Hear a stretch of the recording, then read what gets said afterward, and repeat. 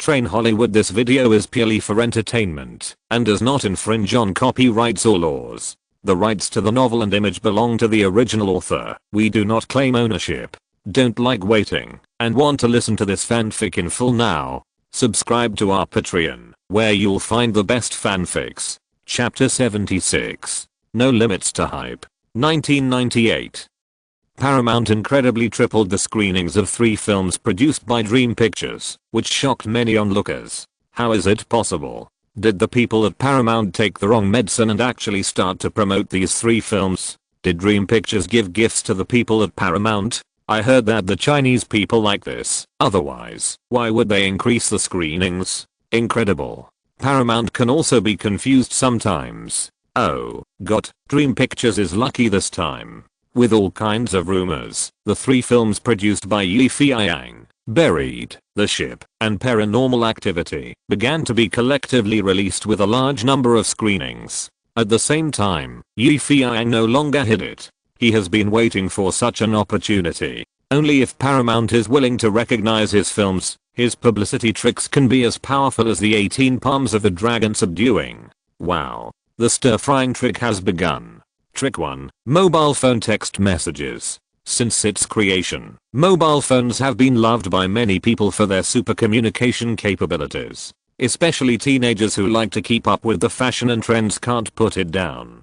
As one of the most developed countries in the West, the United States has always been the main sales market for mobile phones. And the function of mobile phone text messages has been used more and more widely with the sales of mobile phones. So much so that after 2000, mobile phone advertising business has been flooded, and many people will inexplicably receive all kinds of overwhelming junk text messages. Until July 2004, a 32-year-old lawyer in Kansas, USA, filed a lawsuit against the operator and advertiser of mobile phone text messages in court, on the grounds that his wife bought the discounted products advertised in the advertisements after receiving the mobile phone text messages, so that he overdrew his credit card without knowing it, causing inestimable damage to his own reputation and credibility, and demanded compensation from the defendant. The case ended with the victory of the young lawyer, and the plaintiff received $130,000 in reputation loss fees, as well as loss of work time and other expenses.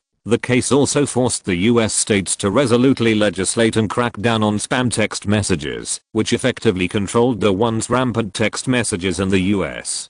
Compared with the obedient and law-abiding Chinese people in the previous life, the American people have long dared to say loudly, no, to the bombardment of mobile phone text messages and the overwhelmed spam text messages. Of course, that is all in the future. Now Feiyang found that in 1998, as the future mainstream information media, many Americans still don't know the power of mobile phone text messages. In other words, people have not opened the Pandora's box of mobile phone text messages at all, and don't know that this seemingly ordinary message exchange can generate huge profits.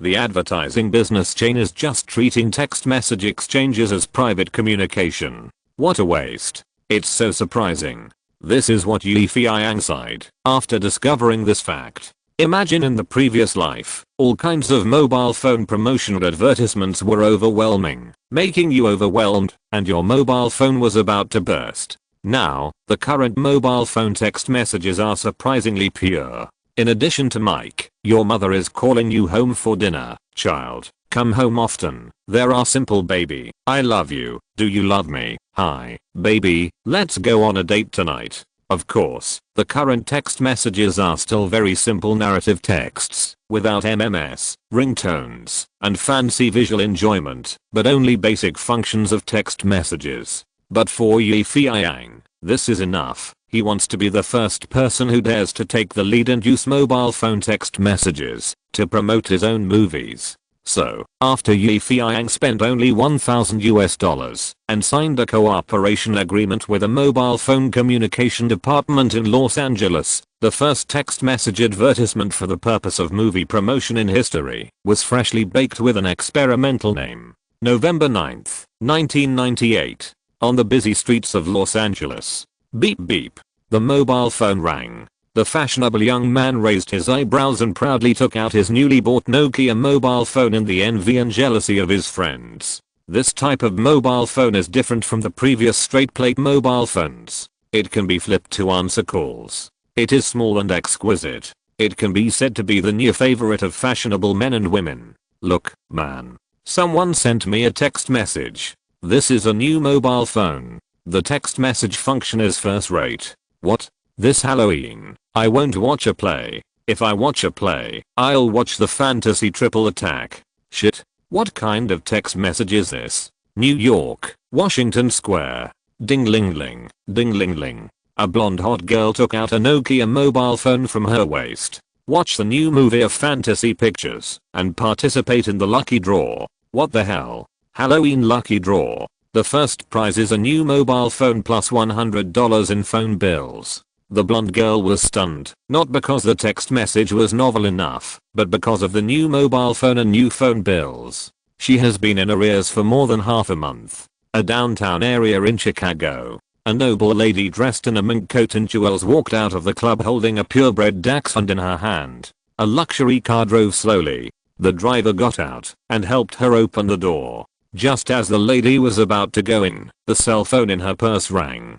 The lady put the sausage dog in the car, took out her cell phone from her purse, and a text message appeared. 3 great works of fantasy pictures. Spend Halloween with you. The lady smiled and murmured to herself, this text message is very interesting. There is no doubt that Feiyang's pioneering mobile phone text message promotion method has given North American audiences a refreshing feeling. Who would have thought that the mobile phone tool, which was originally used for private messaging, could also have the function of movie advertising? This surprised many people and caused an earthquake-like shock to the mobile phone telecommunications business industry. It turns out that mobile phones can be used in this way. It turns out that advertisements can be implanted in this way. It turns out that we have wasted such a good resource in vain. Amid many exclamations, in the future mobile phone text messages will be officially recorded in history as a means of advertising. But who would have thought that Feiyang, the originator of this matter, came up with such an idea just to promote several of his new dramas? As the text messages spread, the 3 dramas he shot, Buried Alive, Horror Cruise, and Paranormal Activity, also attracted more attention from citizens. At least, everyone knows that China Yi's 3 plays will be released on Halloween. Of course, in Feiyang's opinion, using Inja's ghost story to appear in newspapers and the novelty of mobile phone text messages to attract people's attention is far from enough to help him hype up the movie. He must come up with another trick to completely attract the audience's attention. In this world, there are only 3 things that can attract people and catch everyone's attention. First, women. Second, naked bodies. Third, naked women.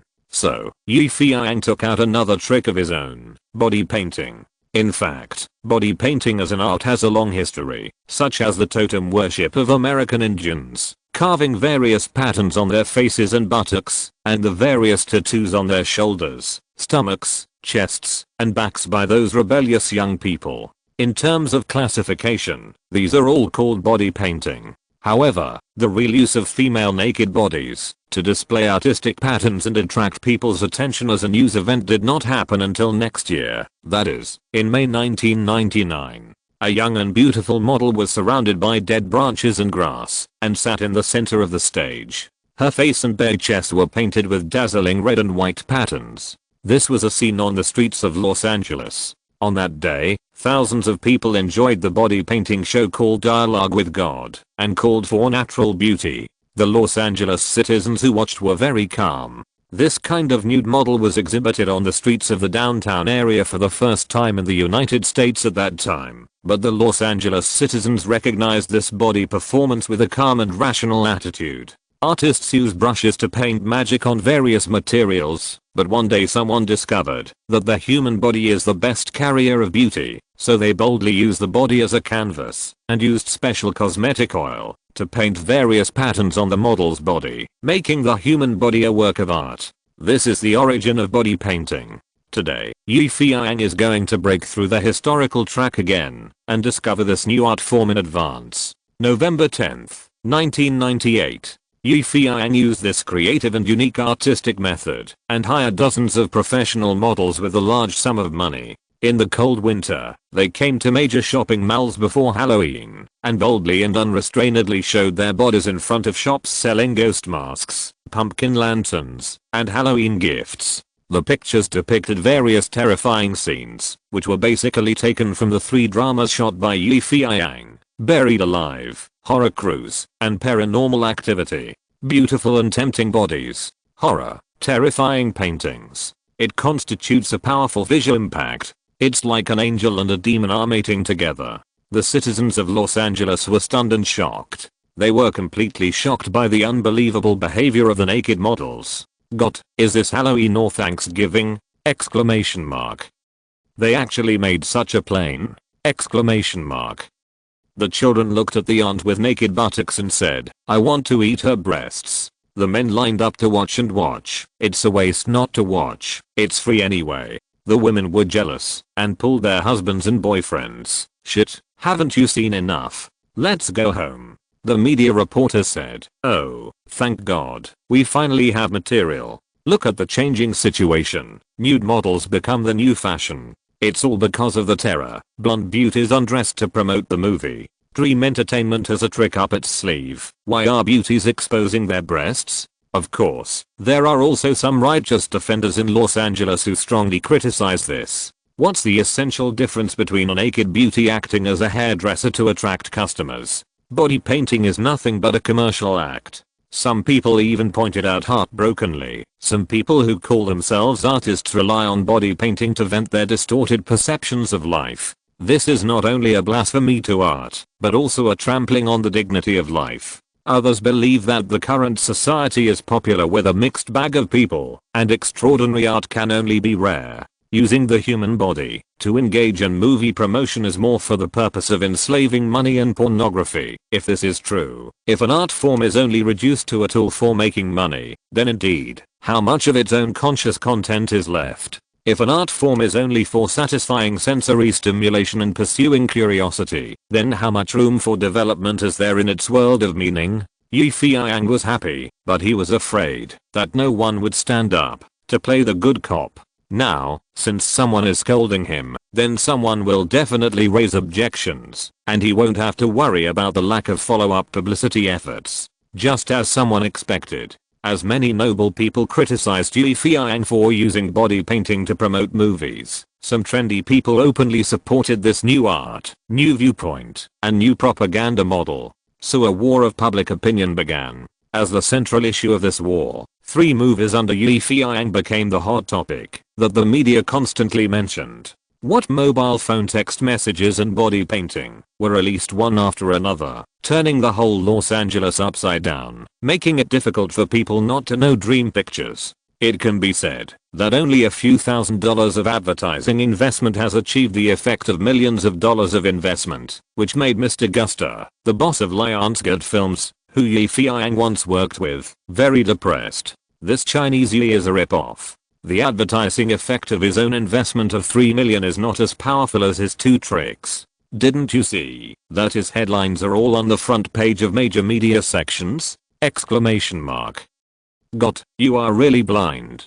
Chapter 77. Box office hit the sky. Lionsgate president Gustavo cursed Yi Feiyang's 2 unique skills, while Mr. Raymond, the CEO of Paramount, was amazed at Yi Feiyang's creativity. I didn't expect that this Chinese Yi had such a trick. It seems that he will give many people a headache. Yes, now many people are starting to have a headache, especially after Yi Feiyang used his 2 unique tricks. The effect is remarkable. Paranormal Activity, which has a good reputation and box office, is the first to bear the brunt. You can see long queues in front of many movie theaters in Los Angeles. Among them are blacks, whites, and yellow people. Everyone is looking forward to it. In fact, the purpose of queuing together is very simple. That is, they hope to see this horror movie shot by Yi Feiyang. Actually, it's nothing. I just want to see if this movie is as good as the dream company advertises. Said a pragmatist.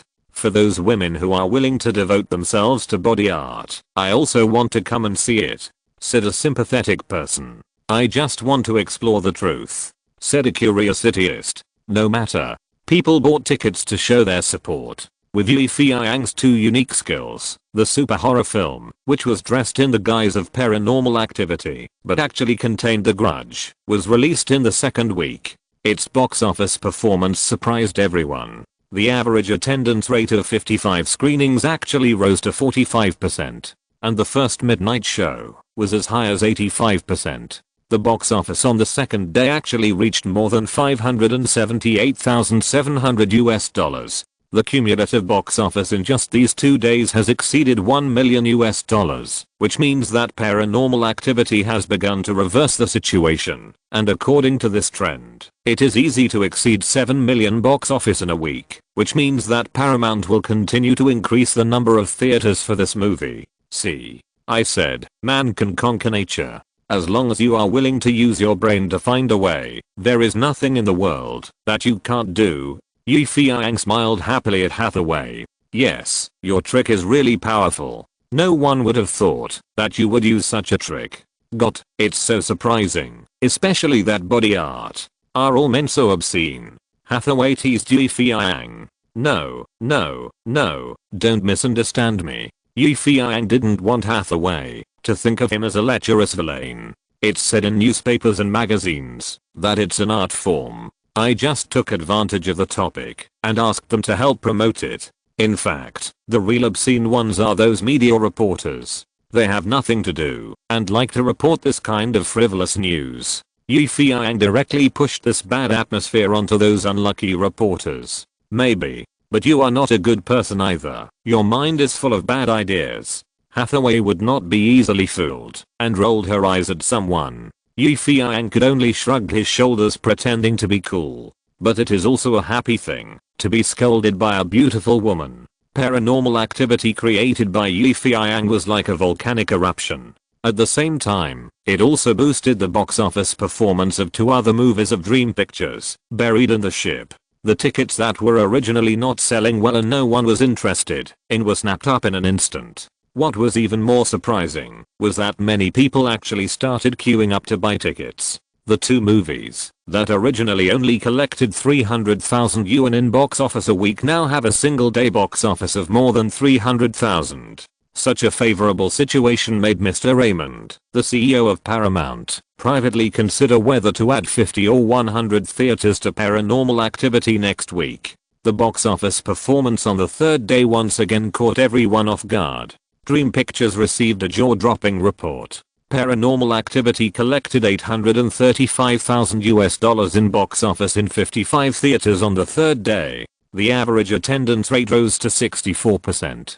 The attendance rate of the first midnight show was as high as 100%. When Feiyang heard the news, even though he was mentally prepared, he was stunned for a moment, then jumped up, waved his fist, and shouted, "Oh my god. Hathaway, Gao Jiabao, Bill the Rabbit, Fatty Jack." Everyone was stunned. This box office result was completely beyond their imagination. The cumulative box office of the movie in 3 days has reached 0.00000, and the growth rate is several times a day. This is clearly a dark horse movie that will sell well. Looking at the new shocking blowout box office data and the craze about Ghost in newspapers and magazines, even the Chinatown camel who doesn't know much about investment and only knows how to write IOUs knows that this time he really picked up a treasure. At the same time, Mr. Raymond, the president of Paramount, immediately ordered an emergency meeting. At the meeting, he and many senior executives did a simple study and discussion and unanimously agreed to reduce the theaters of the bad movie Halloween 7. The pathetic guys used to treat this movie as a treasure and adopted the theaters to Paranormal Activity. That is to say, the number of theaters showing Paranormal Activity next week will directly increase from 55 to 0. That's not all. In addition to increasing the number of theaters, the screening time of Paranormal Activity was set at 7 p.m., 10 p.m., and only blockbusters were eligible for 3 consecutive screenings. However, the box office blowout continued. When Paramount faced the $1.181 million box office on the fourth day, 80% average attendance, and the company was about to be overwhelmed by the audience's calls, those requests for release from various cities in North America, they changed their minds. Next week, the number of theaters showing the film will increase to 500, and some theaters in some cities will even play the film in multiple theaters at the same time. At the same time, Paramount took the initiative to add publicity expenses. Note, Dream Pictures does not have to spend a penny to voluntarily help promote paranormal activity. The headline is, Halloween, Ghosts, and Murders, Real Records, Kill You Without Blinking. It has to be said that as a veteran Hollywood film company, its publicity channels are absolutely overwhelming and carpet bombing. The explosive force of the publicity was like a nuclear bomb, directly dropped all over North America, such as New York, Chicago, Houston, and Philadelphia. In short, all major cities in the United States were caught up in Paramount's advertising. The huge movie posters, the dazzling car ads, and the rolling TV ads all let North Americans know that Paramount's horror movies are now in theaters. Hot? Yes, this word is like a stock in a bull market, and it is like the flame in a cocktail, making you feel your blood boiling and full of energy. What is fashion? What is popular? Others have already watched the movie, but I haven't watched it yet. Isn't this behind the trend? Exclamation mark. No, I must go and see it. Look, how exciting the movie advertisement is. Needless to say, it must be a blockbuster. I should go and see it. So, with the publicity efforts in various regions of North America, almost all major cinemas have become hard to get tickets. Tickets for the 7 to 10 shows are often snapped up as soon as they are put on the counter. Young people who didn't get tickets simply sit in the ticket office, waiting energetically for the second and third shows. Young people who like to seek excitement and watch horror movies at midnight even buy up all the tickets for the midnight shows. The reason is simple. The darker it is, the more interesting it is to watch such a movie. In the ticket hall of the Space Cowboy Cinema, there are now more than 100 young people standing and sitting everywhere, ranging from teenagers aged 16 or 17 to young college students in their 20s. Some of them are drinking Coke and eating popcorn. Some are texting on their mobile phones, and some are blowing bubble gum and chatting together. Look at them. Their parents must be scolding you. Hathaway and Feiyang were standing in a corner of the ticket hall. She looked at the young people who filled the entire ticket hall, and couldn't help shaking her head and smiling bitterly. I really don't understand. Are they doing this to watch a movie or to camp? Could it be that your play really has such magic? Wrong. Feiyang corrected Hathaway's words. It's not my play, it's our play.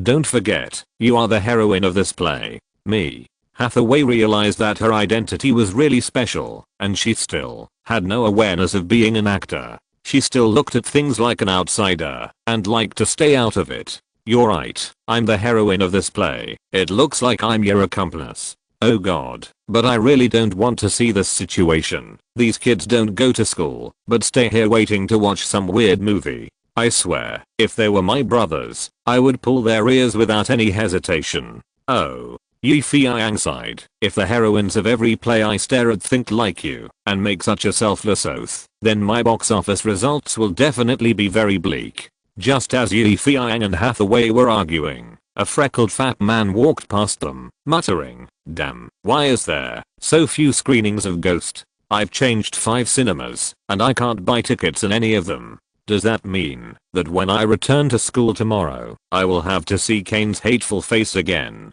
It seems that he is the only one in the world who has seen all the new movies." The freckled fat man was mumbling while looking around with his small eyes to see if he could spend more money to buy a high-priced ticket. Of course, the premise of doing so is that someone is willing to sell it. When the freckled fat man saw Feiyang and Hathaway, he was stunned for a moment. To be more precise, his eyes were fixed on Hathaway, and then his small eyes flashed with a thief's light. "Excuse me," the freckled fat man pretended to be brave and walked in front of Hathaway. "Why do you look so familiar to me? Are you?" The fat man touched his head and thought hard. He clearly remembered that it was a star, but why can't he remember it? "Sorry, my friend is nothing. We came to watch a movie. We can't buy tickets and we have to leave now." Without saying anything, Feiyang took Hathaway and left. The freckled fat man behind him was still confused. "No, I really think she looks familiar."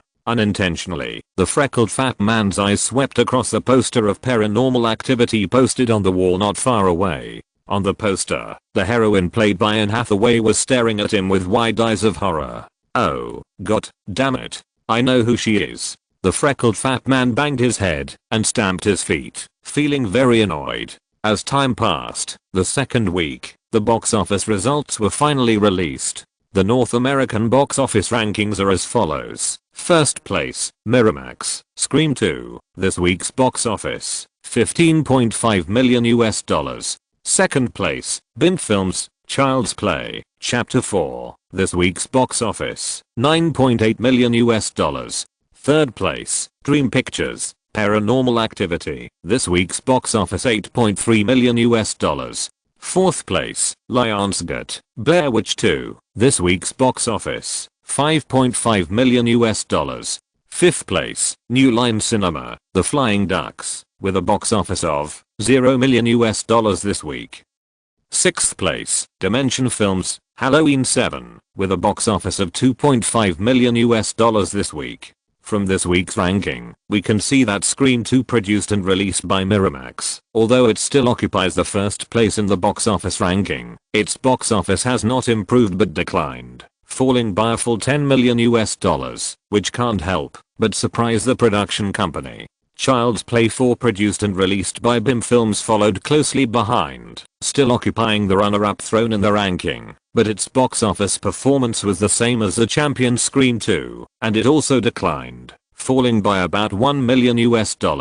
However, the collective decline in the box office of these two films is not the most surprising thing to everyone. The most surprising thing is the horror film Paranormal Activity created by Dream Pictures. In just 1 week, this film staged a shocking reversal and unexpectedly jumped from a light-year box office gap to the third place at the box office, with box office revenue of $8.3 million this week. The original weekly box office of $960,000 suddenly became $8.3 million, a reversal of nearly 10 times. It directly shocked the entire film industry. There are rises and falls. This time, the rankings of Lionsgate's The Witches 2 and Dimension Pictures' Moonlight 7 fell collectively. As expected by the Lion Gustave, Lionsgate was directly stepped on by Dream Pictures. His prediction came true. The box office and reputation of The Witches 2 were far behind Phantom, so the decline in box office results was also natural. The box office of Moonlight 7 fell because Paramount temporarily gave the theater chain of this play to Phantom. Of course, the filming of this play was bad enough, and the poor reputation was also one of the reasons. In short, Moonlight, a series that was originally regarded as a precious flower by Paramount, has directly become an abandoned withered flower. To summarize the North American Halloween movie rankings this week, the original top 10 box office almost all fell, only Paranormal Activity soared to the top 3. It can be said that there are surprises, joys, and sorrows. Afterwards, a famous Hollywood commentator claimed, if Paranormal Activity continues to exert its strength and the number of screenings continues to increase, then there is no doubt that it will definitely win the box office championship next week. Yes, can this small movie against the sky really write a legend? Can the mysterious Chinese Yi transform into a magician and create miracles again? The whole of North America is waiting to see.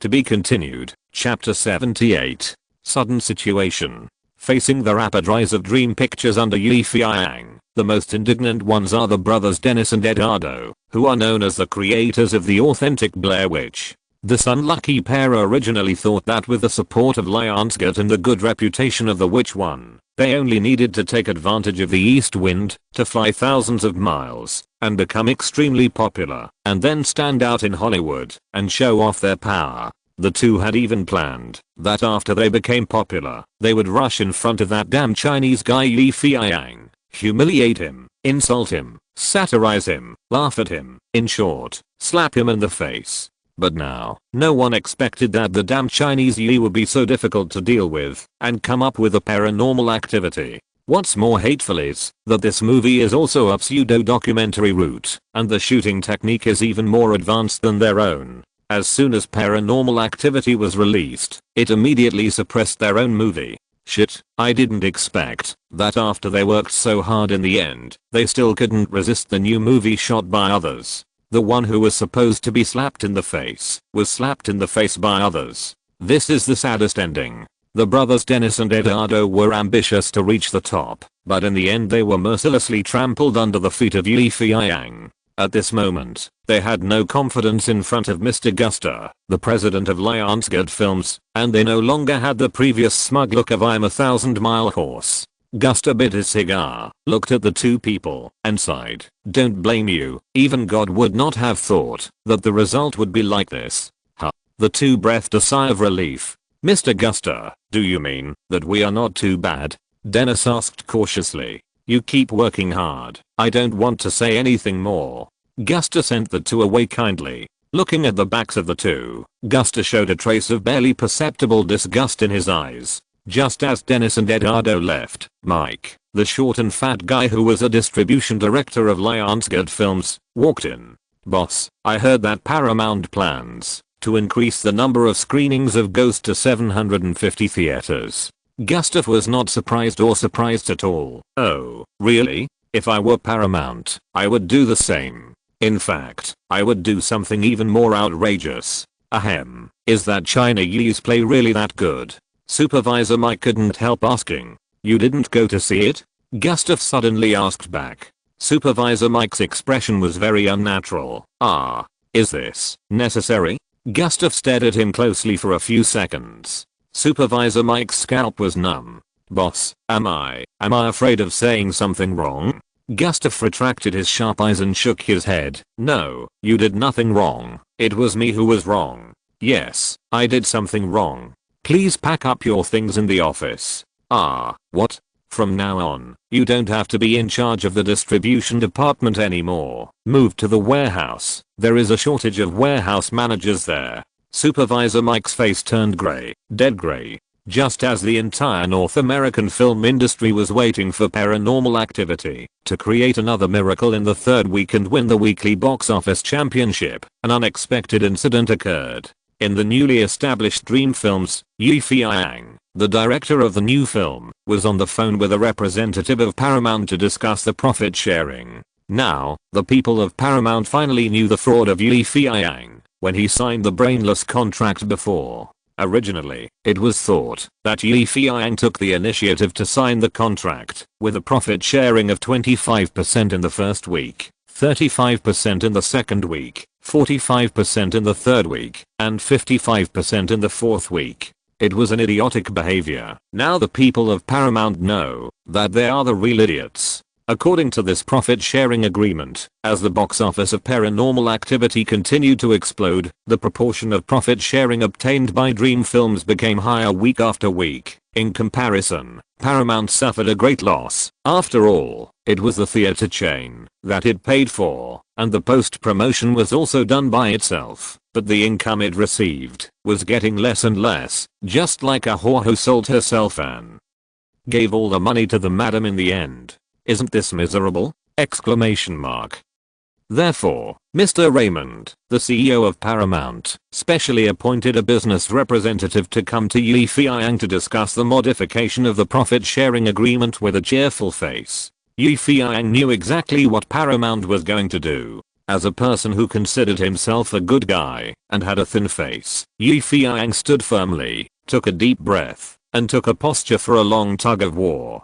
Just when the two sides were in a stalemate, Feiyang's phone suddenly rang. It was the fat man Gao Jiabao who called. Gao Jiabao seemed very anxious on the phone and couldn't speak clearly. "Yang, it's bad. It's really bad. Fatty, calm down. Is the sky going to fall?" "It's worse than the sky falling." The fat man was almost crying. Feiyang also felt that the matter seemed a little serious, but the fat man's next words still hit him deeply. The fat man said, "Our movie scares people to death." At first, Feiyang didn't understand. "What do you mean by scare people to death? What are you talking about?" "Woo woo, I mean, when our movie was shown, people were scared to death in the cinema." The fat man cried. Ah. Feiyang understood it completely. The Paranormal Activity that he shot, which was said to be scare people to death, actually scare people to death.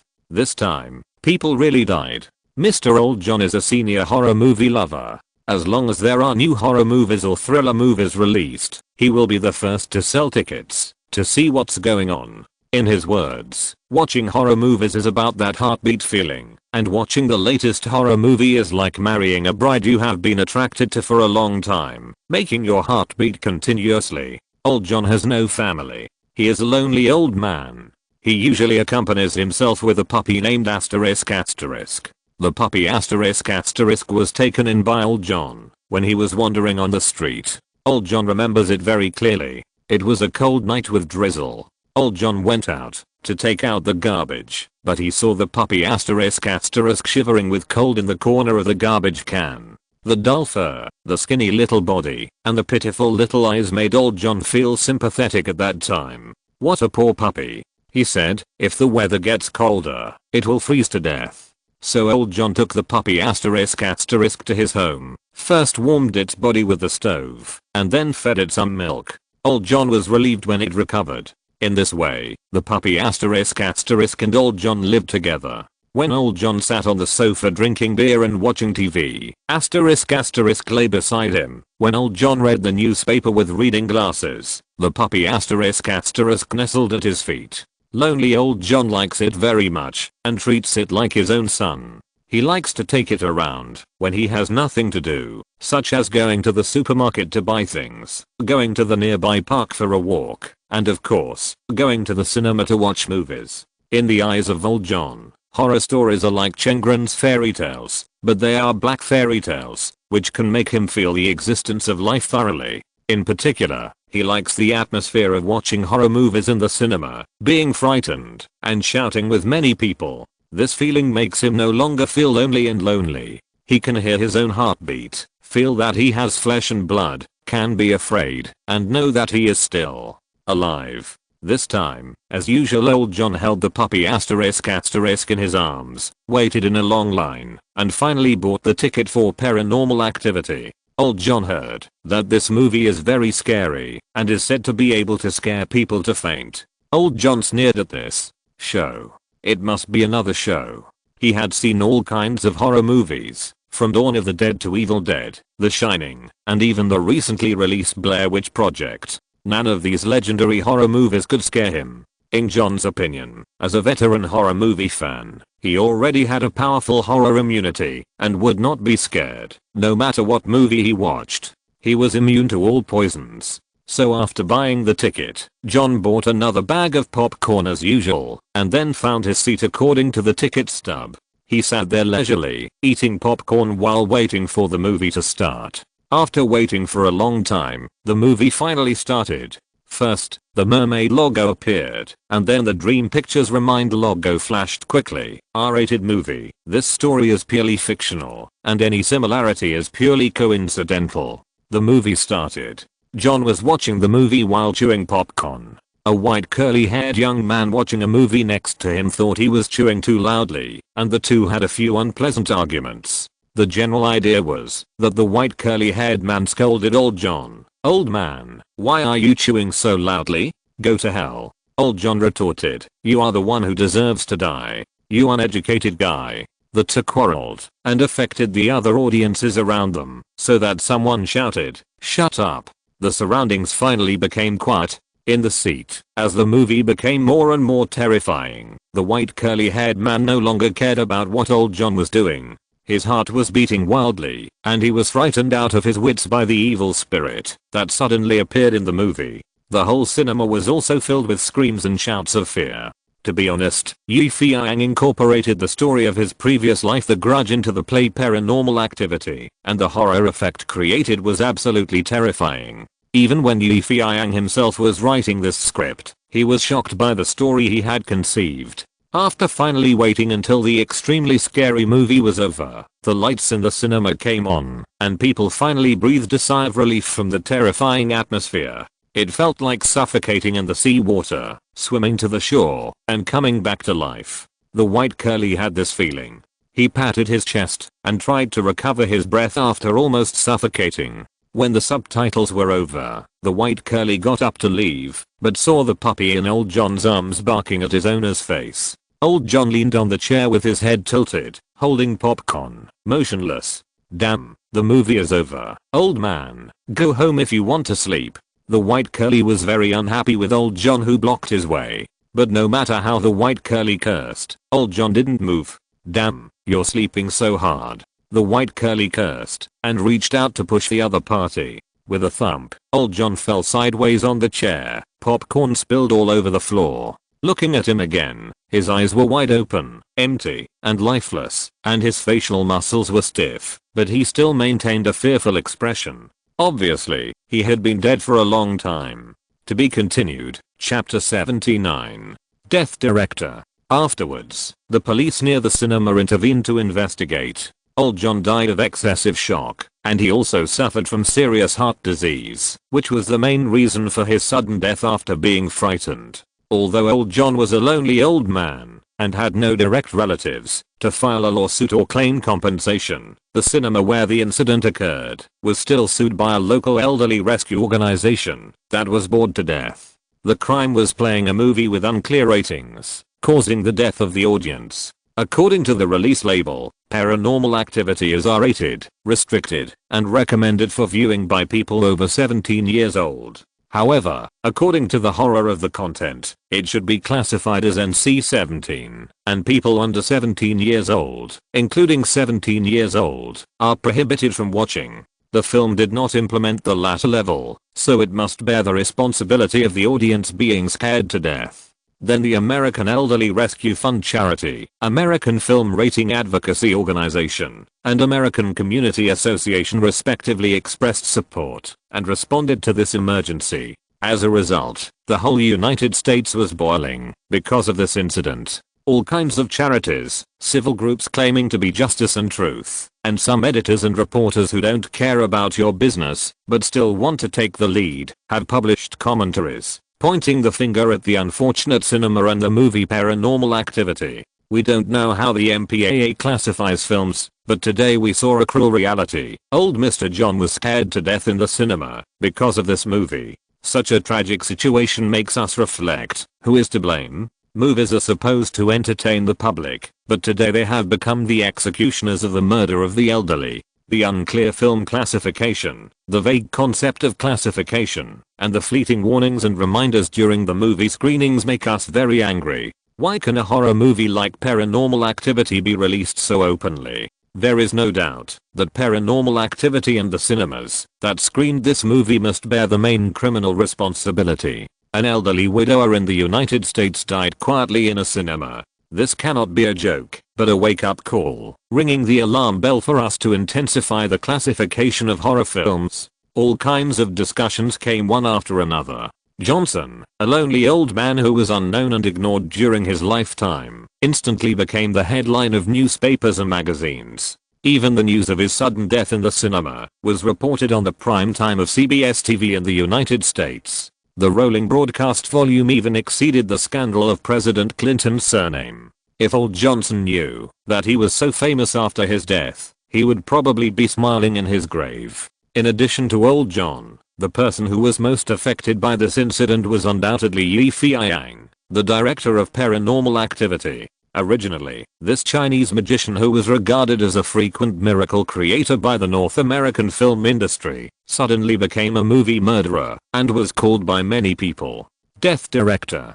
Death Director. This title is very unlucky and unlucky. At least in Feiyang's opinion, he will be unlucky for 3 years if he wears this hat. But that's not all. Several social organizations that seem to be very annoying, mainly those that rescued lonely elderly people and those that rescued stray cats and dogs, directly took Feiyang's new movie to court, accusing him of being too scary and demanding that the US authorities ban the continued release of Paranormal Activity. It's not to mention that the US legal institutions are really free and take on all kinds of cases. After a group of well-fed legal professionals studied it, no matter how Feiyang's private lawyer Louis Kerr protested, the Los Angeles Film Administration finally issued a document prohibiting the full release of Paranormal Activity in North America and strictly prohibiting the movie posters, promotional advertisements and items of this movie from being published in various media. In a word, the movie Paranormal Activity was completely banned.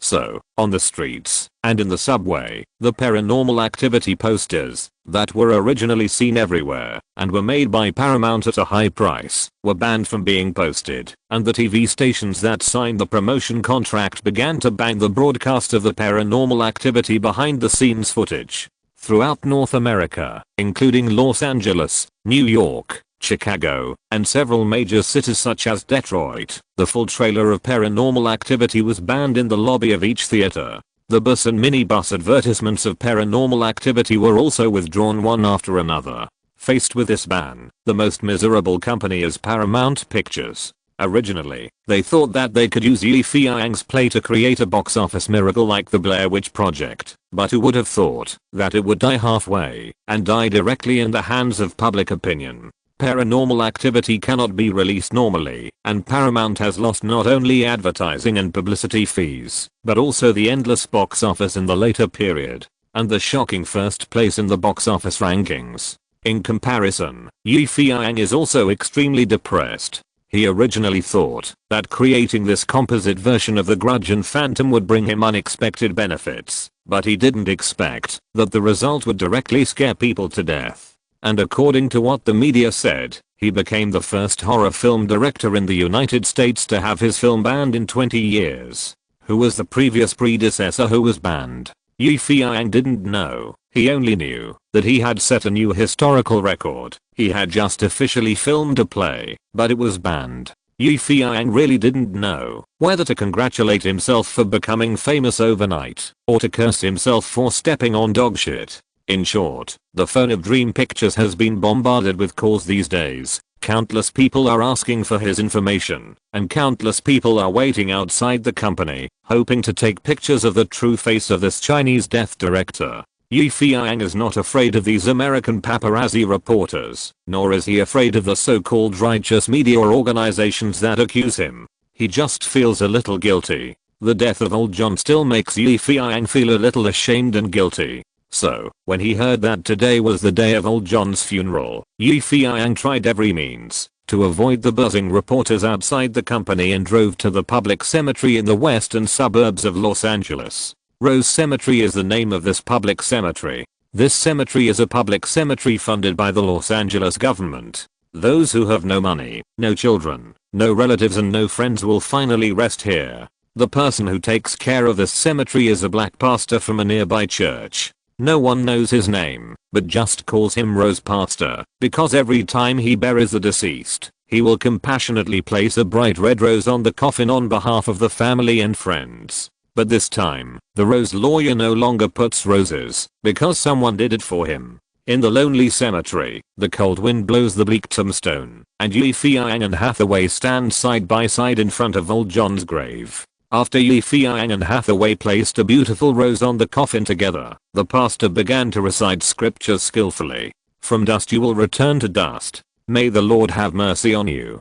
From now on, may the Lord take you to the kingdom of eternal bliss. Lord, please hear our prayers. In the name of Jesus Christ, Amen. A shovel of dust covered the coffin. Feiyang and Hathaway quietly watched the coffin being gradually covered by dust. Life and body ended just like that, and were buried in the dust. Feiyang was in a bad mood, especially when he saw the puppy named asterisk barking at the coffin covered with dust. Feiyang felt a sense of guilt. Yes, although he had no intention of harming anyone, he filmed this drama after all, and he knew that this horror film was a combination of The Grudge and Ghost when he was filming, and the effect was too perverted. But driven by fame and fortune, and swayed by the desire to win, he did not make any concessions. He openly allowed all major cinemas to release the film, and greedily fought for more theaters. Now that the tragedy has happened, what's the use of regretting it?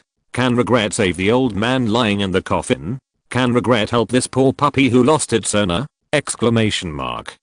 No, no matter what he does now, it will be useless. He has become the director of death and the murderer in people's mouths. No one will forgive him, and no one will pity him. Although, for all this, he has always been an unintentional fault. The cold wind blew Feiyang's cheek, and Hathaway next to him could see clearly that Feiyang's cheek, which was originally full of perseverance and courage, seemed to have a trace of unspeakable sadness. Hathaway wanted to comfort Yi Feiyang, but she didn't know what to say. After completing the burial ceremony, the black pastor suddenly said to Yi Feiyang, "Dear friends, you are the only ones who came to see old John off. I thank you on his behalf. Mr. Pastor, do you know old John?" Hathaway couldn't help asking. The black pastor nodded. "Yes, this poor and lonely old man, maybe one of his few friends. Well, yes, except for the puppy, I may be the one who knows him best. Loneliness and solitude make him like to go to two places most. One is the church and the other is the cinema. The church gives him spiritual faith and allows him to sing with fellow believers. The cinema gives him the joy of life and allows him to shout and scream with people. He is lonely, but he is also happy. He once told me that his greatest wish in life is to be able to sit in a movie theater and die eating popcorn. Now, his wish has come true. So I think he is happy. You don't have to blame yourself, nor do you have to feel any pain or guilt for this incident. See, this cemetery was once the place chosen by old John himself. At that time, I accompanied him to drink. May God forgive me. I rarely drink and rarely get drunk. But that time I was really drunk, accompanying him and getting drunk in this cemetery. We talked about life, God, and the meaning of life. The black pastor sighed and immersed himself in memories. Yi Feiyang came back to his senses from his reverie. The puppy was barking softly at the gradually filled grave, and he no longer had the confidence he had at the beginning. Yi Feiyang bent down, picked it up, and then put his face against its cute little head and said, "Will you be with me in the future?" The puppy seemed to understand what he said. It barked, stretched out its little tongue, and licked Yi Feiyang's face. In the cold wind, the man and the dog snuggled tightly. Tomorrow, he will face a new situation. To be continued. Chapter 80. Again against the will of heaven.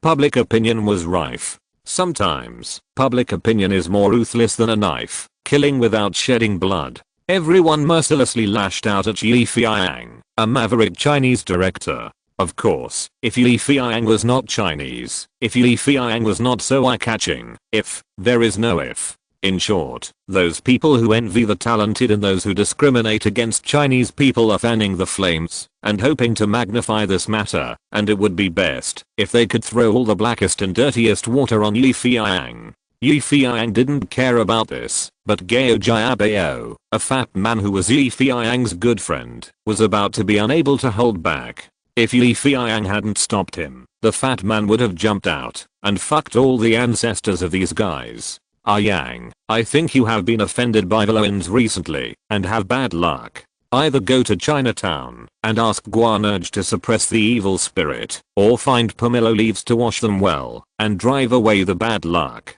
Finally, the fat man gave Yi Feiyang some advice. Yi Feiyang does not believe in ghosts and gods. Although there is a custom in Hong Kong to worship gods and thank Guanurge before filming, for Yi Feiyang, it is better to believe in himself than to believe in ghosts and gods. As long as you stand firm and don't fall down, no one can defeat you. Yes, no one can. Faced with the ban of paranormal activity shot by Yi Feiyang himself was hit hard and was called the dead director. Some people even ridiculed him, saying that he failed to make a movie but became a director killer. The happiest ones are the brothers Dennis and Eduardo. Before, the authentic Blair Witch tour created by the two of them was suppressed by Yi Feiyang's paranormal activity in terms of both word of mouth and box office. Although Mr. Guster, the boss of Lionsgate Films who helped the two to film, did not say anything, the two guys were also shameful people and always felt that they owed something to Mr. Guster.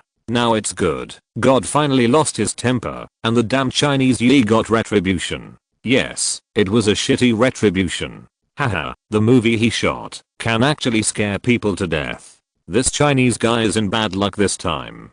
Dennis and Eduardo opened champagne, made an appointment with sexy girls, and danced hotly together on the dance floor, touching their butts. What is gloating? This is it. Compared with the short-sightedness of these two unlucky guys, Mr. Guster, the boss of Lionsgate Films, has a different view on what happened to Yi Feiyang.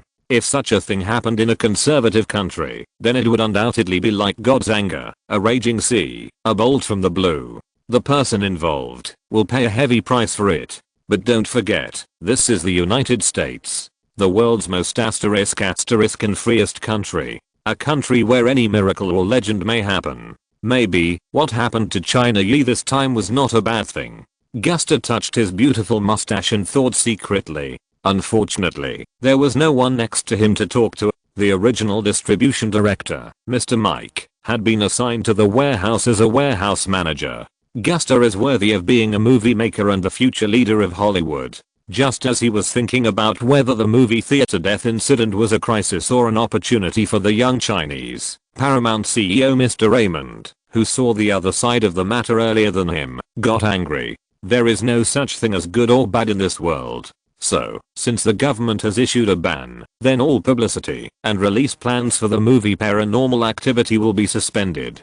President Raymond spoke in Paramount's spacious and bright conference room. But, did not say that movie discs cannot be released. Yes, discs. At the same time, it did not announce the ban on the other two movies of Dream Pictures, Buried in the Ship. So, Mr. Raymond glanced at the senior executives at the company meeting. So I ask that from this moment on, all of you focus on these two things. First, start working on the discs of Paranormal Activity right away. I ask that at least 3 million discs be produced for me within 3 days. Second, increase the publicity of the two films, The Grim Reaper and Buried. If I'm right, the number of viewers of these two films will explode with the cinema death incident. The voice suddenly stopped at the word explosion. At that moment, Mr. Raymond's eyes were burning, like a tiger seeing its prey. His originally dull face was full of vigor. Under Mr. Raymond's order, the entire Paramount company took action. First, Paramount and Dream Pictures reached an agreement to jointly develop the movie disc business. Then, Paramount's copy factory began to work overtime day and night and worked hard to produce the movie Paranormal Activity. Before these discs were finished, some North American distributors who got the news came over and made reservations. I want 100,000. I want 300,000. I want 500,000. In less than a day, the 3 million discs to be produced have been booked out. And these are all local distributors in North America. As for those in Japan, South Korea, the United Kingdom, France, and even some more remote areas, they all rushed over in a hurry and said, "We want to book." Only a fool would not know how popular the movie Ghost will be. Sometimes, scaring people to death is not a bad thing, especially for horror movies. Everyone in Paramount is jealous. What is hot sales? What is sales against the sky? Look. The copy discs haven't even come out yet, but they are already sold out. Faced with such an explosive situation, Mr. Raymond waved his hand and said, "Increase production by 10 million. No way. Directly increasing from 3 million to 10 million. Exclamation mark. This is the number of platinum discs. In an instant, all the people in the copy factory went crazy. What if there are not enough people? Borrow from other factories. What to do if the equipment is insufficient? Sign a contract to produce together. The 10 million copies of Paramount discs were regarded as an impossible task by Paramount people and were distributed layer by layer. Countless copy factories started the machines, rumbling. While Paramount was working hard to copy Paramount discs and sell them to foreign distributors, the company also withdrew the horror movie Paranormal Activity that it had originally promoted and replaced it with two other movies from Dream Pictures, Buried in the Ship. In this regard, many people can't help but wonder why Paramount did this. Even if it was promoted, it should be Moonlight, which was not entangled in scandals. But soon, some smart people understood.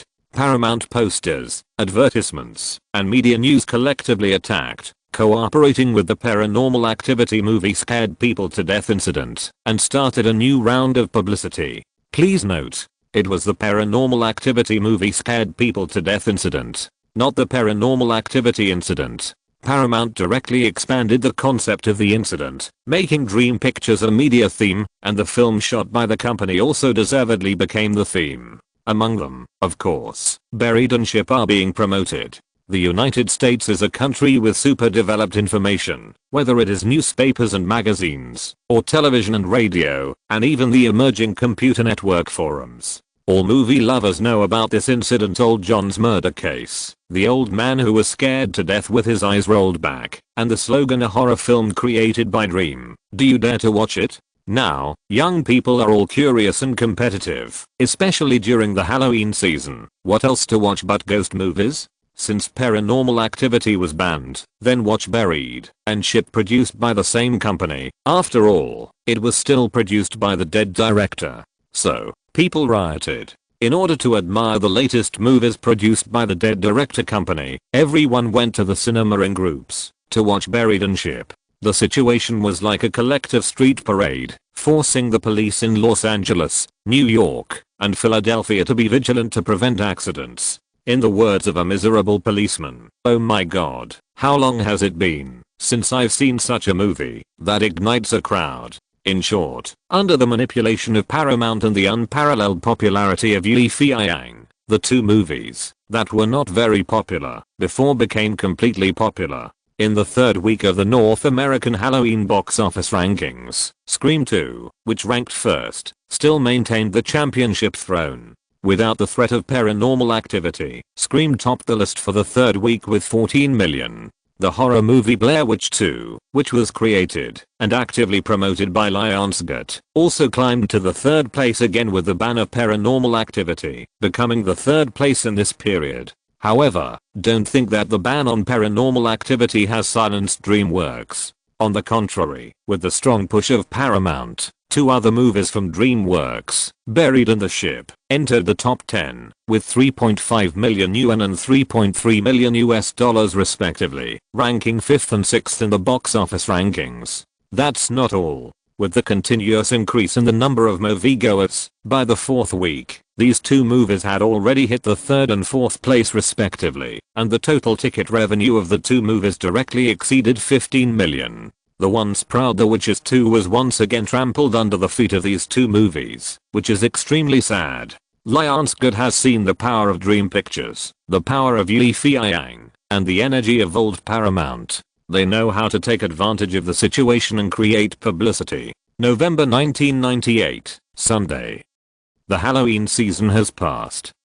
The biggest winner of this season is of course Scream 2, which has won the box office championship for 4 consecutive weeks and is unrivaled in this season. However, everyone knows clearly in their hearts that if Paranormal Activity had not been banned in North America, the big winner of this season might have changed. But it doesn't matter. For Paramount, which provides theaters, and Dream Pictures, which produced Paranormal Activity, neither side suffered any loss in this month. Buried and Ghost Ship, two movies with an investment of only $190,000, have a total box office revenue of an astonishing 38 million, and the investment to income ratio has reached an astonishing 0 times. That's not all. The most important movie, Paranormal Activity, was banned in North America, but people are so strange. The more you don't let them do something, the more they want to do it. The more the US Film Censorship Office banned the release of this movie, the more curious those Americans were.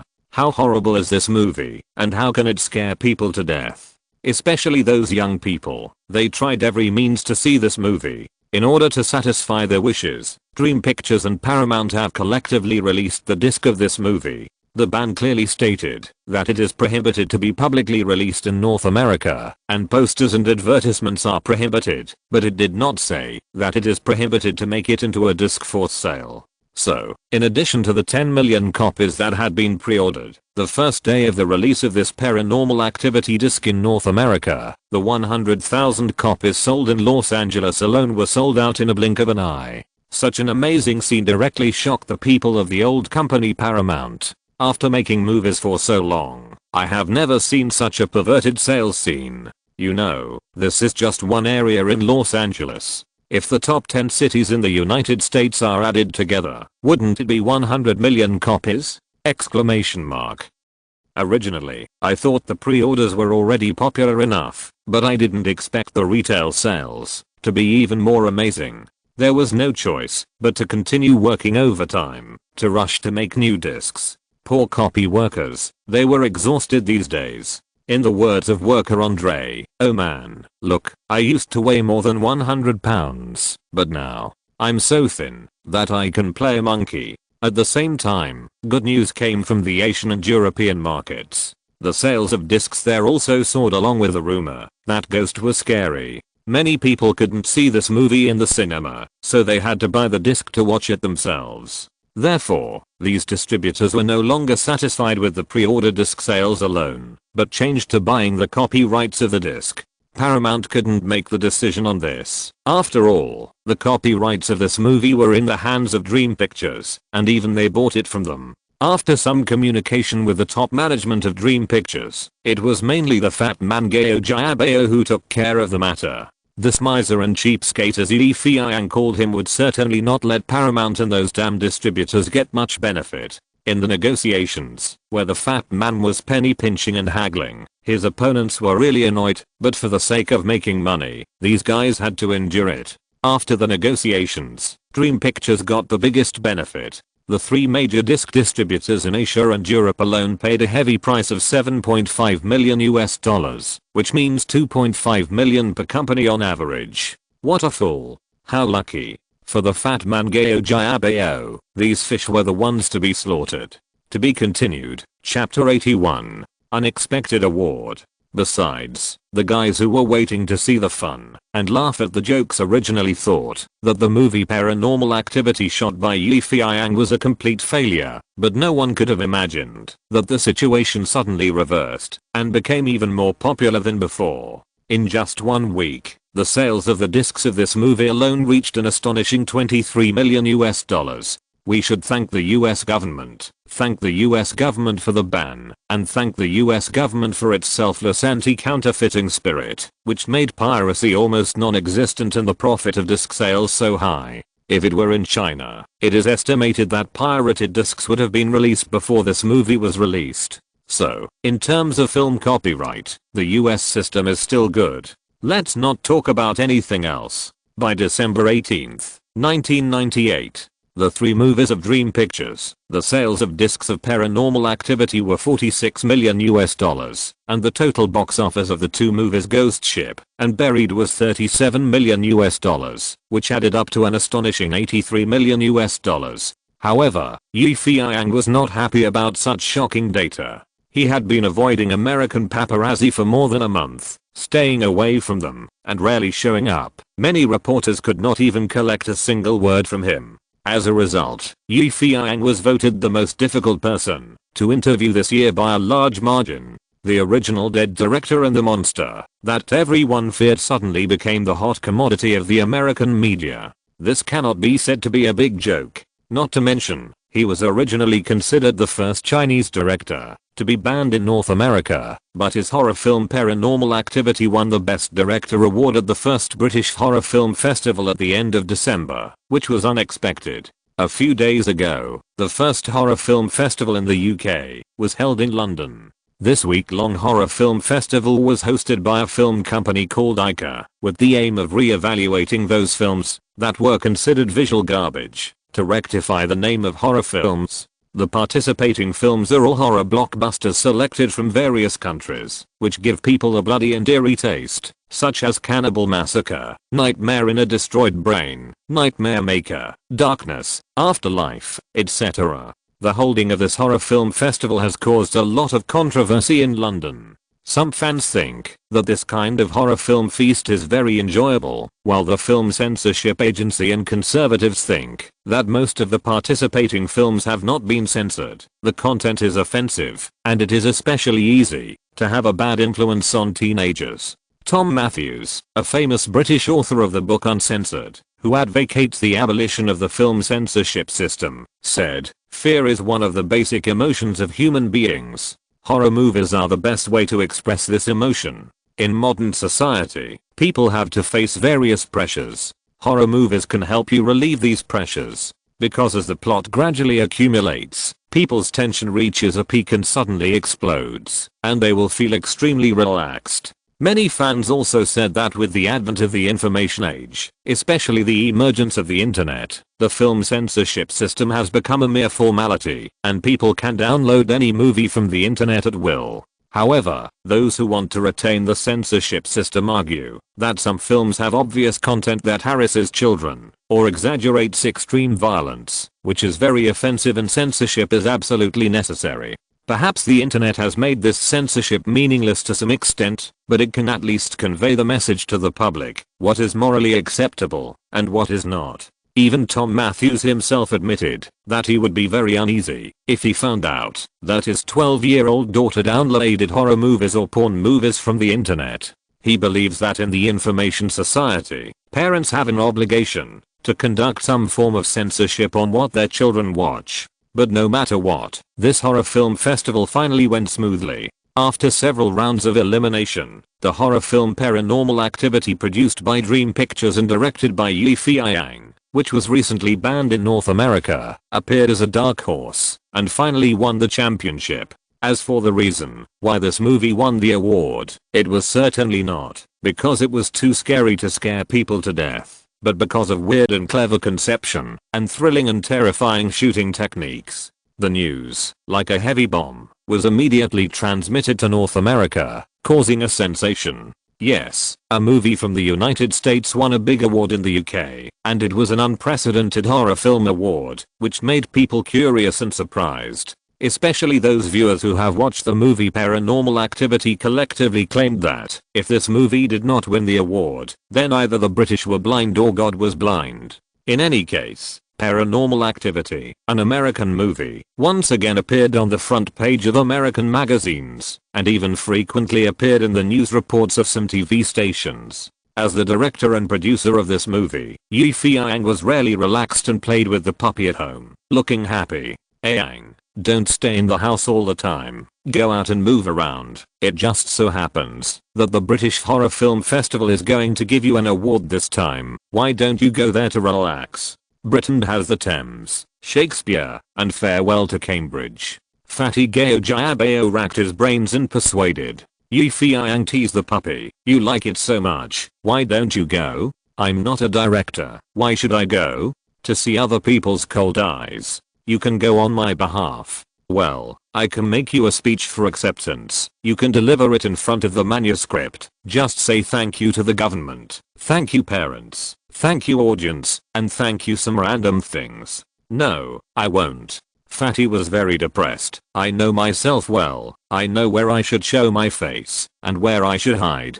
And it's hard to find a film festival like this. You'll miss it. You have to think it over. In fact, what Fatty said was right. The market for horror movies itself is not very large, mostly concentrated among teenagers, and because the subject matter is too violent or sensitive, it is not welcomed by orthodox filmmakers, who think that this kind of movie is detrimental to the mental health of teenagers, so there are not many awards of this kind. In Feiyang's memory, in his previous life, there was only one event called the Austin Fantasy Film Festival that had the Best Horror Film Award. There is a story about this very special film award.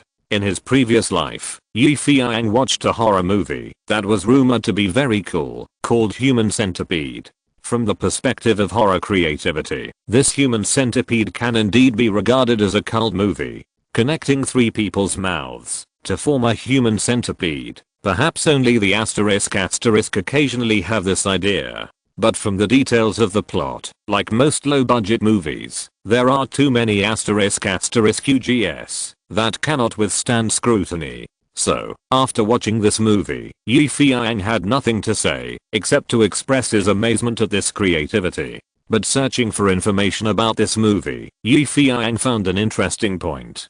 Such a movie that makes many people sick actually won the Best Horror Film Award at the Austin Fantasy Film Festival, and the asterisk doctor in the movie also won the Best Actor award. This made Feiyang curious, what kind of film festival actually gave this movie the Best Horror Film Award?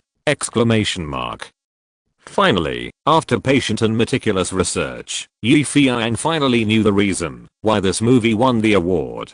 This Austin Fantasy Film Festival is famous for its fierce taste, focusing on horror, science fiction, grotesque and other extremely discordant movies. Every year, the film festival invites a lot of famous or unknown writers, filmmakers and irrelevant people to participate. Then he watched it and was surprised to find some familiar names. The movies that participated in this film festival actually included Bloodthirsty Dawn, Zombieland, and what surprised Yi Feiyang the most was Crazy Racing, directed by a mainland director. From this point of view, putting aside the quality of the award-winning films of this film festival, the creativity alone should be enough to attract people's attention in the future.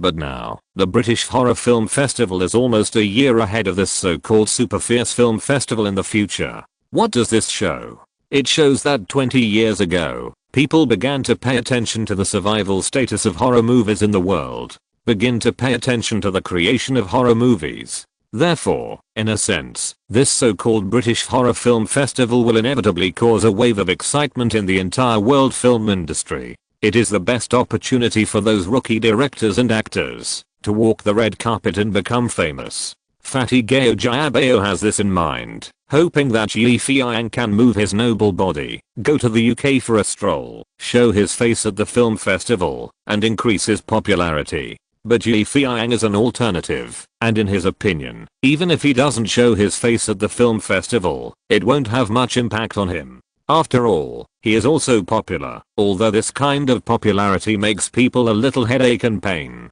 The film he shot actually scared an innocent old man to death. Yi Feiyang really doesn't want to become famous by this. Whenever he sees the poor puppy, he will think of the old John buried underground. Yi Feiyang considers himself not a compassionate person, but he is not the kind of cold-hearted guy who wants to become famous. During this period, Yi Feiyang tried to avoid contact with the media, just because he didn't want to use the death of old John to become famous. In his opinion, he didn't need to be so mean. Even if he really wanted to stand out, he had to rely on the movies he shot, and his real strength. Although Yi Feiyang didn't want to use the old John's death to hype himself, the partner company Paramount didn't give up this power, and Yi Feiyang couldn't stop it. As a result, Buried in the Ship became popular, and the movie discs of Paranormal Activity were sold out, and a lot of money flew in. Facing all this, Yi Feiyang was still indifferent, not happy at all. However, his closed and peaceful life will soon be broken by an accident.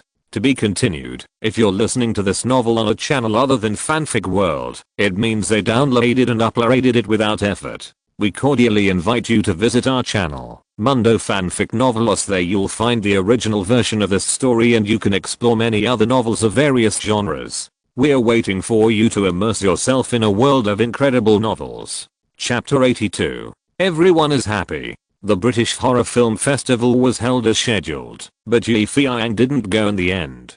The absence of the winner of the best horror film made the event less colorful. However, the less Yi Feiyang appeared, the more mysterious he seemed. Coupled with the title of Death Director, that has not yet been eliminated, he has become a rising star in the world of horror films, and is hailed by many horror movie fans as the most anticipated horror director in the United States. As a rising star in the horror film industry and a rising star of future cult films, many people who like him hope that he can come out of his self-enclosed state and present new horror movies to everyone. However, for news media around the world, Yi Feiyang has become a news symbol that can be reported continuously, a gossip bread that can fill newspaper content and meet readers' needs. Who is Yi Feiyang? The movie Paranormal Activity, which was banned in North America, has created a rising star in the horror industry. Some people even compare him with Sam Raimi, the great director of the 1980s in the United States, and call him the most outstanding young horror film director today.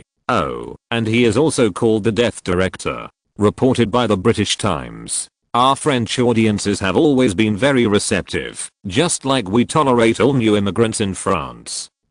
In just 10 years, the Arab population in France has accounted for 8%. If there were no other explanations, we would really doubt whether this is France or the Middle East. Sorry, I'm off topic. The reason I say this is to express a point of view that the French people are a nation that can accept everything. Therefore, no matter how scary the horror film you shoot is, we can bear it. In terms of film entertainment, our France used to be a big country that surpassed the United States. So, dear Yi, we welcome you to come here to make movies, and welcome the emergence of works like Paranormal Activity. Reported the French Times. Horror comes from black fantasy and dark life, which is the opposite of our cognitive world. We desire horror, but we are afraid of horror. Now a Chinese named Feiyang has shot an unconventional horror film in the United States and won an award at the London Horror Film Festival. To this, we just want to say that I love pandas, and I love director Yi even more. Italian Fashion Forum reported. As the saying goes, flowers bloom inside the wall and are fragrant outside the wall. No one would have thought that Yi Feiyang's banged horror film would win an award in Europe and be recognized by the mainstream media. This is undoubtedly a slap in the face of the American Film Censorship Bureau, straightforward and loud. At the same time, the two dramas Buried Alive and Horror Cruise produced by Yi Feiyang took advantage of this favorable trend. The global total box office has exceeded ** million from 43 million, and the average box office of each drama is as high as about 300,000, and the total cost of these two dramas is only $160,000. In other words, these two low-cost movies have doubled. As the directors of these two films, Bill Rabbit and Jack Fatty, finally raised their heads and let people see their luck and achievements. As the leading actors of the two films, Natasha and Gyllenhaal also made the front page of Hollywood Entertainment News. A once unknown ** actress and a once self-destructive young carpenter each got their own glory. Originally, Anne Hathaway, the leading actress of Ghost, who should have achieved greater success, was ruthlessly suppressed because the film was banned and the posters were banned. Plus people paid too much attention to the director of this film, Yi Feiyang, and paid attention to this unconventional death director, so she was left aside. In other words, Yi Feiyang accidentally stole the limelight from his leading actress, making Anne Hathaway a little popular, but not as well known as Natasha and Gyllenhaal, which is a pity. In any case, this time, Dream Pictures, created by Yi Feiyang, is truly famous in the North American market. Compared with the beginning of its establishment, when no one cared about it, it was not optimistic about it, and even there was no news published, it has become a world of difference. Now almost every day, a large number of media reporters are waiting at the door of the company, waiting to interview the inside story of the company, interview the female and male stars under Dream. Of course, they mainly hope to be lucky enough to interview the extremely mysterious dead director China Yi. But Yi Feiyang has not been at peace recently, especially Paramount has called him several times to urge him to give a reply, hoping to continue to cooperate in filming movies, mainly hoping to make a fortune by taking advantage of his popularity. But Yi Feiyang did not agree to Paramount's request, but just said that he needed time to rest and that he would talk about starting a new movie after a while. For this reason, Paramount was helpless, and even President Raymond personally came forward, but the answer he got was still the same: no new movie for the time being, I need to rest. Time passed slowly. During this period, Yi Feiyang was not idle. He used part of the $7.5 million that Fatty had obtained from the CD copyright to return to Chinatown Toy, about $3 million. Part of it was used as the company's renovation fund, about $1.5 million. Another part was distributed to the company employees who worked hard with him, about $1 million. The remaining $0.0000 was given to Fatty to continue to manage as the company's later working capital. Fatty did not expect that $5.5 million of the $7.5 million disappeared in the blink of an eye, and he only had $0.0000 in his hands. $0.0000. Such a big company only had $0.0000 in storage. Although, in name, Fatty was also a millionaire, he always felt that his financial manager was too cheap. In fact, the reason why Fatty had such low-level thoughts was because he had a high vision. If he had just come to the United States, $10,000 would make him happy for half a year, but now Yi Feiyang gave him tens of millions of surprises at any time, which made Fatty no longer look down on the $0.0000. While the fat man felt heartbroken and bleeding, the employees of Dream Pictures cheered and rejoiced. $1 million, the boss said it would be given. This welfare is too crazy. Oh, great job, boss. Yeah, boss, we love you. Yes, as an employee, as a wage earner, who doesn't want to make more money? Mariah is a front desk receptionist hired by Dream Pictures. She is 20 years old this year, a beautiful young woman. Unfortunately, although she looks good, she has a low education level. She once worked in a fast food restaurant, but she resigned angrily because she couldn't stand the harassment of the restaurant manager. After leaving, Mariah went to many companies to apply, but was rejected. Low education is not popular in Hollywood. Just like this, she spent all her savings without finding a job. Mariah felt very frustrated and helpless. At this time, Dream Pictures began to advertise in newspapers. Mariah had no other choice but to join this newly opened, shabby film company that looked like a garbage recycling station. When she first joined Dream Company, she was embarrassed to tell people where she worked because the company was very simple and even the entire office building had not been renovated. It was not well known and had just been established, so who knew if it would become popular? But who would have thought that such a small film company that Mariah thought had no future and might go bankrupt at any time would actually set off a storm in Hollywood? That's not all. Now, the generous Chinese boss actually took out $1 million to reward them, the company's employees. Although she had little experience and was not a technical worker valued by the company. I heard that photographer Cindy, makeup artist Mickey, and lighting engineer Charlie, each of them received at least $100,000 in benefits. But Mariah secretly calculated that there were not many employees like her who received $10,000 this time. Yes, there were really not many. Just imagine, who would have such good luck to get a benefit of $10,000 in less than 3 months of work? Exclamation mark. You know, she worked in a fast food restaurant at the beginning, and she worked hard every day to earn dozens of dollars. At that moment, Mariah felt proud for the first time that she was an employee of Dream Pictures. Yes, I must work hard for the company in the future. Mariah secretly made up her mind. In fact, like Mariah, there are many people who began to feel proud of Dream Pictures. These employees who were originally fooled by Feiyang had a strong sense of identity with the company for the first time. Chinatown Toy was also happy. He kept giving IOUs to Dream Pictures during this period. Although he didn't say anything, he was also worried in his heart. What if Dream Pictures capsized this time?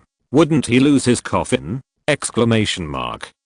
However, the loyalty of the people in the underworld and Toy's stubborn temper made him have to hold back. Then, a miracle happened. Yes, a miracle really happened. The 3 dramas of Dream Pictures sold well. Toy was so happy that he almost jumped up and sang like a little girl. But the good mood didn't last long. The scene shot by Feiyang was so scary. Dejected. Completely dejected. Toy's originally beautiful and happy mood was messed up. It was like falling directly from heaven to hell.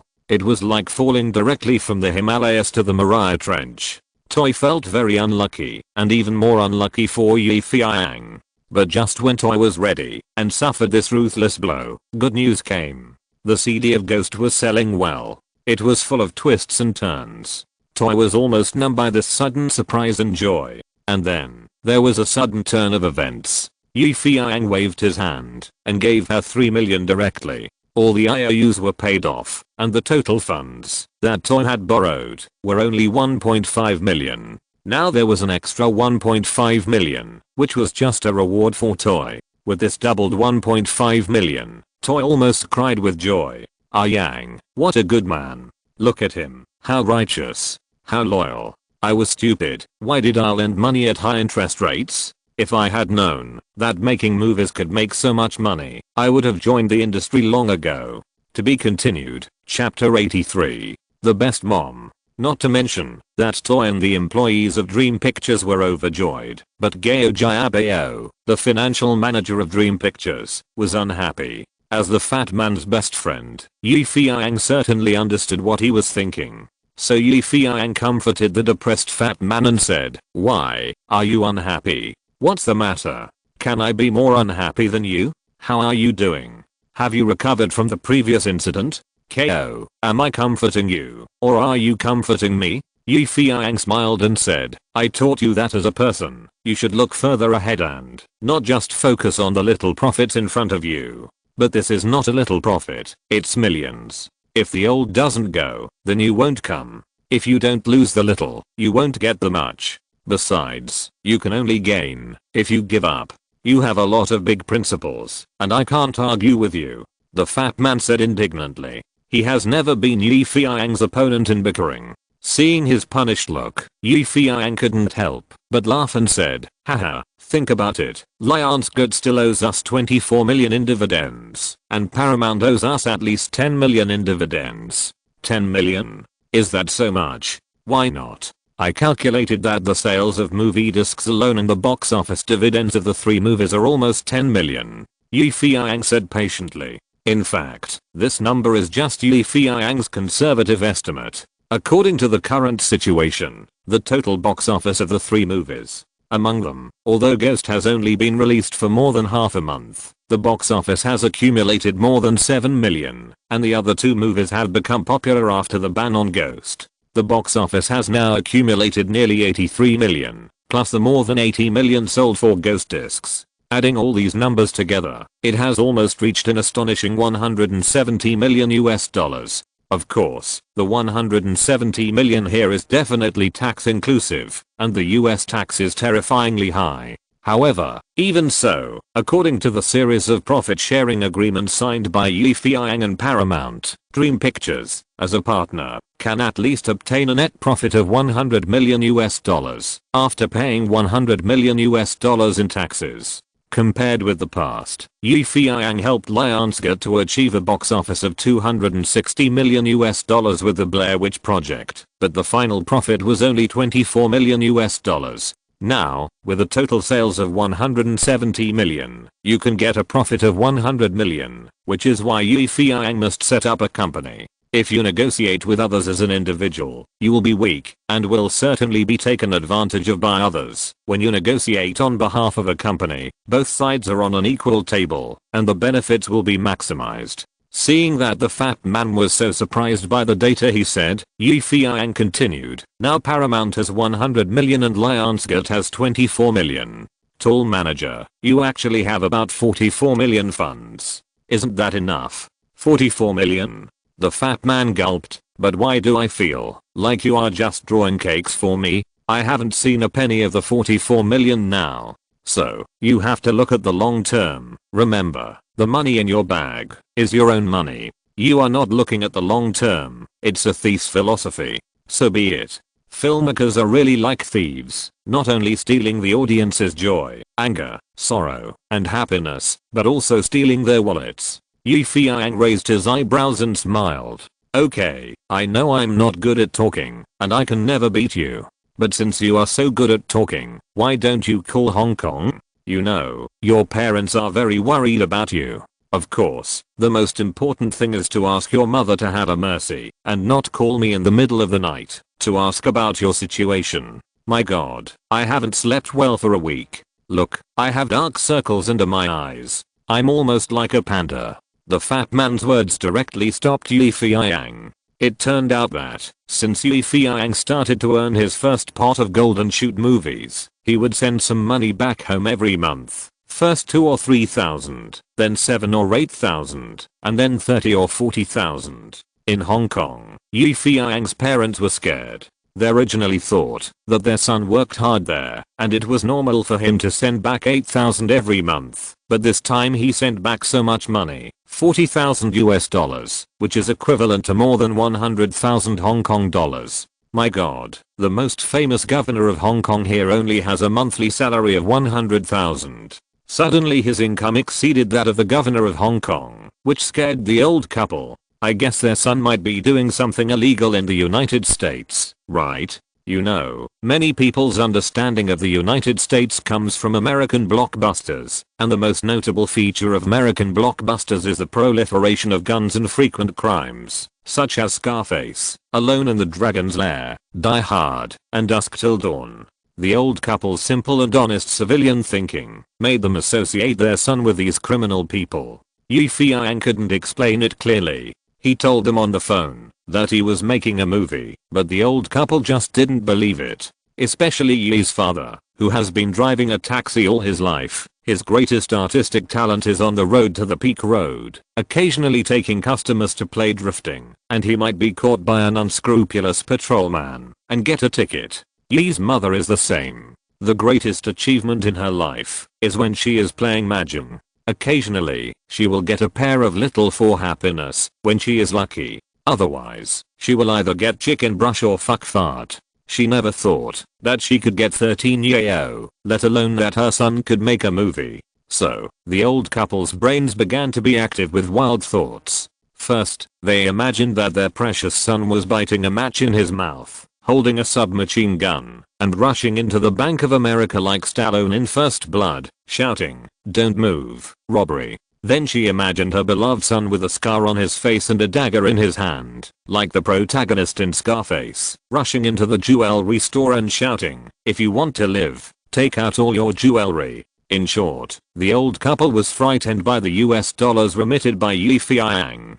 They were worried that they could not hide it at home or deposit it in the bank because they were afraid that the police would come to their door one day. In the United States, since it was not clear, Feiyang was too lazy to explain. He just remitted the money on time and mailed some supplements from the United States to Hong Kong from time to time. In comparison, the fat man Gao Jiabao was much more filial. In addition to mailing supplements, he also mailed TVs, VCDs, refrigerators, washing machines from the United States. In short, whatever home appliances were cheap here, he mailed them. In parentheses, this guy didn't know that there were tariffs on mailing things overseas, and it was calculated that it was more expensive than buying them in Hong Kong. In any case, with Feiyang's persistent remittances, and the police uncle didn't come to their door at the end of the year, the parents in Hong Kong gradually adapted to the reality of having a rich son overseas.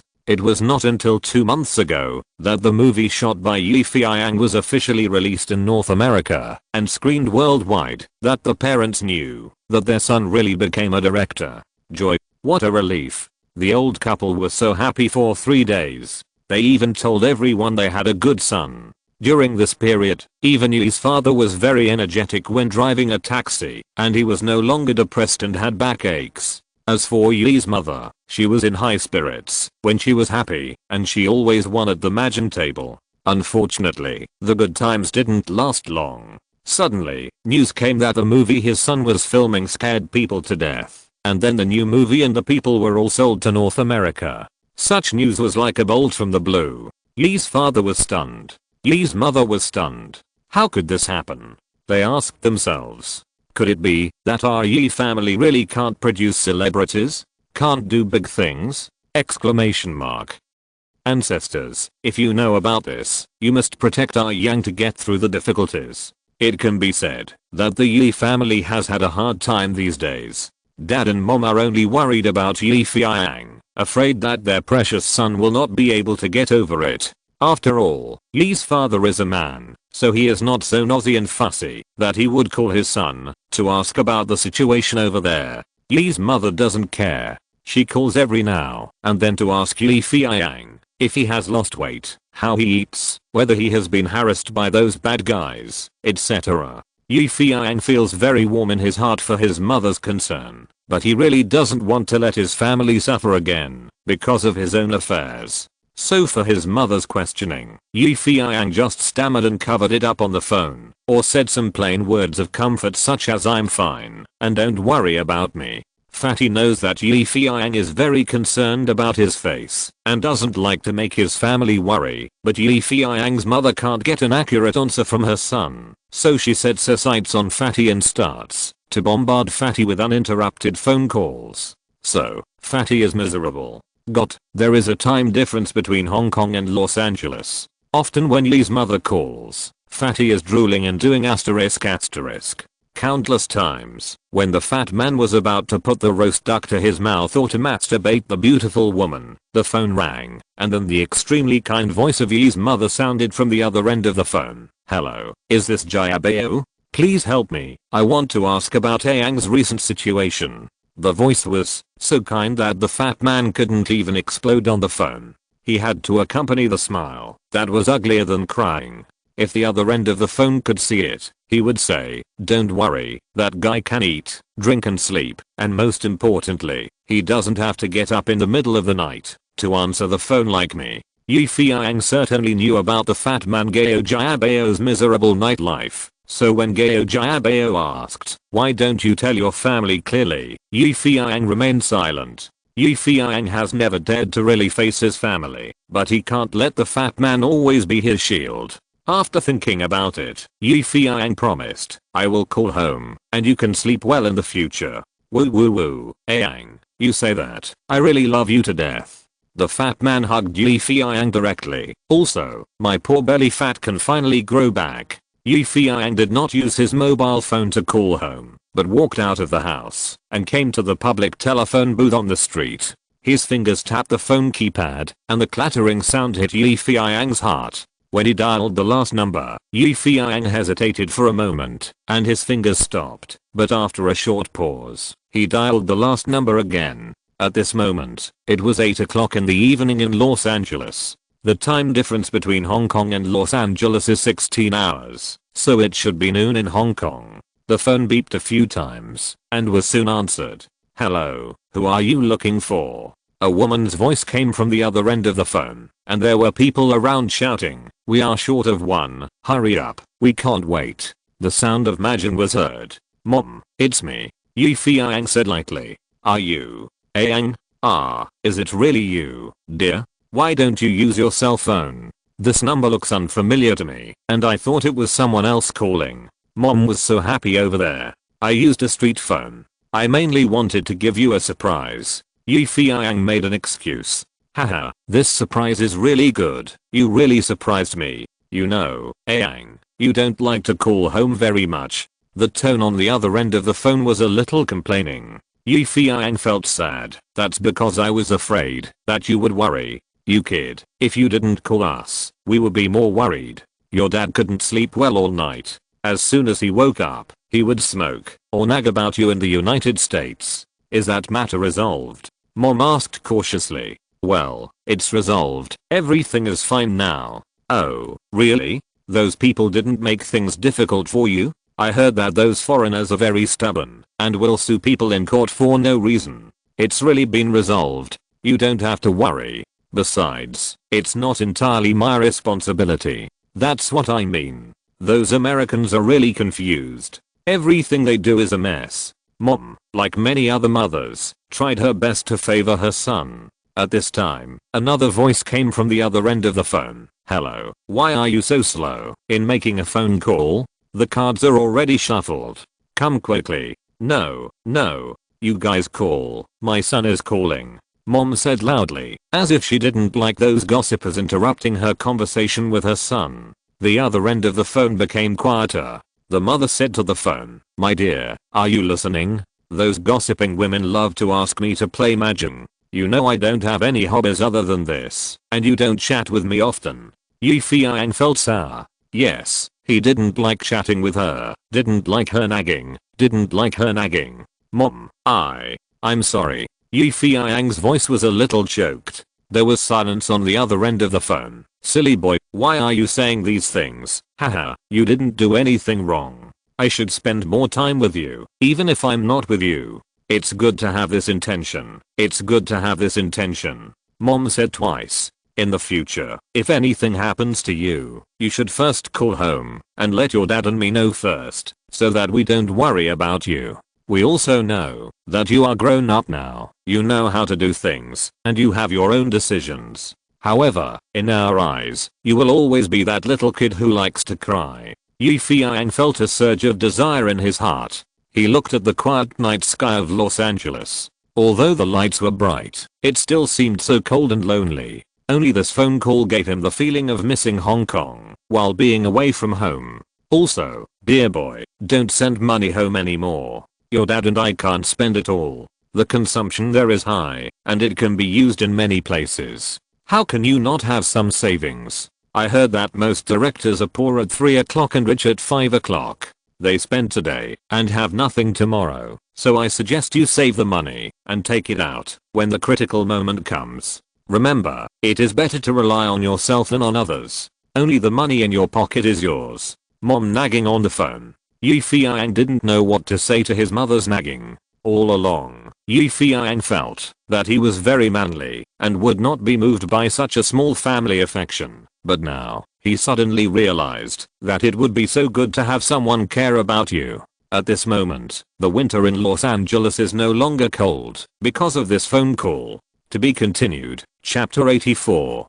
Don't play tricks on me. Jingle bells, jingle bells, jingle bells. The beautiful music sounded quietly without anyone noticing. With this beautiful song, a snowflake fell to the ground. 1, 2, 3, or 4, and the snowflakes became more and more. Soon, the whole Los Angeles became covered in snow. The beautiful snowflakes and the wonderful music seemed to be announcing to people that Christmas is coming. At the same time, with the upcoming Christmas, the entire North American entertainment industry is still in a turmoil because of the previous events, while Dream Pictures, as the protagonist of ****, is doing a booming business. As staff members of Dream Pictures, directors Rabbit Bill, Fatty Jack, and actors Natasha, Gyllenhaal and others became popular in the Hollywood film industry because of the two dramas Ghost Ship and Buried Alive. Accepting interviews with media reporters, taking posters, reporting, signing autographs for fans. Rabbit Bill and others can be said to be very busy during this period. Compared with Rabbit Bill and others high profile, as the magician who created all this, the person involved, Yi Feiyang, is rarely low-key. At this moment, he is squatting in the bathroom to give the puppy **** a bath. Take a bath and feel good. The white shampoo bubbles wrap the cute *** into a little white dog. These days, the puppy *** ran back to the owner old John's residence from time to time, barking at the door that had long become deserted. After barking for a while, it kept wandering at the door. When hungry, it jumped into the trash can to find food. When tired, it huddled in the corner. But whether it was looking for food or huddling, its eyes would stare at the place where it used to live. There was happiness and laughter, the intimate whispers of the owner, and a warm doghouse. Maybe for it, its owner is not dead yet, but just doesn't want it anymore. As mentioned above, the puppy *** would stay there for a long time every time, getting dirty all over, until Yi Feiyang found it again and carefully took it home. People often say that dogs are friends of humans, and they are more loyal and infatuated than any other animals. Yi Feiyang didn't believe it at first, but after seeing this from the puppy, he had to admit that sometimes animals are more humane than humans. In his previous life, Yi Feiyang had also seen several stories about people and dogs, such as the Japanese movie Hachiko, A Dog's Story. It is said that this play was adapted from a true story that happened in Japan in 1935. Field dog Hachiko was brought to Tokyo by his owner, Uno Hidesaburo. Every morning, Hachiko watched Uno Hidesaburo go out to work at the doorstep and then went to the nearby Shibuya train station in the evening to greet him when he got off work. One night, Uno Hidesaburo did not return home as usual. He suddenly had a stroke in college and died after failed rescue. He never returned to that train station, but Hachiko still waited for him faithfully. After the play was released in Japan, it caused a huge sensation, so much so that an American film company later bought the adaptation rights of the film and remade it, starring Hollywood star Richard Gere. In addition, Yi Feiyang remembered a Korean movie called The Love Story of Man and Dog. This play tells the story of the fate of two children and a dog. The story is very touching, especially the protagonist in it, the white puppy, which can be said to be very eye-catching. Almost the whole play revolves around it. Yi Feiyang believes that if the dog is a person, then he must be a very good actor. The story between the puppy *** and old John reminds Yi Feiyang of these two plays. What if their story is also made into a movie? Yi Feiyang suddenly thought. This thought flashed through his mind. Yi Feiyang actually had an urge to make a movie, and the prototype of the story of this play is the puppy *** and old John.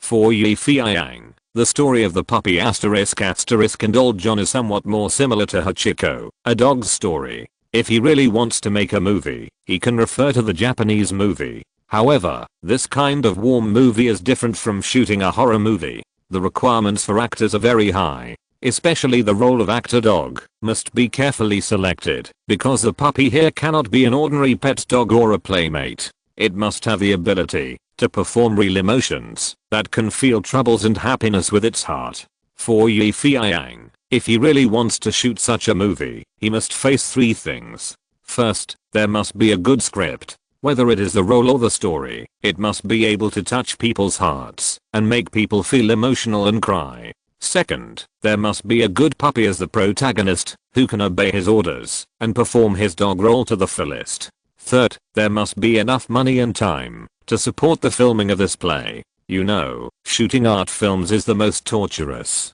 But now is obviously not the time. Feiyang shook his head and took back his flying thoughts. Looking at the puppy *** who was almost washed clean in the bathtub, he took a towel to wipe the naughty little guy's body. At this moment, with a bang, the bathroom door was pushed open. In the bathtub, the puppy *** was frightened and tumbled, splashing Feiyang's face with foam. Then Rabbit Bill came in drunk and said with a grateful look, "Boss, I want to say thank you. I have never been so powerful in my life." He burped. "You don't know. Haha. Now those bastard reporters see me, just like seeing their own father. Very affectionate. I never dared to imagine that there would be such a situation today. I really want to thank you. Woo woo woo. I finally raised my head and made a name for myself. So grateful. May God bless you." "You are drunk," Feiyang said, after waiting for Rabbit Bill to finish his words. "No, I'm not drunk. I'm happy. Ugh, where is the toilet? I need to vomit." Rabbit Bill was just kicked out by Feiyang, and before Feiyang could pick up the towel to wipe his face, bang, the bathroom door was pushed open again, and foam splashed on Feiyang's face again. This time it was Fatty Jack who rushed in. Jack didn't drink, but his face was red, and he looked very excited. "Boss, I want to thank you. It's you who gave me the opportunity to film. If you hadn't promoted me, I might still be writing scripts somewhere. How can I put it, boss? You are my son. You are my reborn parents. For you, I have only gratitude and appreciation, and of course gratitude. Well, by the way, boss, if you need me to do anything for you, as long as I can do it, I will definitely do it. Just say it. I will do anything."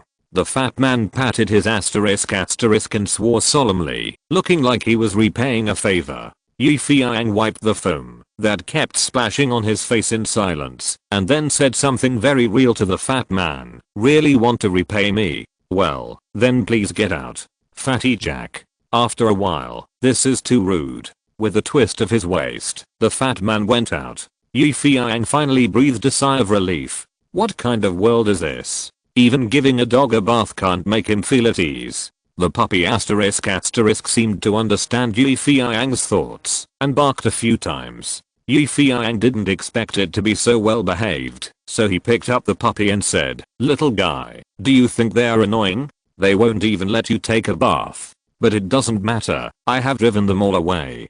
Come on, be obedient and let me wash your butt again."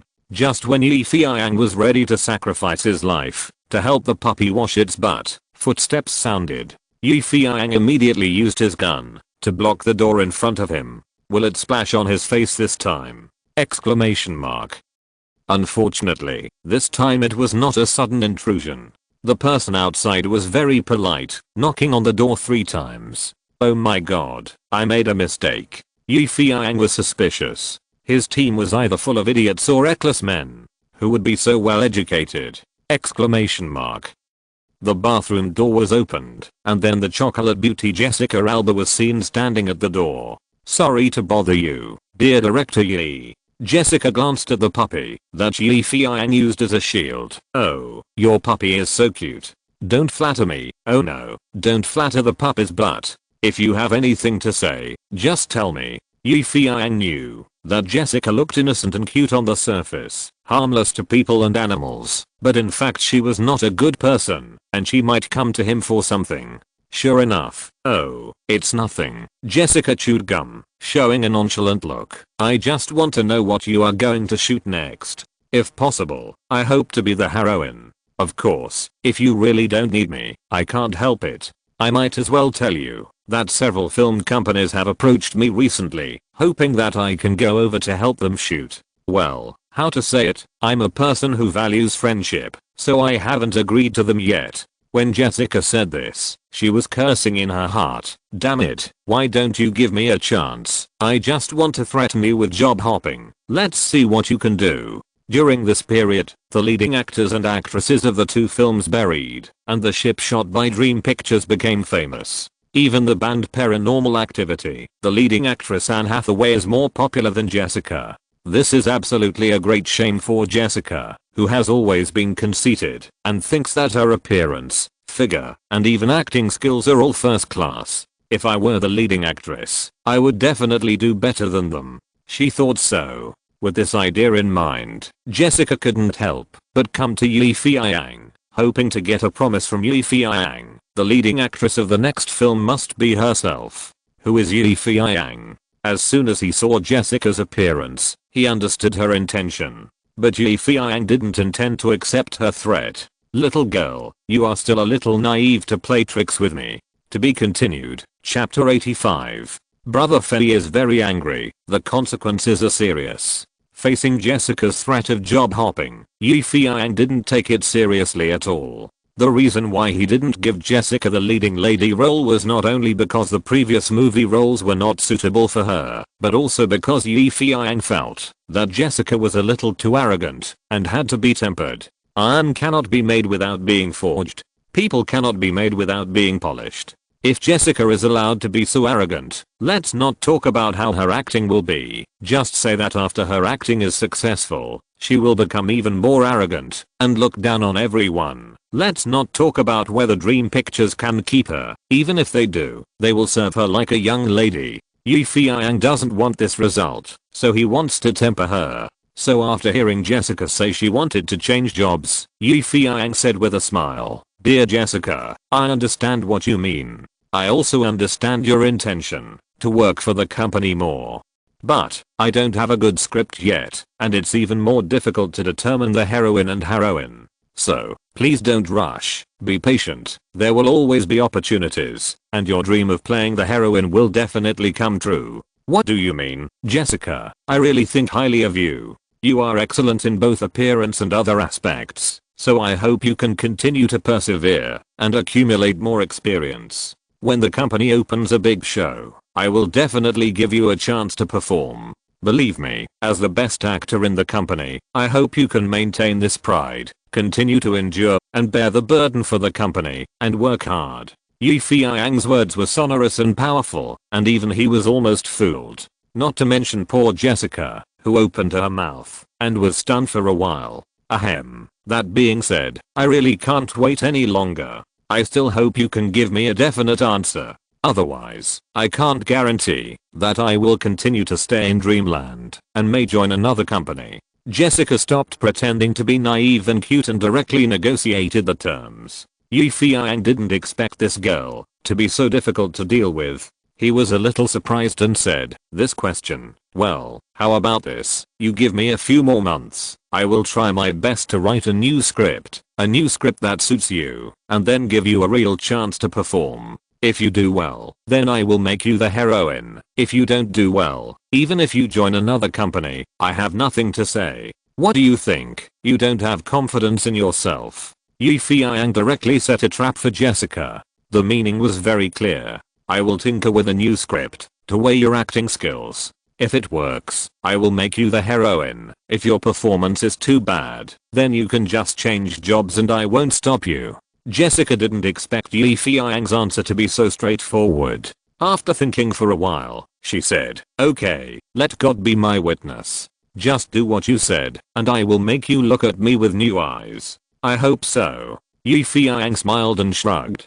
I thought that, after talking to this extent, Jessica should go home, but the girl just turned around and turned back before she took a few steps, saying, "Oh, by the way, boss, there is something I want to say. I haven't seen Natasha for almost 2 days. She didn't answer the phone. I wonder if something happened to her." During this period, Natasha began to become popular with the play The Grim Reaper. Jessica and her became good friends who could talk about anything during the filming. Seeing her become popular, she was happy for her, so she called to congratulate her, but Natasha didn't respond. She went to her house to look for her, but she couldn't find her, so Jessica was a little worried, wondering if something happened. When you are famous, you will have a lot of gossip. This is the first sentence that Feiyang thought of. Then, considering Natasha's personality, Feiyang was sure that Natasha was definitely not imitating others to act like a big shot. Something must have happened. Thinking of this, Feiyang immediately took action. First, he called Rabbit Bill, Big Bird Luchi and others to ask them if they knew Natasha's whereabouts. These people were close to Natasha, so they should have some information, but the answer Feiyang got was that they hadn't seen her for 2 or 3 days. After hanging up the phone, Feiyang frowned. Jessica, who had just asked casually, also knew the seriousness of the situation, and then made a suggestion. Should we call the police first? Feiyang shook his head and immediately rejected Jessica's idiotic suggestion. You know, in Hollywood, whether it is a director or an actor, the most feared thing is to get into a lawsuit. Especially as a female star who has just become famous. It would be fine if Natasha really got into trouble, but what if it was a mistake? That would only affect her star career. Don't worry too much. I'll ask again through my connections. Feiyang's so-called connections were to find Toy in Chinatown. Don't forget that Toy has many smart henchmen around him. In Los Angeles, he has some power. Speaking of Toy, he has gotten rid of the miserable state of constantly paying IOUs to Dream Pictures. When he walks, his back is no longer hunched, his legs are no longer trembling, and he holds his head high and raises his eyebrows. Just because he got $3 million US. Just because he is also a shareholder of Dream Pictures. As the saying goes, the company is good. It is good for everyone. After receiving Feiyang's call for help, Toy immediately sent his henchmen around him to inquire about the news. It's said that snakes have their own ways, and rats have their own ways. Everyone has different ways to succeed. Therefore, when Toy found out the news, Feiyang couldn't help but be a little surprised. This speed was too fast. The content of the news was not very good.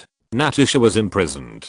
The person who imprisoned her was a famous bad rascal named Ye***li in the underground movie market in Los Angeles. Ye***li was not a good person. If we have to describe him in words, he would be a bully of men and women and a doer of evils. Yes, he was such a person. If God had a spirit, he would definitely kill this guy with thunder. Unfortunately, God has been short-sighted recently and can't see these damned people clearly. Like many bad guys, the reason why a bastard like Ye***li can be free and lawless in the underground movie market in Hollywood is that he has a big backer behind him. He is Henry Williams, nicknamed Elephant. Henry Williams, the Elephant, is very famous in the underground porn market. The reason is that he controls the circulation of all porn videotapes. Whether it is your newly shot porn movie or the long-lost celebrity porn movies, you can find them here. However, Henry Elephant has always been proud of the fact that he has a box of porn albums of Madonna when she just made her debut.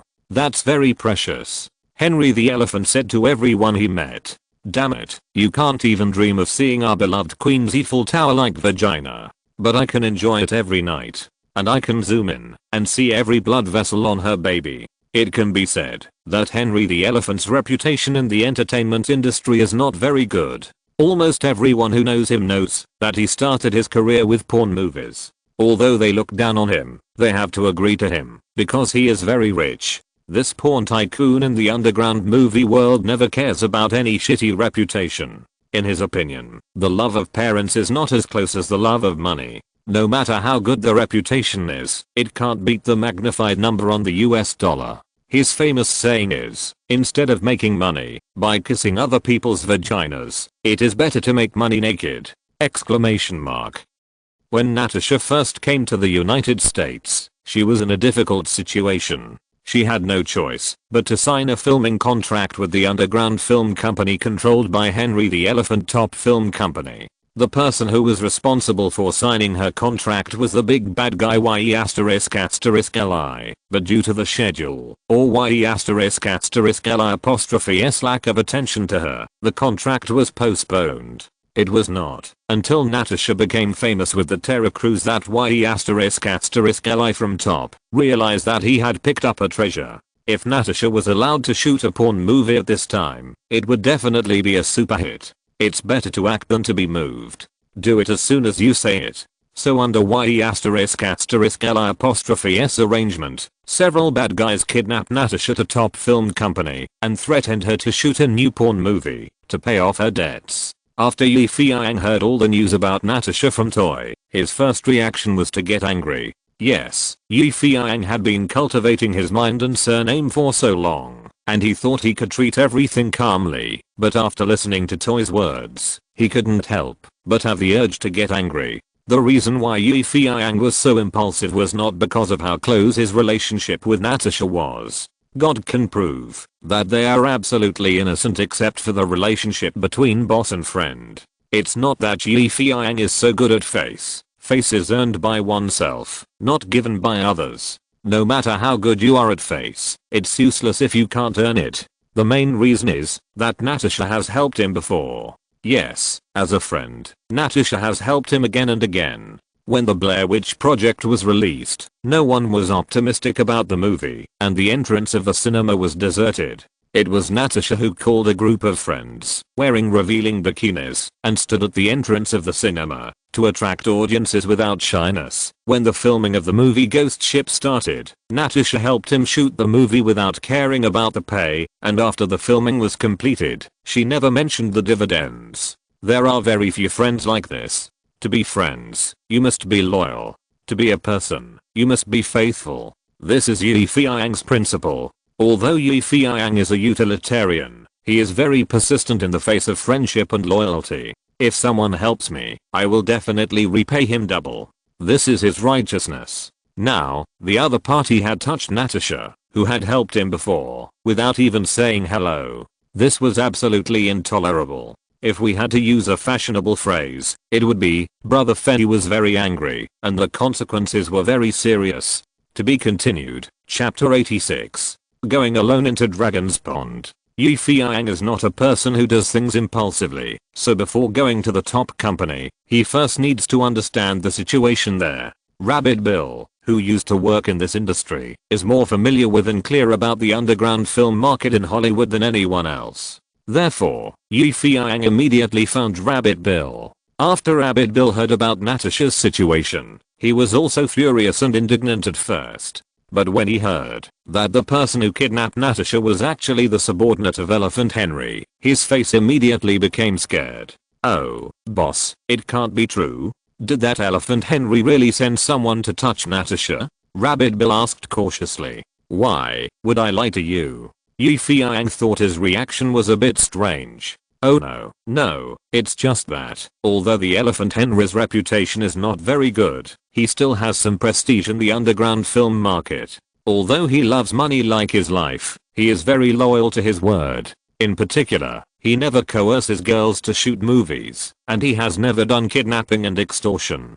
So, I wonder if there is any misunderstanding here? Misunderstanding? What misunderstanding? Could it be that what Camel heard is false? Feiyang frowned. That's not the case. I just heard that there is a guy named Buffalo Billy around the elephant. This guy is very restless and likes to do these shameful little actions. Could it be that he secretly? Don't say anything. We will go there now, and then we will know who is right and who is wrong. Feiyang was too lazy to talk nonsense. Ahem. Then should we take more people with us? For example, we can borrow some people from Dear Toy. It would be best if they can fight well, like Rosalie, who can beat 10 people with one blow. Should I call Huo Yuanjia, Chen Zhen, and Lu Xiaofeng? Great. Who are they? Are they friends of Rosalie? If they are really free, I don't mind them going with me. Feiyang. No need, just the two of us. Ah, what? Rabbit Bill opened his mouth wide. 2 people going there, isn't that a way to die? Exclamation mark. Should we buy some insurance first? It would be best if it pays the most. Or, bring a few boxes of bandages. In case you get beaten to pieces, you can bandage them. Although Feiyang did not ask Toy in Chinatown to borrow soldiers, Toy still called Feiyang out of loyalty and asked if he wanted to use some troops. The people around him, such as Aolong and Ahu, would be ready for his orders at any time. In response, Yi Feiyang politely declined. It's good that Toy is loyal. It means he is not the kind of person who will not help others when they are in trouble. We can have a deep friendship. But Yi Feiyang doesn't want to owe favors to others. Favors must be repaid, which will be more difficult to deal with. Besides, Yi Feiyang has always liked to rely on himself. He will never rely on outsiders for things he can solve by himself. Yi Feiyang decided to go to Longton alone, which made Rabbit Bill next to him very depressed. There is no one to use, but he has to go to the meeting alone. This is not to die, but to wish to die early.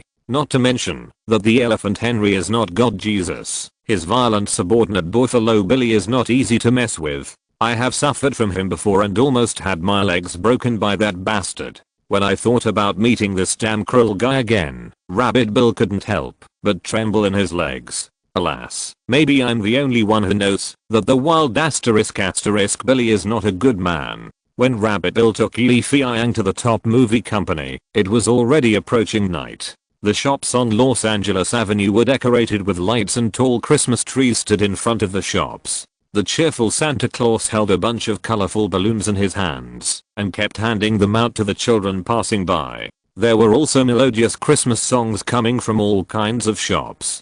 Jingle bells, jingle bells, jingle bells, what a happy time to ski tonight. We're on a sleigh. Jingle bells, jingle bells, jingle bells, what a happy time to ski tonight. We're on a sleigh.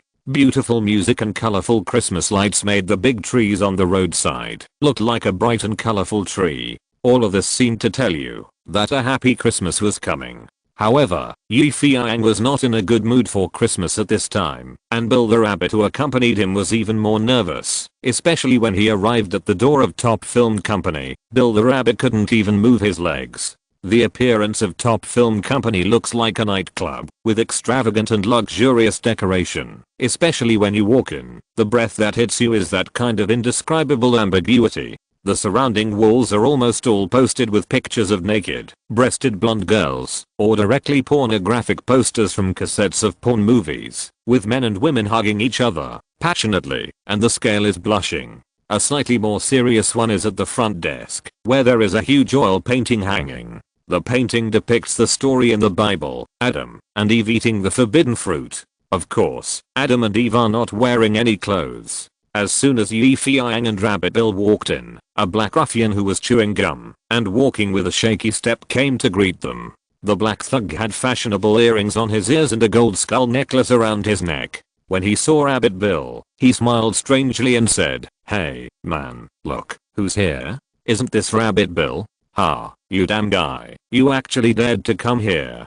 It seems that you are much braver now. In the past, you would be scared to death when you heard about this place." As the black thug spoke, he slapped Rabbit Bill's face with his hand. The action was a little too light to be called a slap, and a little too heavy to be called a gesture of intimacy. With the expression of the black thug chewing gum, anyone would know that this was an insulting action. Bang! The black thug, who was showing off his power proudly, was kicked out by Yi Feiyang, and several staff members in the hall were stunned. "God, who is so brave?" Exclamation mark. This is one of the most powerful thugs under Y***li. At this moment, he was kicked away. Rabbit Bill was even more stunned and complained secretly. He knew very well the ruthlessness of this black thug. The black thug was kicked by Yi Feiyang with his big foot, causing blood to flow from the corner of his mouth. He got up from the ground, wiped the blood from his mouth, and said with a ferocious face, "Oh, damn guy, you dare to hit me." Bang! Before the black thug finished speaking, Yi Feiyang kicked him again. The poor black thug rolled on the ground several times, climbed up hard, fell down again, and finally got up. Yi Feiyang shrugged and said, "Excuse me, this is my favorite way to greet people who don't respect my friends. What, do you think my kick wasn't hard enough? That's okay, man, you're welcome to get kicked again." With a face full of resentment and violence, spitting out a mouthful of blood, the black thug said, F***K, who are you? Do you know where this is? You're so arrogant. Who am I? The Natasha you captured is my friend. Now, I found you. Remember my name, I'm Yi Feiyang. Damn it, so you're the boss of Dream Pictures. The black thug looked at Yi Feiyang. Yi Feiyang's name has been very famous recently. Although the black thug made a small movie, he still knew a lot about the entertainment industry. He heard from the boss Yi*****li that this Chinese guy is not simple. Yes, even making a movie can scare people to death.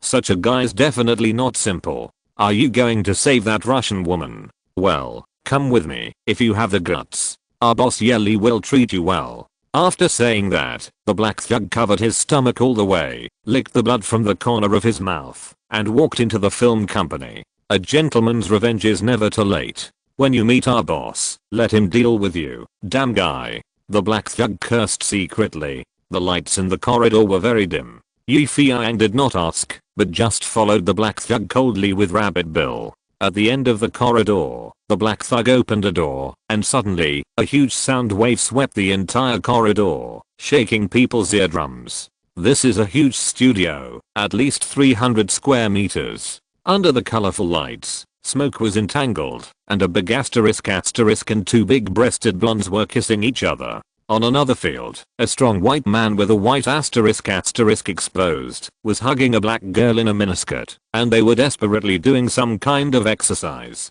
In front of them, two cameras were hustling and filming two plays. In the leisure area not far away, there was a row of sofas, a wine cabinet, more than a dozen bad guys and a dozen beautiful girls were drinking and playing. On the coffee table were glass plates, on which were placed various fruits and a large pile of long marijuana. When Rabbit Bill entered the room, his eyes were like a rabbit seeing a tiger, and he looked around timidly. If Yi Feiyang hadn't supported him, he would have run away. Rabbit Bill knew clearly that this place should be the nest of the wild gangsters, the kind of place that even the gangsters hated.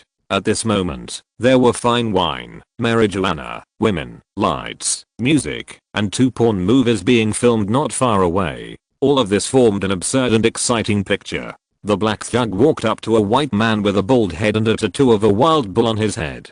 He bowed his head respectfully and said something. Then he pointed at Yi Feiyang and Rabbit Bill, raised his middle finger at Yi Feiyang, spitted fiercely, and grinned. Yi Feiyang, in fact, didn't take the black thug seriously at all. Now he only had eyes for the bald man. Well, the tattoo on the head is good, the knife skills are first class, and it is lifelike. Unfortunately, there are other tattoos, such as a wild bull. If it was a cow, it would be more eye-catching. To be continued, Chapter 87. Who is more ruthless? Yi Feiyang's nonchalant look and his lightly mocking smile made the bold white man feel very stressed. Yes, no one had ever stood in front of him so calmly. Those who came to cause trouble would often tremble with fear when they saw him. Yi****li, just like the damn rabbit. Yi****li glanced at the rabbit Billy beside Yi Feiyang. It seems that this is not a good guy. Seeing such a fierce self, he is not afraid. Yi****li thought of this and waved his hand with great momentum. The music suddenly stopped, and dozens of men and women were a little confused, looking at the bald white man. Yi****li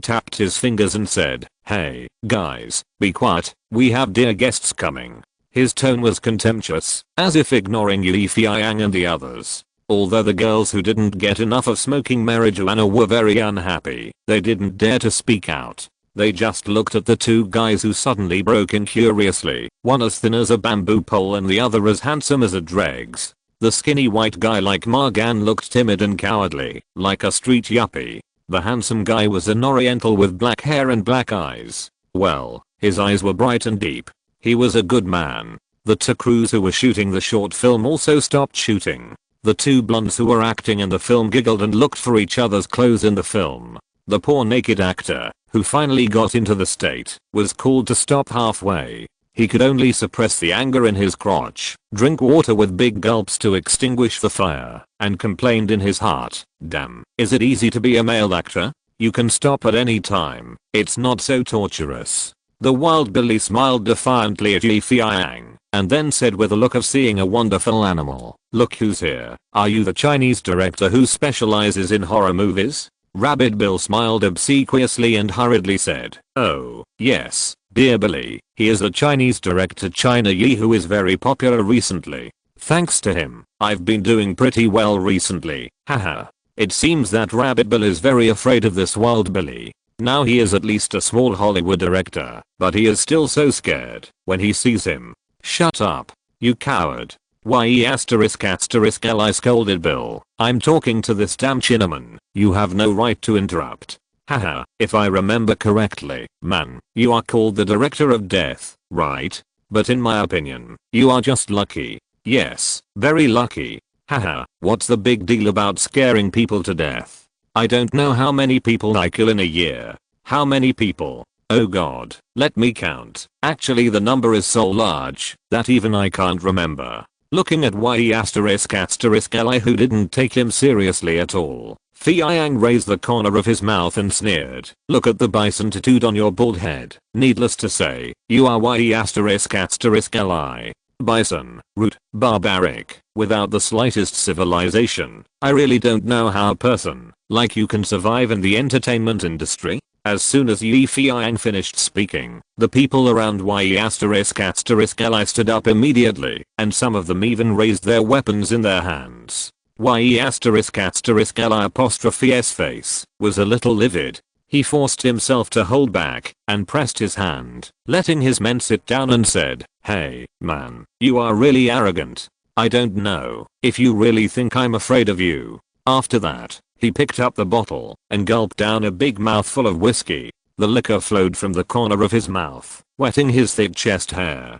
His whole posture looked wild and wild. But I still hope you can understand where you are now. This is my territory, and you are begging me to come here. Either kneel down or get out. Leave. Of course I will leave. But I will leave with Natasha, an artist under my company. Yi Feiyang said lightly. Ye asterisk asterisk Er laughed, trying to control the impulse in his heart. He stared at Yi Feiyang with a pair of green and vicious eyes and said, "Dude, did I hear you right? You still want to take that Russian woman away?" Yi Feiyang ignored the fierce eyes and said calmly, "So what if it is? So what if it isn't? Haha, got, you are so funny. Do you really think that this is a charity organization? You can come and go as you please?" Ye asterisk asterisk Er licked his lips and said, "You mean, Natasha is really here?" "That's right. You damn Chinese. You guessed it right. Haha. That woman signed a contract with our company. What did I say? She still owes me a movie. Now, I just let her come back to pay off the debt. What? Do you want to be Jesus?" Yi Feiyang snorted coldly and ignored Ye asterisk asterisk Er apostrophe S ridicule. Ye asterisk asterisk Li didn't expect this guy to be so patient and continued with a smirk. "Oh, by the way, man, I forgot to tell you, I plan to let her shoot a Christmas movie." "What's the name?" "It's called Santa Claus vs. Snow White." "Isn't this name attractive enough?" "Ha, the plot is even more interesting. Snow White and Santa Claus start a hand-to-hand fight, from the ground to the asterisk asterisk, and then from the asterisk asterisk to the ground. Snow White likes to eat ice cream, of course. The ice cream under Santa Claus's crotch. I heard that her oral skills are very good, right, man? Originally, I wanted to find a handsome man to pair with Natasha, but thanks to you, I have changed my mind now. I want to choose one from those disgusting street homeless people, give him benefits, and let him be the male lead once. 10 strong and powerful Viagra pills, a disgusting and ugly homeless person. I think that Natasha will be very grateful to you. Ha ha ha." Facing Ye asterisk asterisk Li apostrophe S wild laughter and unscrupulous threats, Yi Feiyang took a deep breath, tried to control the violence deep in his heart, and said in a light tone, "In a word, hand over Natasha. I will pay her back for what she owes you." "What? Did I hear it wrong?" Ye asterisk asterisk Li smiled and tugged his ears. "You pay her back? How to pay? You blow Santa Claus." Yi Feiyang smiled. "I hope you take back this sentence, and at the same time, hand over Natasha. Are you sure you are right?" Ye asterisk asterisk Li asked back. "Yes." Without any warning, Yi Feiyang suddenly kicked Ye asterisk asterisk Li apostrophe S bald head. Ye asterisk asterisk Li was caught off guard and flew out with the sofa. "Oh, asterisk asterisk. The black ruffian next to him had been eyeing Yi Feiyang for a long time, but he didn't expect Yi Feiyang to be so rude and dare to kick even his own boss. At this time, he no longer hesitated and reached out to draw his gun. When the black thug moved, the others stood up. Many of them were ready to attack at any time. Of course, they were just pretending. After seeing the black thug preparing to draw his gun, everyone breathed a sigh of relief. The pressure from this gentle-looking Chinese guy was too great. His indifferent tone and slow movements were like a mountain that destroyed and oppressed their will. Without any warning, Yi Feiyang kicked the wild man away and picked up the fruit knife from the fruit plate. The black thug's movements and Yi Feiyang's movements were both in a flash. Ah! A scream made everyone's expression freeze. A hand was nailed to the coffee table with blood, and the gun that should have appeared in the black thug's hand was also in Yi Feiyang's hand. The black thug kept holding his hand and howling and rolling. Everyone was terrified. The gun was in Yi Feiyang's hand, and no one dared to move. I like America. There are so many guns in the United States, and there are many benefits. Yi Feiyang casually hooked the pistol and spun around. Oh, jerk. Li climbed up with difficulty, but before he could figure out the situation, Yi Feiyang hit him on the bald head with a bit of a gun. Bison, huh? I wonder if you are a bison or a rhino. Bang, bang, bang. Each time he hit him harder and harder. Yi Feiyang has never been a good person. After entering the film industry, he thought that his personality could be tempered, and his temper could be controlled. But now, facing this person who insulted himself and Natasha, his hot temper could no longer be hidden and broke out. Bang, bang, bang. The terrifying sound was terrifying. Seeing their boss being hit so hard, the people around him couldn't bear to watch. This was not hitting the poor bald head, but hitting the hearts of the younger brothers. Li had seen a real tough guy. Before he lost his temper, he was kicked hard by the other party, and his bald head was burning. Before he got up, he was hit again. It was a bad luck. In order to save face and maintain his dignity, Li tried not to say a word, let alone beg for mercy. He just stared at Yi Feiyang with a pair of green eyes full of hatred and unwillingness. Why, you still don't accept it? As soon as Yi Feiyang finished speaking, he hit Yi******s bald head with a bit of a gun again. Damn bastard, if you have the guts, just kill me. Yi****** couldn't bear it anymore and roared angrily. Really? Do you think I really don't dare? When the black muzzle of the gun was facing Yi******'s forehead, Yi*****'s roar stopped abruptly. Damn, this guy won't take it seriously? Exclamation mark. Did I roar too much just now? Come on, let's play a game. Do you think I can hit your head at such a close distance? Yi Feiyang's voice was still faint. Yi****** clenched his teeth, feeling uneasy and resentful. It seems that you don't believe in my shooting skills. Yi Feiyang sighed. Bang, a gunshot. No one could have imagined that Yi Feiyang, who had always been slow and measured, had shot Yi****** in the buttocks. Blood gushed out like a fountain, and Yi***** howled in pain. Everyone was stunned. No one expected Yi Feiyang to really shoot. This Chinese guy was a tough guy. Yi Feiyang shook his head, sighed, and pointed at Yi*****'s forehead again. TSK, got, my shooting skills are so bad, I can't hit it at such a close distance. But it doesn't matter, this time, I won't miss again. Damn, bastard, my leg. Yi****** was no longer a tough guy and wailed loudly. Now, I'll give you one last chance, let him go immediately. Do you understand what I mean? Yi Feiyang stared at Yi*****, his tone neither hurried nor slow. A pressure of death came over him, and Yi***** was about to give up. At this moment, a voice suddenly shouted, "Stop." Then, a fat white man walked in.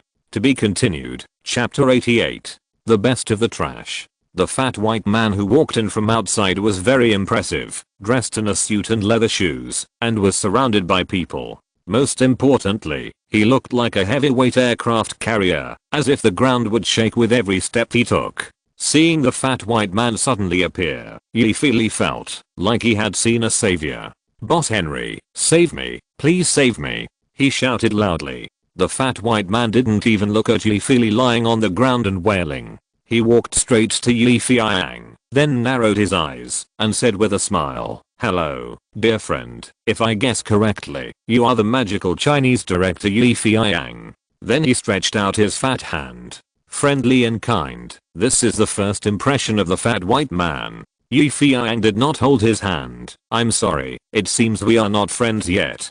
Facing Yi Feiyang's indifference, the fat white man did not feel uncomfortable at all, but laughed. "Look at me, man. I should introduce myself. Yes, my name is Henry, but everyone likes to call me Elephant Henry. Damn, I'm too fat. I guess even the elephants in Africa will feel inferior when they see me." It must be said that this fat white man is very humorous, very funny, and very good at self-deprecation. Yi Feiyang finally showed a little interest. "Oh, so you are Henry the Elephant, and you also opened this company? Not bad. Haha, shooting some small movies to help Hollywood prosper *** culture, and the most important thing is to help the majority of men improve their quality of life in that aspect." Yi Feiyang discovered another advantage of this fat man. He is thick-skinned enough. "Excuse me, Mr. Henry, you suddenly appeared. Are you going to introduce yourself?" "No, of course not." Henry the Elephant shrugged. "I came to thank you." "Thank me?" Yi Feiyang was really a little surprised. "Yes, I want to thank you," Henry the Elephant said seriously, and then pointed at the wild beastly who was lying on the ground and wailing. "Thank you for helping me break this guy's leg." Yi Feiyang was really confused. He thought that when the real big boss behind the scenes showed up, there would be a fight, but who knew that this fat man would be so amiable? Could it be that this guy is a sissy who bullies the weak and fears the strong? Just when Yi Feiyang was in doubt, the Elephant Henry said again, "Oh damn, you don't know, this damn guy is so disobedient. Although I don't have a good reputation in the underground film market in Hollywood, I never do things like kidnapping and extortion, and force women to shoot pornographic films. As a man, no matter how bad you are, you must give yourself a limit. Yes, my limit is no coercion, and it all depends on their willingness. Maybe you think I'm bragging here. It doesn't matter. You can ask these women if I'm such a person. Yes, I'm a big bad guy. Compared with those bad guys, I'm worse. So bad that people can't wait to pull my head off and kick it like a bull. But I, Henry the Elephant, am so principled. I have been running pornographic movies for so many years, and I have seen and met all kinds of people. I have been scolded, hated, and spit on. But in the end, who doesn't give me a thumbs up and praise me? Oh god, this damn Henry, at least he didn't force a good woman to do porn. Yes, I'm proud of it. But it was this bastard YE****li, the damn guy, who kept causing me trouble during this period. Most importantly, he ruined my reputation. Poor me, I only have a little good reputation left. To be honest, I was really annoyed, yes, very angry. Especially when I heard that he was using my name again, kidnapped a Russian woman, and forced her to shoot Santa Claus vs. Snow White. Damn, I have to admit that the movie title this guy made up is quite attractive, but he was wrong after all, and he kept making the same mistake again and again. So, after I got the news, my first reaction was to come here and break this guy's legs in person. Henry the Elephant is very talkative. At least in Yi Feiyang's opinion, this guy's not only a bad guy, but also a chatterbox. Especially when he is spitting and talking to you. Yi Feiyang really has the urge to slap him in the face. Ahem. Damn it, after talking so much, maybe you already know what kind of person I am. I'm a bad guy, a supersized bad guy, no matter the body or the status, they are all supersized. Do you feel that I'm very real? Of course, you Chinese people like to talk without evidence, so if I want you to believe what I say, I must take some practical actions, so come on. Elephant Henry moved his huge body with great effort to make a way, and then Yi Feiyang saw what he was looking for. Natasha. It turned out that Natasha had been hiding behind the body of Elephant Henry, but because the size of Elephant Henry was so big, it was like a mountain, blocking the Russian beauty. See, dear Chinese friend, is she the one you are looking for? Haha, it is undeniable that she is a beauty. My film company has not encountered such a good looking woman for a long time. If she is willing to complete the contract and shoot a movie for our company, then she will definitely make a lot of money. Yes, a lot of money. I heard that she is very popular recently, isn't she? I love money, but compared to money, I love making friends more. Oh damn, is there anyone who can come and throw this guy lying on the ground groaning out? Elephant Henry pointed at the wild asteriskly on the ground with disgust. I hate it most when others interrupt me when I'm talking. It is really annoying. Oh damn. Elephant Henry took out his handkerchief and wiped the corner of his mouth very gentlemanly. Naturally, someone came over and dragged the unfortunate guy who was groaning in pain out, leaving a blood stain on the ground, which was shocking. Oh, by the way, man, where was I just talking about? Elephant Henry asked Yi Feiyang with his extremely kind little eyes. Yi Feiyang had to speak up. You said, make friends. Oh yes. Look at me, I'm old, and I can't remember surnames very well. I like making friends the most, so she belongs to you. At the signal of Henry the Elephant, Natasha was released, and the poor Russian beauty rushed to Yi Feiyang's arms. Boss, I'm so scared. Woo woo. She cried. Don't be afraid, Natasha, it's alright now. Yi Feiyang patted her shoulder and comforted her. By the way, did they make things difficult for you? If so, tell me, I will definitely help you get justice. No. At the beginning, the bald guy forced me to continue filming the asterisk movie, and I didn't obey, so he locked me up. Then, it was this fat man who rescued me, and then I met you, boss. Woo woo. Although Natasha's words were vague, it made Yi Feiyang clearly understand that she was not injured, nor was she bullied by those damn guys, and this fat man seemed to be pretty good. Do you think I'm pretty good? The fat white man seemed to see what Yi Feiyang was thinking, and his small eyes narrowed into slits with a smile. Many people who don't know me think that I'm greedy for money and lustful, and I control underground porn movies. I'm a complete villain. But people who have known me for a long time know that I, Henry the Elephant, am still very humane. For example, now, Henry the Elephant said, taking out a contract. See, this is the contract signed between Miss Natasha and my top company. It is a real contract, and protected by law. I love America, this is the best. No matter how bad a person is, no matter how bad a thing he has done, as long as he takes legal means, he will be protected by the government. Looking at Henry the Elephant's smug look, Yi Feiyang couldn't help but say, you are not showing off by showing out this contract, are you? Oh no, of course not. Then you want me to bid for it? Tell me, how much? Yi Feiyang was ready to take out a check. No matter how high the other party's mouth was, he would buy this contract, not for anything else, just for Natasha's future. Haha, man, you underestimate me. Didn't I just say that? Although I love money, I love making friends even more. So, after saying that, Henry the Elephant took out a lighter and lit the contract with a click. This time, Yi Feiyang really couldn't understand this elephant. What on earth was this asterisk tycoon doing? Exclamation mark.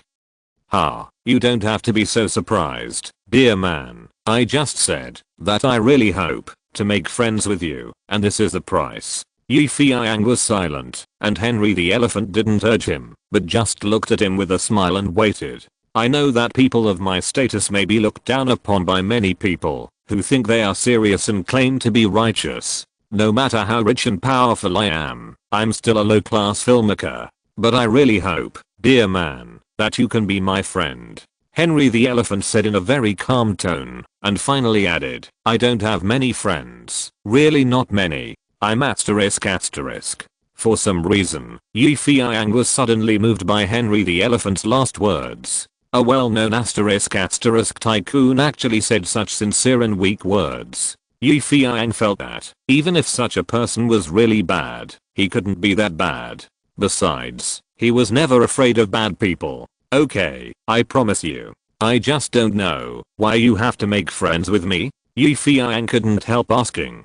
That's a good question. But you see, this environment is really not suitable for a heart-to-heart talk.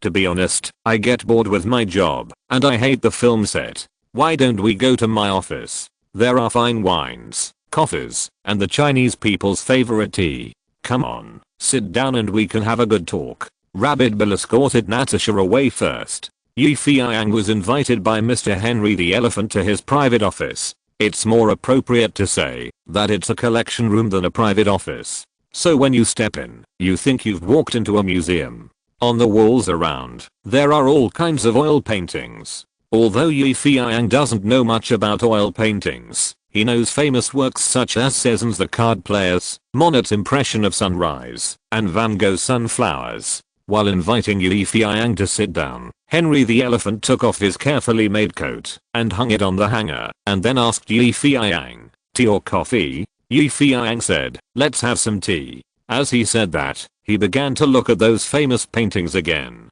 Seeing how focused he was, Henry the Elephant smiled and said, "Those are imitations, but they also cost me a lot of money. For example, the imitation of Impression of Sunrise cost me $3,000 US. To be honest, I hang these things just to show off my taste, so that people won't say, 'Look, this guy has no taste at all.' All the things hanging in his office are asterisk posters." Feiyang smiled. "I was just wondering, who would casually hang so many expensive paintings in the office?" Haha, dear Yi. "Well, is it okay for me to call you that?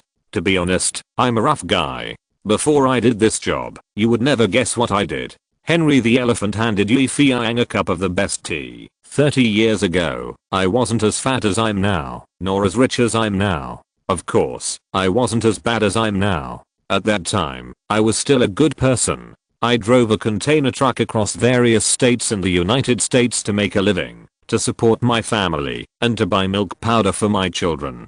Yes, I'm just an ordinary truck driver. Maybe God saw that I was working too hard, so one day he took care of me. A crew shooting a pornographic movie found me and said they wanted to rent my truck to shoot a road pornographic movie. I still remember the name of the movie, God of Love with a Truck.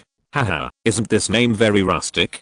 But it was very popular at the time, and the actress was also very beautiful, not inferior to your Natasha. Well, I still remember that she was a D asterisk. Why do I remember it so clearly? Because on the second night of filming, I sneaked into her tent, spent $30, and did everything a man should do. Now that I think about it, the $30 was worth it, even though it was my weekly salary. Henry the Elephant took a sip of tea with great recollection, and then said, "Later, I heard that the movie was very popular and the people who shot it made tens of thousands of dollars. I was tempted at the time. I didn't expect that shooting pornographic movies would be so profitable, so I made a very bold decision at that time. I sold my damn big truck and found someone to shoot a pornographic movie." Seeing Elephant Henry say this, Feiyang couldn't help but smile. "Is this how you got into the industry? You look so legendary. You can definitely make a movie called Porn Tycoon."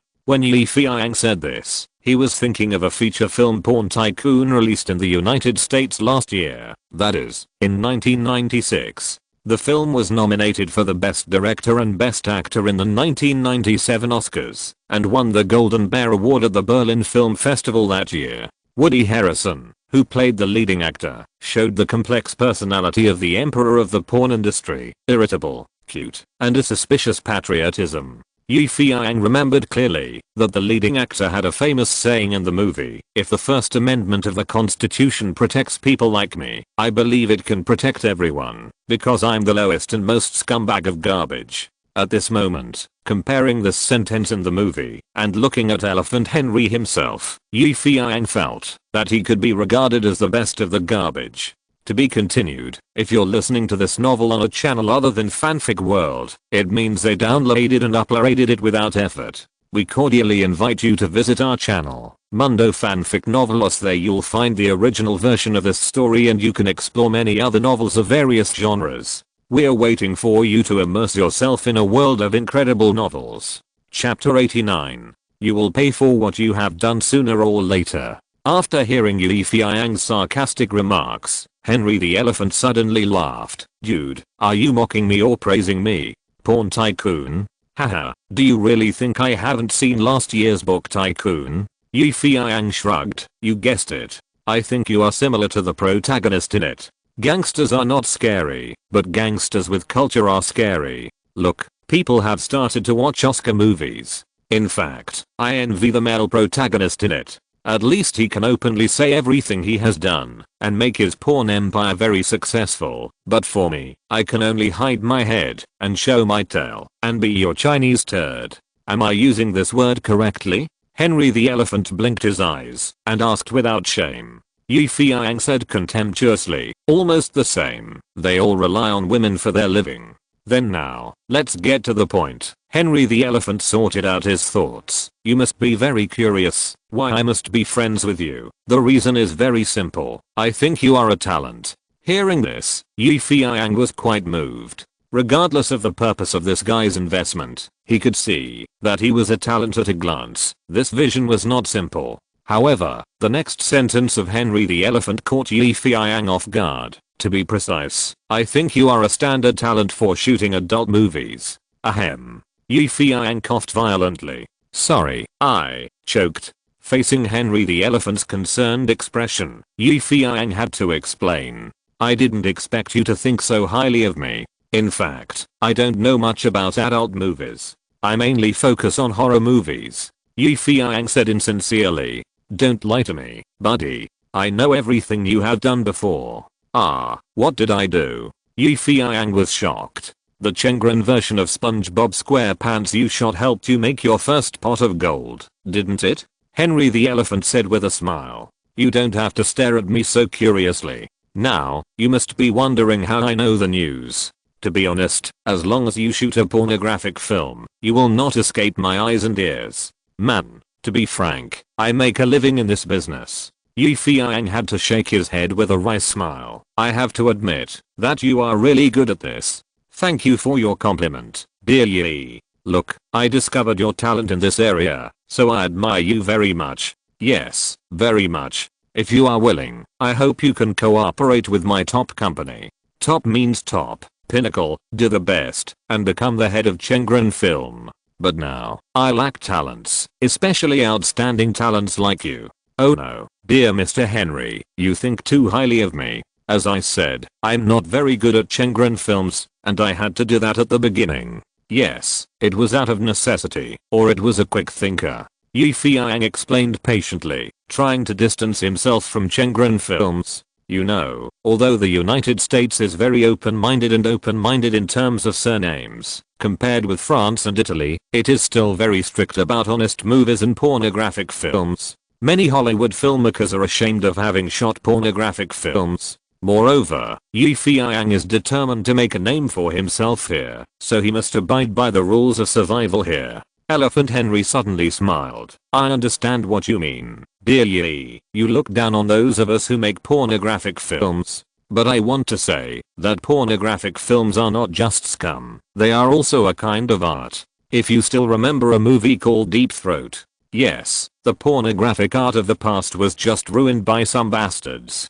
Elephant Henry's words are not aimless, they have a basis. The movie that represents the highest indicator of American pornographic films is undoubtedly the pornographic film Deep Throat that shocked the United States in 1972. The filming time of this movie only took 6 days. Although the cost was only more than $20,000, the box office revenue was said to be as high as $600 million, which can be called the movie with the highest return on investment. Feiyang also did a deep study of Deep Throat, a film that represents the highest achievement in the history of American pornographic films. Or maybe it was curiosity that drove him to have a deep understanding of this film. On June 12, 1972, Deep Throat premiered at the New World Theater on 49th Street in New York, at the corner of Times Square. It was aimed at the audience group commonly known as the Raincoat Clan. The so-called Raincoat Clan is a group of lonely men who came to the Chengren Theater wearing spacious raincoats or windbreakers, and masturbated while gazing at the women on the screen.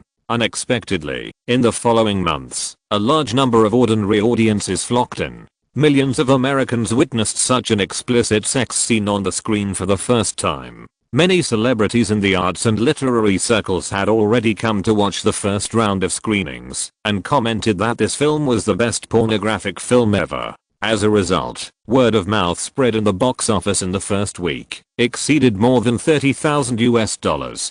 Deep Throat was the first pornographic film to attract widespread public attention. It not only opened up the development of the American pornographic film industry, but also triggered a debate between traditional conservatives and the trend of sexual liberation in society. The media called this phenomenon the pornographic trend. The current pornographic tycoon Henry the Elephant made his fortune in this trend by relying on this opportunity and chance. Facing Li Feiyang's disdain or misunderstanding of pornographic films, Henry the Elephant felt that he had to popularize the history of the development of American pornographic films to this dear Chinese, so that he would know that this kind of drama is not shameful, and filming this kind of drama is not vulgar, so that he can sincerely cooperate with him. Dear Yi, perhaps you don't know that the reason why I have been sticking to the pornographic position for so many years, unswervingly not moving my feet, and relying on male and female bed scenes to benefit the public, is only for one purpose, because I think making love is sacred, filming honest and benevolent movies is even more noble. Facing Henry the Elephant's argument, Yi Feiyang, who was holding up his teacup, almost spit out a mouthful of tea. Did I hear it wrong? How thick-skinned. Facing the elephant Henry's eloquent talk, Yi Feiyang gradually got angry. Shit. I was not invited here to listen to the history of pornographic films, nor to have your spit washed on my face. What on earth does this elephant want to do? Does he think that he can brainwash himself by just spitting? Exclamation mark. No, although I'm not a pure young man, I'm also born with a brain-dead character, and I will not be fooled by this so-called pornographic art. So after the elephant Henry excitedly sprayed for 7 or 8 minutes, Yi Feiyang decisively interrupted him. I'm sorry, Mr. Henry, you said so much. I just want to tell you that I'm really not interested in this kind of play. His tone was already a little annoyed. I have talked to you so much, which is enough to give you face. Whether you are an elephant or a tiger, don't bite me anymore. Yi Feiyang said secretly. Yi Feiyang's ruthless statement stunned the excited elephant Henry. What do you mean? All the words I said are in vain. Exclamation mark. I'm foaming at the mouth, almost spraying to death, and you're indifferent? I have to admire your determination. Hey, man, it seems that you have a deep prejudice against the movies I run. Henry the elephant sighed. But I hope you can understand that, although I'm a bad guy, I do this just to make a living. Maybe I haven't hurt any woman, but I can't guarantee that my subordinates have done these abominable things, so these bad debts should still be counted on me. Many times, I woke up from nightmares and asked myself, if I hadn't sold my big truck, but continued to drive the truck to transport goods, drink beer and hum songs, what would my life be like? Maybe, without money, status, such a large office, and not as glorious as now, but I would definitely live happily and freely. Yes, it will be very happy and free. You want to ask if there is any retribution for doing our business? Then I can tell you that there is definitely. My former wife and daughter died in a car accident. God took them away, took away the 2 women I loved most. This may be retribution. So after they left, I became a lonely fat man, and I no longer had the happiness of yesterday. Yee, if I can choose, I hope I will never be such a person in my next life. After saying this, Henry the elephant looked much older, without the vigor and vitality in the conversation just now. He was like an old elephant, squatting on the vast grassland, looking at the desolate sunset and sighing. Yi Feiyang was a little surprised at the change in Henry the elephant's mood, and even more surprised at the meaning of what he said just now. However, facing the tragic experience of Henry the elephant, Yi Feiyang's heart was filled with a very classic saying, if you mess around, you will pay it back sooner or later. Excuse me, man, why do I sound like your last words? You heard it, haha. Henry the elephant smiled bitterly. I said there would be retribution, but the previous retribution did not come to me, and my dear wife and daughter blocked it. Now, no one can block it for me. God has given me diabetes and other diseases. According to my damn personal doctor, it will be a miracle if I can live for 2 years. Henry the elephant finally told his private secret. So before I leave this world, I want to do something I have never dared to imagine. That is, to make a super classic pornographic movie. When I die, people will remember me because of this movie. This is my only hope. The wild geese leave their voices behind, and people leave their names behind. It is not an exaggeration for Henry the Elephant to have such thoughts. 2 years. 2 years left. I will leave this beautiful world, but I can't let go of my career, my unfulfilled wish. Dear Yi, I really hope you can help me. If possible, after I die, I can even hand over my career to you. Henry the Elephant said it calmly, as if he was chatting about family matters, talking about the right and wrong of cats and dogs. But for Yi Feiyang, it was undoubtedly a thunderclap. What? Let me manage his pawn empire? Are you kidding me? The originally harmonious conversation suddenly changed its taste. To be continued. Chapter 90. 3 conditions. Yi Feiyang has always had great ambitions, pure ideals, or, in other words, unknown ambitions. Yes, he has ambitions. Ambitions to dominate Hollywood and dominate the world.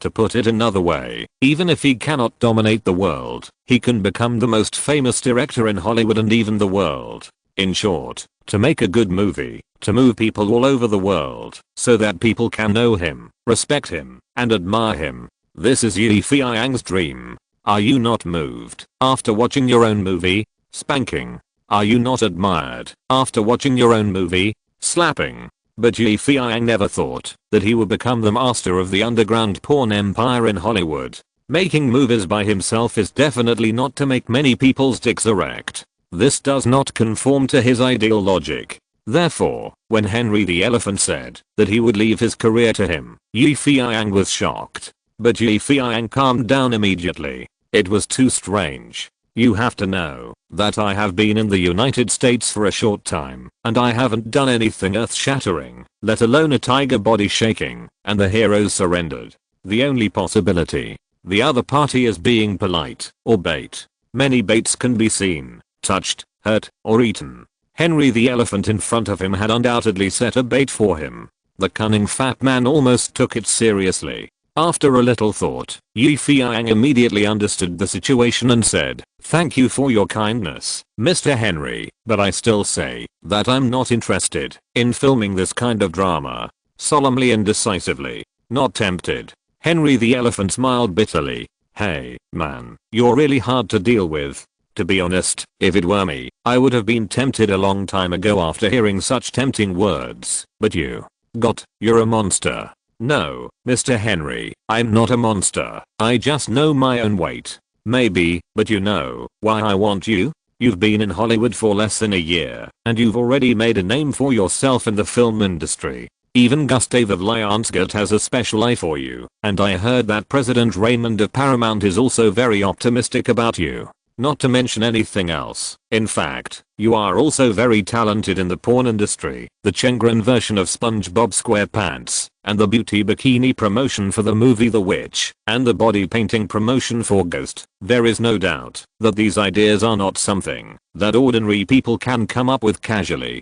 So I thought, since you can scare people to death by shooting horror movies, then shooting porn movies, will it make people's dicks explode? Haha, isn't it funny? I'm sorry, Mr. Henry, please take back your unfunny joke. Especially don't mention the damn thing in front of me. Yi Feiyang's eyes were sharp, and the laughing elephant Henry immediately shut up. "Oh, sorry, man, I spoke too quickly. I can prove to God that I didn't mean it. Yes, I just said it casually." "Well, there is no malice at all," Tycoon Henry explained. "But then again, you are really a person who is very good at creating miracles, which is why I chose you. And those damn media reported your terrifying filming. What does this show? It shows that they are extremely repulsive to your continuous creation of miracles. Yes, the United States is such a bitch country, which cannot tolerate geniuses of other skin colors. On the surface, it advocates freedom of sex, but secretly it is very xenophobic. Let alone you, a Chinese. Look at those poor black people, who are still discriminated against by many American whites. Man, maybe I really shouldn't say so much, but I still want to remind you that it will be very difficult for you to take the right path and shoot orthodox movie stories. Those American directors and American movie tycoons can't tolerate an alien like you. Again, I have no malice. Please believe me." Elephant Henry said sincerely. Yi Feiyang certainly understood what the other party meant. After all, as a Chinese, it would be more difficult to become famous and achieve a career in North America, a place dominated by Americans, than to explore Mars. Let's not talk about anything else, just look at the miserable situation of two Chinese superstars, Chow Yun-fat and Li Lian-kit, in Hollywood. One plays a cold-blooded killer, the other plays a cold-blooded drug lord. Where are our god of gamblers Gao Jin and our kung fu emperor Fang Xiaoyu? Exclamation mark. In addition, what was the reaction in the United States after Lian won the Oscar with Life of Pi in his previous life? It is said that Spielberg and Lincoln are both super talented in the minds of Americans. Who would have thought that Lincoln, a movie directed by him and about the liberation of black slaves, would actually lose to a Chinese director in the competition for the Oscar statuette? The anchor shouted very surprised after learning about it, and the local media also described it as a surprise. The American newspaper America Today did not publish photos of Lian on the front page and inside pages. Another newspaper, the Los Angeles Times, had a professional film critic who wrote an article questioning the award ceremony. On the surface, he felt that Lian deserved the award, but in fact, he thought that Catherine Bigelow of The Assassination and Ben Affleck of Argo were not nominated for Best Director, which added uncertainty to the results. Between the lines, he always believed that Lian was not as good as Spielberg, and he was sad for Lincoln, which received 12 nominations, but only won 2 awards. This shows that Americans are fucked. It is very difficult for Chinese people to make a name for themselves. Whether you have bad intentions or not, I really have to leave now. Thank you for your hospitality. Yi Feiyang thought for a while and stood up and said, alas, I know I can't persuade you, no matter what I say, but it doesn't matter, at least you admit that you are my friend. Henry the elephant sighed, tried to move his body, and stood up to see him off. But his huge body shook and he almost fell. Damn, my body. Beep, beep, beep. The timer rang at this time. Dear Yi, before you leave, can you do me a favor? Tycoon Henry panted, wiping the sweat from his forehead, and said, it's time. I need an injection. Help me. The needle is in the drawer. It seems that Elephant Henry is in pain. Yi Feiyang, who was about to leave, had to stop and watched the other party move with difficulty. He was too fat, and I really didn't know how his small heart could support such a huge body. In the drawer, Yi Feiyang walked over, opened the drawer, and saw the boxed injections. It looks like it contains insulin to inhibit diabetes. Yes, help me, give me an injection here. Elephant Henry stretched out his thick arm, which was densely covered with needle holes. Ordinary injections are too ineffective for me, only the slightly thicker one works. Elephant Henry pointed to the thick syringe in the drawer. Yi Feiyang had to admire the willpower of this elephant. Such a thick syringe, most people probably can't stand it for 3 days, but he actually carried it for so long. But I don't know how to give people injections. Yi Feiyang raised his eyebrows. It's okay, just do what I say. Why don't you let me die earlier from this damn disease, so I can suffer less? When injecting, Yi Feiyang finally understood why Henry the elephant needed such a thick needle. His skin is so thick that ordinary small needles can't penetrate it at all. Huff. When Yi Feiyang finished injecting the insulin, Henry the elephant was already panting with exhaustion. Yi Feiyang wondered, isn't it just for you to pose and get poked? Is it worth it to be so exhausted and breathless? Okay, dear Yi, thank you. I'm fine now. Yes, don't worry about me. I'm fine. At least I'm fine now. Henry the elephant said to Yi Feiyang in a self-indulgent way. Yi Feiyang was going to leave after finishing the job, but now he was too embarrassed to leave immediately. Are you really okay, man? I see you are sweating profusely. I'm used to it. It's all because of my damn obesity. I sweat profusely when I move. Well, I think I'll leave and let you have a good rest. Well, you go. Seriously, I don't know when I will die in this office. My company will be in chaos by then. So, it's better to be out of sight. Henry the elephant sighed, looking like an old man sitting and waiting to die. Perhaps in his eyes, if he really died in obscurity, what's the point of struggling for so long? He tried every means to get this Chinese Yi to help, hoping to use his hands to shoot a classic *** movie at the last moment, so that his name can be engraved together with this play, so that everyone can remember this play and remember himself. The reason is so simple. Is there anything wrong with this? Even if there is a mistake, it's because he chose the wrong career. Henry the Elephant sighed, while keeping an eye on Feiyang's movements. During the previous conversation, he found that the other party was the kind of guy who looked cold on the outside, but was warm on the inside. Kind people always like to sympathize with others, don't they? Exclamation mark.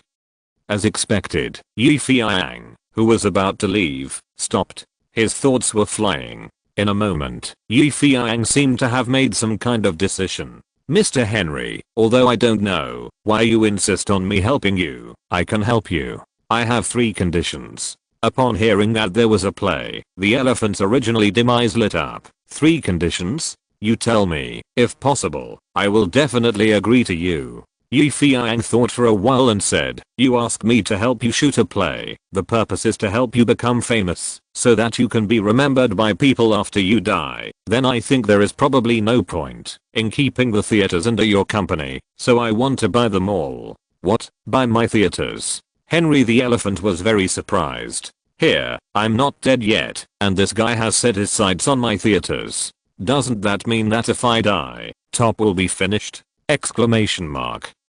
But it seems that after I die, this company really has no meaning to exist anymore, and there are no children around to inherit this business. Gritting his teeth, okay, I can agree to this condition. Feiyang smiled. Buying a movie theater chain has always been Feiyang's biggest concern, and it is also the biggest stumbling block to the development of dream pictures. But in Los Angeles and Hollywood, movie theater chains are very expensive, especially in today's booming American film industry. Movie theater chains have become a recognized hot commodity. It is absolutely impossible for a small company like Dream Pictures to snatch a theater chain from big companies like Fox, MGM, Paramount, and even Lionsgate.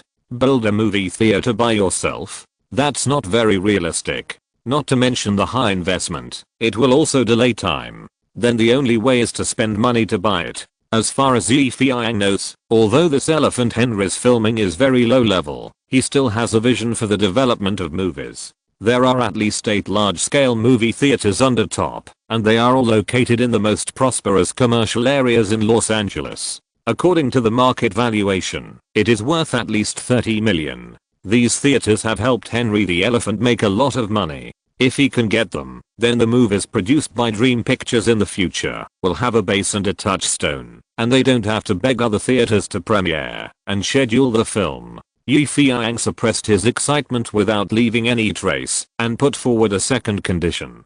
The second condition is that, if this movie is successful, I want you to donate all the box office revenue to charity. Donate the box office? Henry the Elephant's original surname of Loving Money made it difficult for him to agree. Yes, it must be donated in full. Not a penny can be kept. Do you agree? Feiyang stared at him and asked. Henry the Elephant took a deep breath, and his fat body trembled 3 times. After I die, I don't know which bastard will get this money, and donating the box office now is just child's play. This condition, I can also agree to you. The elephant said this sentence with difficulty. Very good. The last condition. Since I'm helping your company to make a movie, I will try my best to use the artists under your company. However, I will be fully responsible for the specific personnel deployment, and your people must not interfere.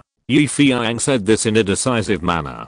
The most feared thing in filming is the bondage. As the saying goes, I'm not afraid of godlike opponents, but I'm afraid of pig-like teammates. Feiyang didn't want to be stabbed in the back while he was desperately filming in front. What's more, this Top is not a formal film company at all, but more like an entertainment venue. Filming is only for entertainment. It is estimated that it has never filmed a movie with an investment of more than $300,000.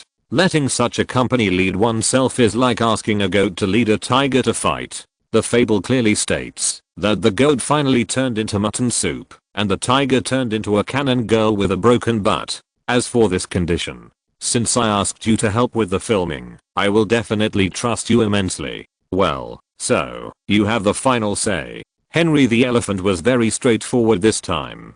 Yi Feiyang smiled again, just as he guessed, accepting it so readily. In fact, Yi Feiyang's order of raising conditions is very skillful. He first raises the most difficult ones to accept, and then raises the less important ones at the end. This will give the client an illusion that even the difficult ones are accepted, not to mention these small conditions. Look, my friend, I basically agreed to all your conditions. So now, can I also raise some of my requests? Asked Billy the elephant. Of course, you say. Yi Feiyang is not such an unreasonable person. Ahem. First of all, I hope that the film you shoot will be preceded or followed by a sentence, such as paying tribute to the respected Mr. Henry, or this film is the work of Mr. Henry with great effort, etc. Yes, I just want to put my own label on it. I hope you can understand. I can promise you this. After all, I'm helping you shoot the film, and I'm using your top resources. By the way, the filming fee is also paid by you, isn't it? That's good. Haha. Secondly, if this film can't meet my requirements, I mean, it can't make the whole Hollywood boil, then what should I do? What do you think? Yi Feiyang asked back. Then all the conditions you proposed before are invalid, and you have to compensate me for all the losses during the filming. Attention, double it. For example, if I invest 300,000, you have to compensate me 600,000. If I invest 3 million, you have to compensate me 6 million, and so on. Most importantly, I will not accept this bad movie. It can only be labeled with your label. It has nothing to do with my elephant Henry. It must be considered that he saw the careful calculation of this elephant and would never suffer any loss. The three conditions he proposed seem harsh, but he has to pay for the purchase of the cinema chain, not let others give it away for free. Asking him to donate the box office is equivalent to helping him do good deeds. Finally, asking the other party to cooperate and delegate power is also to make the movie well. But the three conditions proposed by the other party are almost all the mercenary of businessmen who only want to take advantage and never suffer any loss. Yes, I can accept your conditions. Yes, it's good to have give and take. Yi Feiyang said lightly. But now I'm missing a very important person to be the assistant director of this play, so I want to recommend someone to you. He is very experienced in this area. Oh, who is he? Elephant Henry doesn't care who will be the assistant director, but it's good to find someone with experience. He is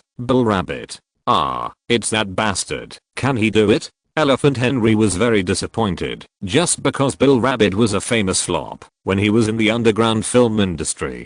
Believe me, maybe he was rubbish before, but talents can also be trained. Yi Feiyang vowed. To be continued, chapter 91. Come, let's fall together. To be honest, from the beginning, Yi Feiyang had no intention of making friends with trash like Henry the Elephant, but as the conversation deepened, Yi Feiyang found that this trash or the legendary scumbag was not as bad as he imagined. Then Yi Feiyang also understood the purpose of Henry the Elephant looking for him to film, just to make people remember him after he died. This purpose is very simple. It is also worth considering, not to mention that there are three conditions he proposed, especially the 8 major theaters of the top company, which are absolutely very tempting. Therefore, Yi Feiyang accepted Henry the Elephant's invitation and the two sides reached a preliminary cooperation agreement. However, it is absolutely difficult to make a pornographic film into a classic, because many people's eyes will involuntarily focus on the color and ignore the love behind it. To be honest, Yi Feiyang really doesn't have much confidence in this type of movie, so he pulled in Rabbit Bill, who used to work in this industry. Yi Feiyang asked Rabbit Bill to be the assistant director for the following reasons. First of all, Rabbit Bill himself is a role model among underground film workers, a role model for those who failed. With his guiding light, I can avoid many detours when making movies. Secondly, Rabbit Bill understands the tastes of American audiences better, unlike me, who studied almost all your metatra in my previous life. It is because of the different species and different tastes.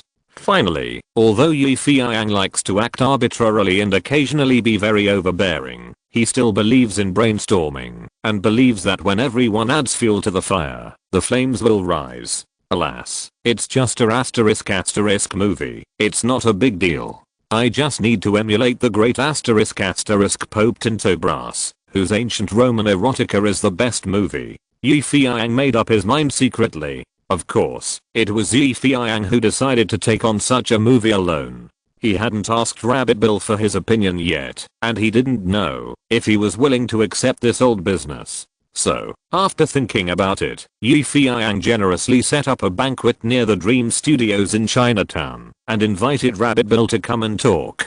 Besides, Rabbit Bill, today he saw how powerful Boss Yi was. He single-handedly, oh no, he brought his own unique Dragon's Den and Tiger's Lair and defeated the arrogant and unlimited Buffalo Billy. At that moment, Rabbit Bill seemed to see Eastwood and Red Dead Redemption.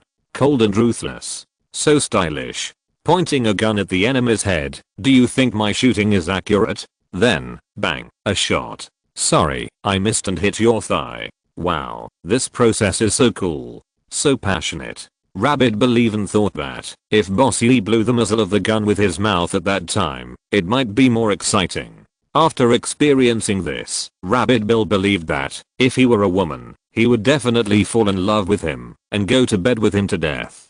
Just when Rabbit Bill was daydreaming, he suddenly received a call from Yi Feiyang. On the phone, Yi Feiyang said in a very gentle and friendly tone, "I'll treat you to a meal." Instantly, Rabbit Bill was shocked. No way, Boss Yi is treating me to a meal? Exclamation mark.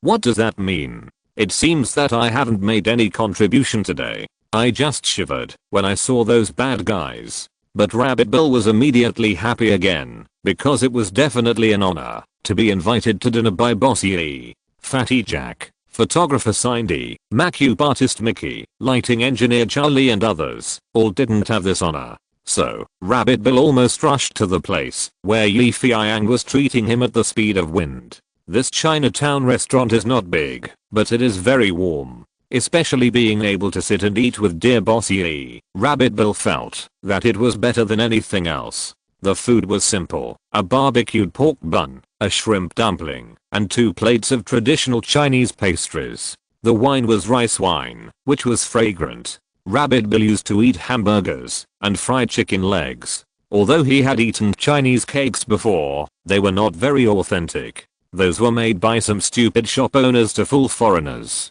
Now that he had eaten the authentic ones, Rabbit Bill gave a thumbs up and kept applauding. Seeing that Rabbit Bill was enjoying his meal, Yi Feiyang was also happy. After they had almost finished eating and took a sip of rice wine, Yi Feiyang said, "Actually, I invited you to dinner today because I have something to discuss with you." "Oh, dear boss, just tell me what you want." Rabbit Bill wiped his mouth. Yi Feiyang sorted out his words and thought about how to speak so that Rabbit Bill would accept it patiently. After all, a director who has shot a sincere film is like a whore who fell into a brothel. It is not easy to become a good person. Rabbit Bill was finally rescued by himself, and now he has to push him into the fire pit with his own hands. It's really unbearable. Parenthesis, although this time it is a asterisk film, not a pornographic film. Seeing Yi Feiyang holding the wine glass without saying anything, staring at him, something seemed wrong. Bill Rabbit felt a little uneasy, thinking,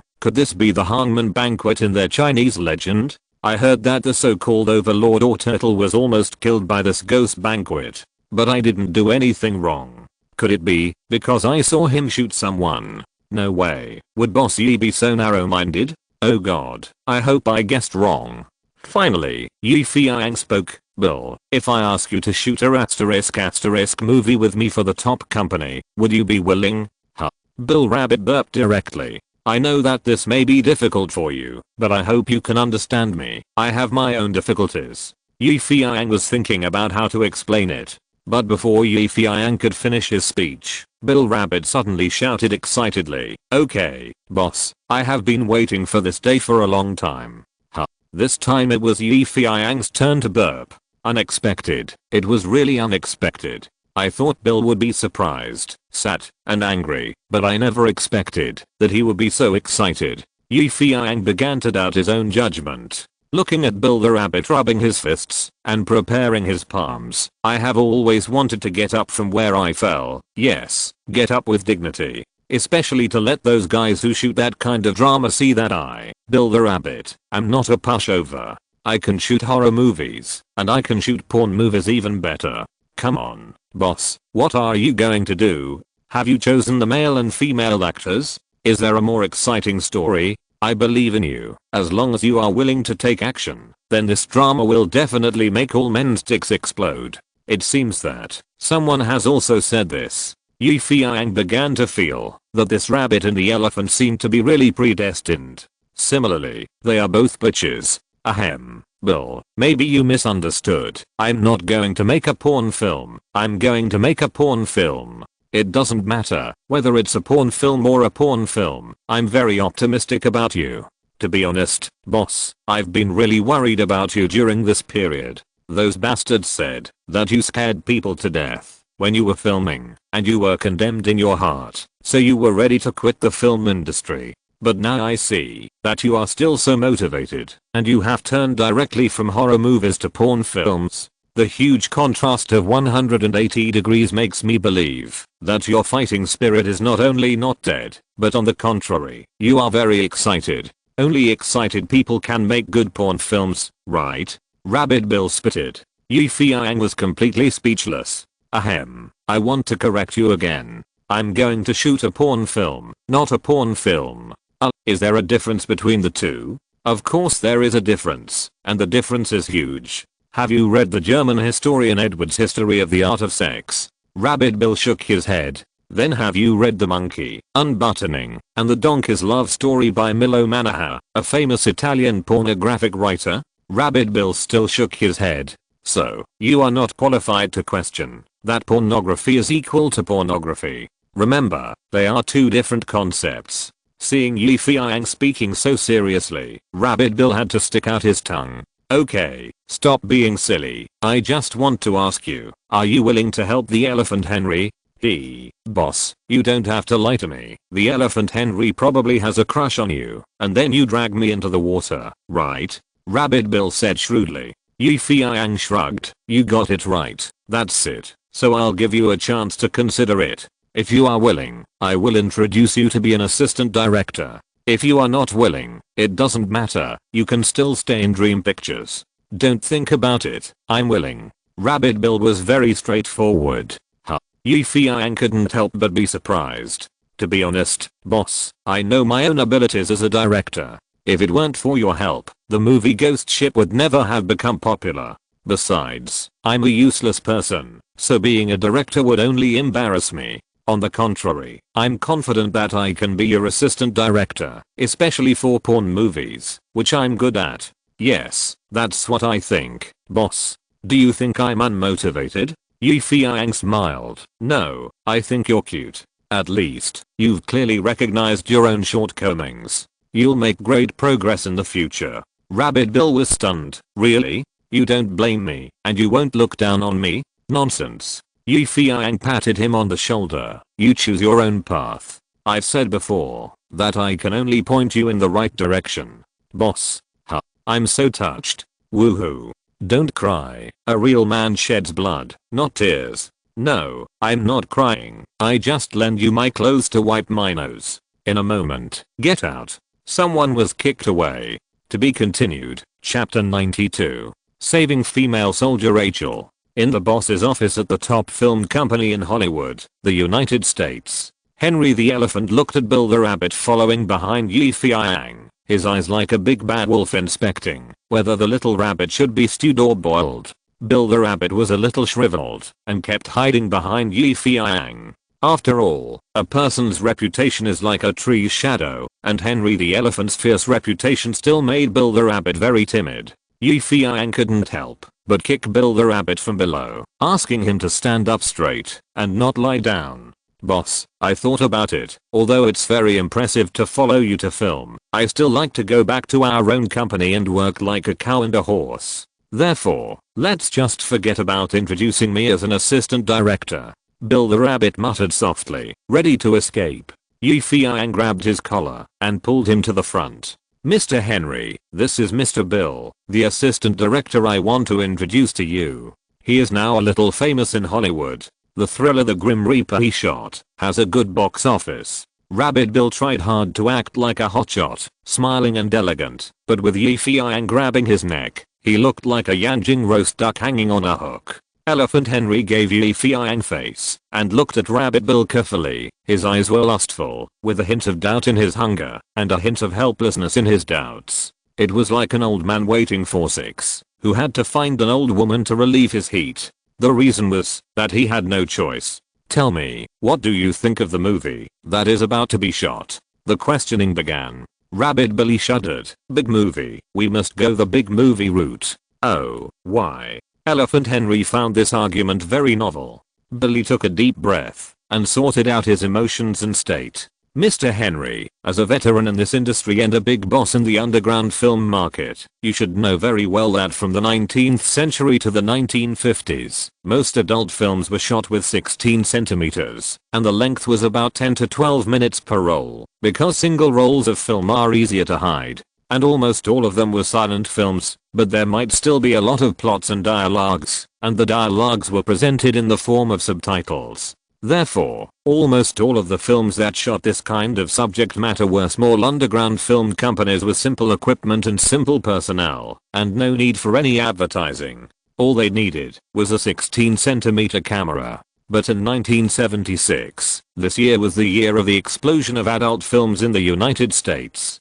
Due to the influence of the concept of freedom in the United States, many legitimate film companies also began to shoot honest films. According to statistics from the American Honest Film Association, the income of adult films in 1976 was 16% of the total box office of movies in the country. More than 100 such films were produced that year. Facing Bill the Rabbit's eloquent talk, Henry the Elephant couldn't help but start to look at the little rabbit with new eyes. Thinking in his heart, he saw that he was talking very well and had the demeanor of an expert. No, I still have to test him to prevent him from just talking nonsense. Well, dear Mr. Bill, since you said that 1976 was the most prosperous year for this type of movie, I want to know, which movie do you think is the most important? At this moment, it was like a teacher asking a question. If all the wonderful content Bill just mentioned was memorized by rote after reading the materials, then Henry the Elephant's question would definitely make him give up.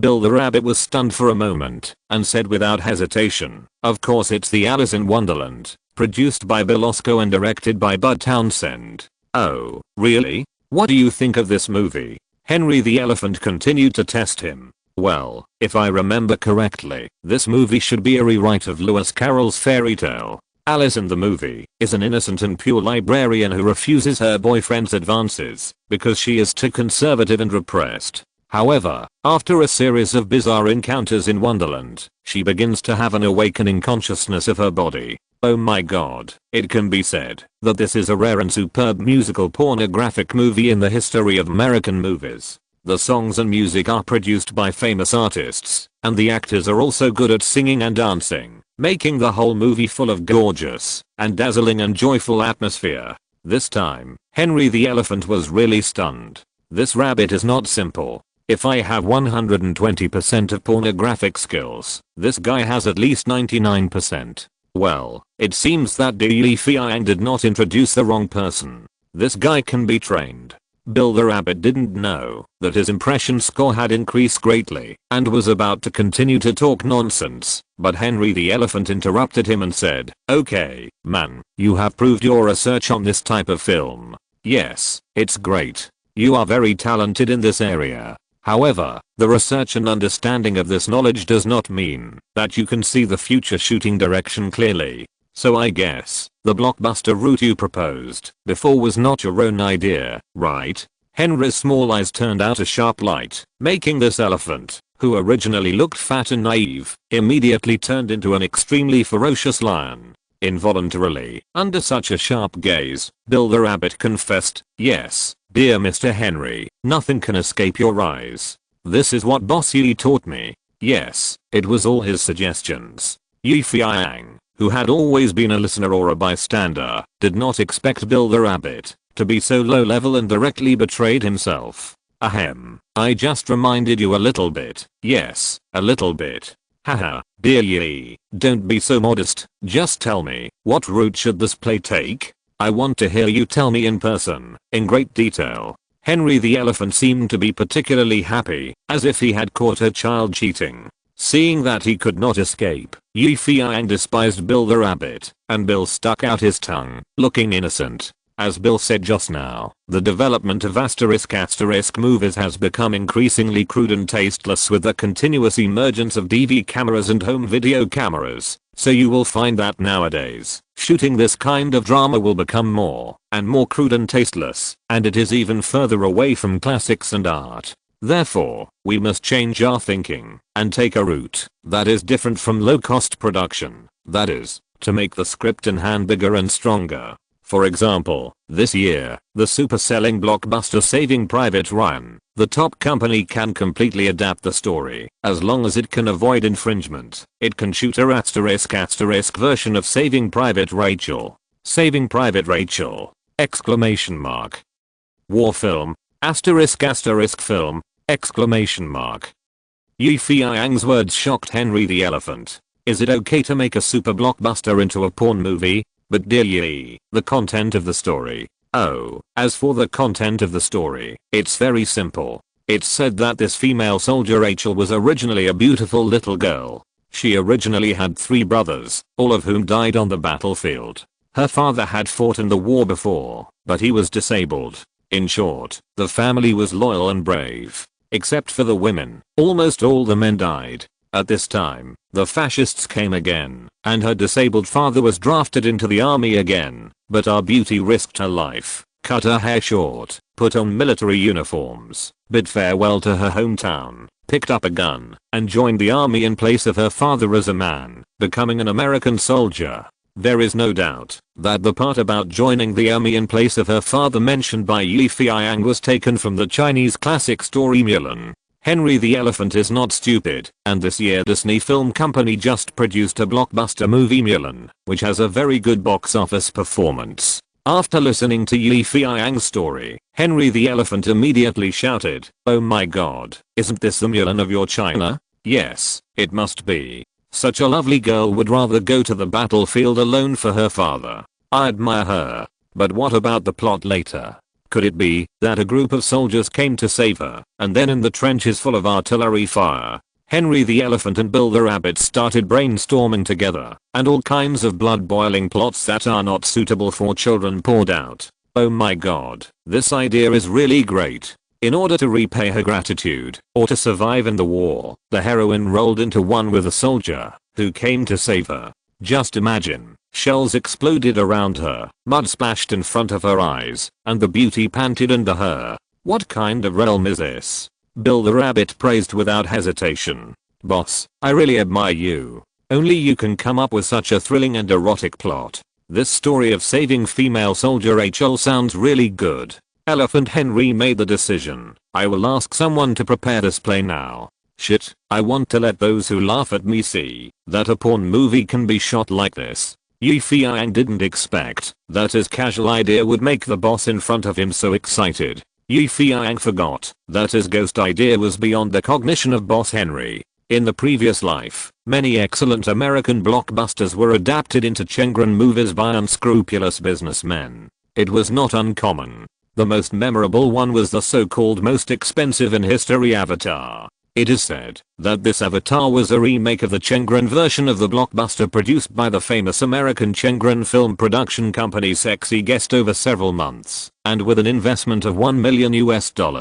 It is known as the most expensive Chengren movie in history. After the blockbuster Avatar swept the world, the unscrupulous film producers immediately released the news that they would remake the Chengren version. In just 3 or 4 months, this Avatar was born. In fact, it is not the first time that blockbusters have been spoofed. Pirates of the Caribbean and Batman, which are of great status in American film history, have been spoofed by Chengren film producers. Among them, the Chengren spoof version of Pirates of the Caribbean also won 10 awards at the Chengren Film Festival in the United States, and was even used as a teaching material by some film professors. It is no longer a new thing for blockbuster movies to be spoofed. Industry experts said that, if the movie is not a hit, the film producers will not look down on it. It can be said that in terms of spoofing Hollywood super blockbusters and turning classics into pornographic films, there is nothing they can't shoot, only what you can't think of.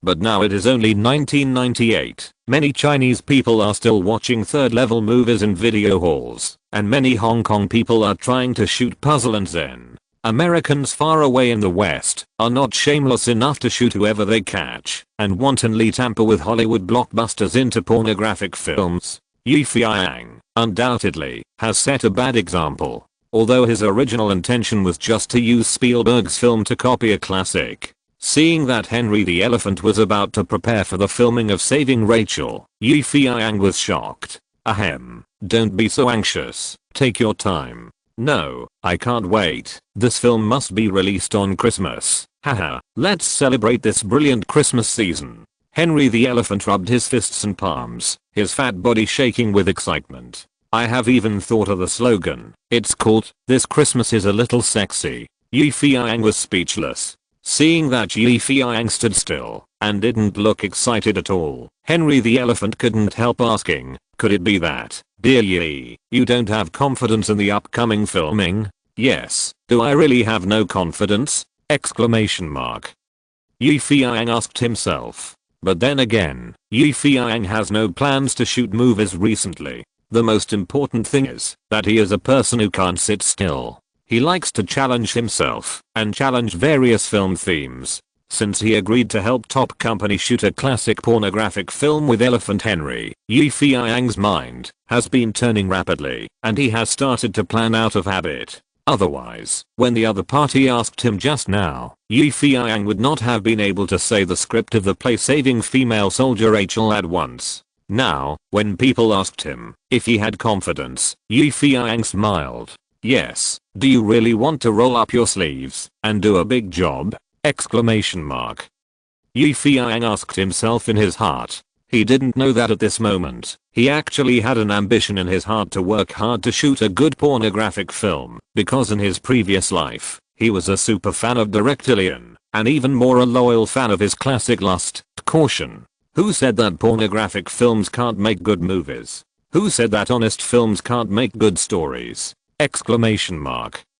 Who said that directors must make serious movies? I'm not serious, what can you do to me? Exclamation mark. Don't worry, since it is a movie that I, Feiyang, agreed to shoot, I will do it with all my heart. So, you don't have to doubt me, let alone my ability. I understand. Haha, you are an expert, otherwise I wouldn't try every means to ask you for help. Elephant Henry said naively, but as the director of this play, shooting a movie of this theme may more or less affect your reputation. Of course Feiyang understood what Elephant Henry said. A *** movie might turn into a pornographic movie, and pornographic movie is the biggest stain for a director. Damn Hollywood people, they are also fucking mean. They like to find fault with others, and then point at you, and call you impure, unkind, too low level and vulgar. So, dear Yi, for your own reputation, do you want to take a pseudonym? For example, Tom, Sam, Bloom, etc. How about it? No need. Feiyang raised his sword eyebrows and said, since I took this role, I will not hide it, or act like an invisible man. I chose the role, and walked the road. My name Feiyang will never change. Looking at Feiyang's solemn look, Henry the Elephant suddenly thought of a Chinese word, ambitious. To be continued, chapter 93. No madness, no life. Feiyang has always been a serious and cautious person. Therefore, for this cooperation with Top Films, he was very serious and cautious, and found his private lawyer, Louis Kerr. During this period, Louis Kerr helped Feiyang a lot, especially after the movie Scared to Death incident. Louis Kerr stood by Feiyang and helped him resist all kinds of guns and cannons. You know, those wild unions, associations, and countless civil organizations in the United States are not good people. In view of the fact that the movie shot by Feiyang scared old John to death, several lawsuits directly sued this young Chinese director in court. At this time, Louis Kerr stood up again and acted as Feiyang's defense lawyer without hesitation. Although civil litigation is not Louis Kerr's strong point, he still helped Feiyang wash away the dirty water that was randomly splashed and cleared his name. For this, Yi Feiyang has always been very grateful for Louis Care's help.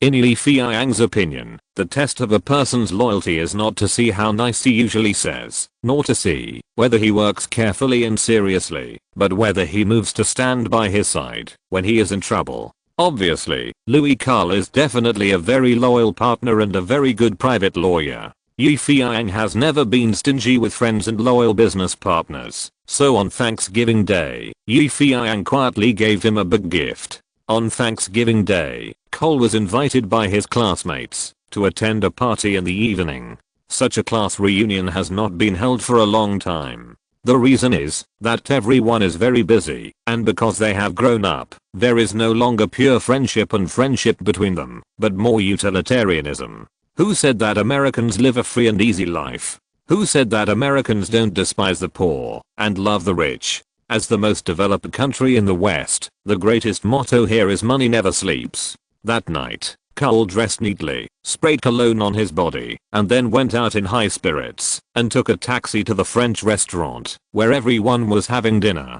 After not seeing each other for many years, several former classmates of course greeted each other and chatted with each other. Among them, the one who developed the best was a guy named Pluto. This guy's characteristic is that he likes to fart, so he was called the king of farts when he was in school. But now the king of farts is really very fart. Not only is he an executive in a Fortune 500 company, he also drives a new car worth $100,000, which can be said to be extremely cool. But these are not what Carl pays the most attention to. Carl's eyes are all on Pluto's girlfriend. Yes, Carl knows her. She is Carl's first love girlfriend Linda. At the beginning, it was because she thought Cole was incompetent that she dumped Carl and threw herself into the arms of this king of farts Pluto. For this reason, Cole worked hard, studied hard, and finally passed the lawyer's license a year ago and became a small lawyer in the Hollywood entertainment industry. But Carl had achieved success, and the king of arrogance had obviously achieved more, which could be distinguished from each other's cars. The Mercedes-Benz worth $100,000. That king of arrogance Pluto was enough for Linda to proudly prove that it was absolutely the right decision to get rid of Carl. Carl, on the other hand, came by taxi. He had a car, but he sold it last year to get his lawyer's license. But in order to save some face, he lied that his car was broken. Yes, in the United States, how can a successful person not have a private car? His ex-girlfriend Linda saw through him at a glance and ridiculed him for lying. Cole wanted to slap this bitch a few times at that time. He had some friendship with her, but she didn't give him face. As for the king of arrogance and others, they had already laughed so hard that they fell backwards and laughed at Carl for being too eager to save face and being an idiot. At that moment, Cole really wanted to dig a hole in the ground and crawl into it. The class reunion ended sadly. The arrogant king hugged Linda, and the couple continued to show off their power. They started their new car worth $100,000 and asked Carl if he wanted to give them a ride. What could Carl say? He could only laugh dryly and refuse the other party's good intentions. But the story is not over yet. Just when Cole was blushing and preparing to take a taxi, a beautiful sports car slowly drove up to him. After opening the door, Yi Feiyang threw the car keys to him very casually and said, "This is your gift, Carl. Happy Thanksgiving." How could Louis Carl not have thought that Yi Feiyang would give him such a beautiful car? No matter what, it was a rare chance to turn over and show off. So in the stunned eyes of the arrogant king, Linda and others, Carl started the engine and drove away. The arrogant king behind him swallowed his saliva. This is a BMW worth $300,000. This damn Carl. He didn't learn the good things, but he learned to pretend. Afterwards, Louis Carl asked Yi Feiyang, "Why are you so nice to me? I'm just a small lawyer." Yi Feiyang's answer was, "I never regarded you as a lawyer, but a friend. Friends should be nice to friends." This feint should move Carl very much. What does this show? It shows that China Yi does not regard itself as an outsider. Yes, we are friends. Friends should help each other and stick together. At that moment, Louis Carl told himself that he would never betray this friendship at any time. Friendship years, long live friendship. Since receiving Yi Feiyang's gift on Thanksgiving, Louis Carl has respected Yi Feiyang as his boss more and worked harder. Now, Yi Feiyang asked him to sign a legally binding cooperation document with top company, and Cole was extremely serious and responsible. Even Henry the Elephant's private lawyer couldn't help but look at this colleague with new eyes. It was so amazing. He carefully considered every word. I have never seen such a careful person. He even analyzed every clause so seriously. In short, with the help of Louis Carr, a loyal and professional private lawyer, Yi Feiyang was not afraid of being cheated by Henry the Elephant. After signing the contract agreement between the two parties, Yi Feiyang officially took office as a director. Now he faced many problems to do, the first of which was to write the script. The previous rough script was just the general content and basic ideas. To put it bluntly, it was just a movie outline that was just a pie in the sky. Now we have to enrich this outline, add some spice, increase the character's personality and character attributes, and make this play flesh and blood and full. This kind of work is not too heavy, but it consumes too much brain cells. In contrast, Henry the Elephant, who had signed the cooperation agreement, was bored. Seeing his partner busy, he couldn't help asking, "What should I do now?" Yi Feiyang said casually, "Leave this play to me. If you are really bored, go to the streets, to do some good deeds, and accumulate good karma. After all, Christmas is coming." Yes, Christmas is really coming. The Hollywood film market is also starting to become lively. In fact, starting from Thanksgiving this year, the American film market has entered a robbery period, the Christmas period. This is because at the end of the year, major film companies not only have one eye on the bulging wallets of movie fans during the holidays, but also have another eye on the award season starting on December 1st. From the Oscars to the Golden Globes, from the Screen Actors Guild Awards to the Film Critics Association Awards, they can't delay the grabbing of money and awards, so movie fans can see a lot of high quality products during this period, and of course they will find many familiar faces of superstars. With the successive appearances of these superstars, major film companies are working hard to promote their new films, so a melee that is even cooler and more dazzling than Halloween has begun. But no one would have thought that, in private, the Chinese director who was once scared to death by everyone for filming a movie is helping the top company shoot a very tasteful Christmas New Year *** movie. Saving Rachel. In the words of top boss Henry the Elephant, "I'm not a high-ranking person, nor an artist or a filmmaker, I'm just a low-level small film boss. My only hope is to do my best to make everyone remember this top-produced film, and have a happy Christmas.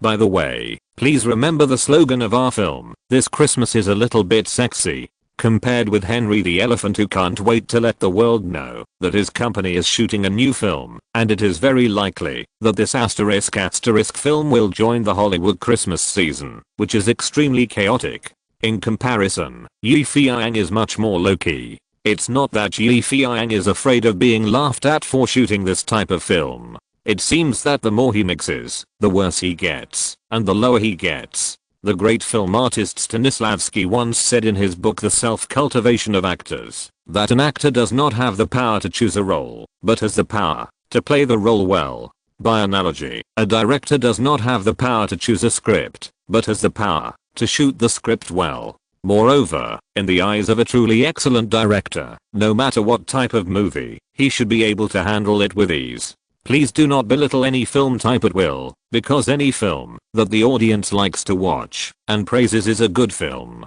The same goes for porn movies.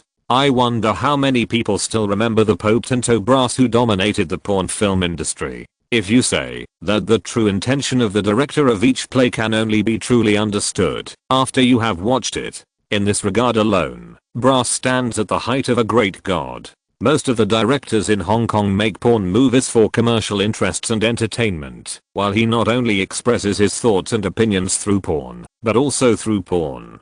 In fact, this pope of porn who has attracted countless fans to worship, was a standard young art filmmaker, before shooting porn movies. In the first 10 years of his career, the films he shot were full of avant-garde and bizarre plots and dreamy surreal pictures. Unfortunately, the road of art is not so easy to walk. The arrogant brass encountered obstacles everywhere, until he suddenly realized what he wanted to shoot, so he jumped into the world of porn movies and eventually became a pope.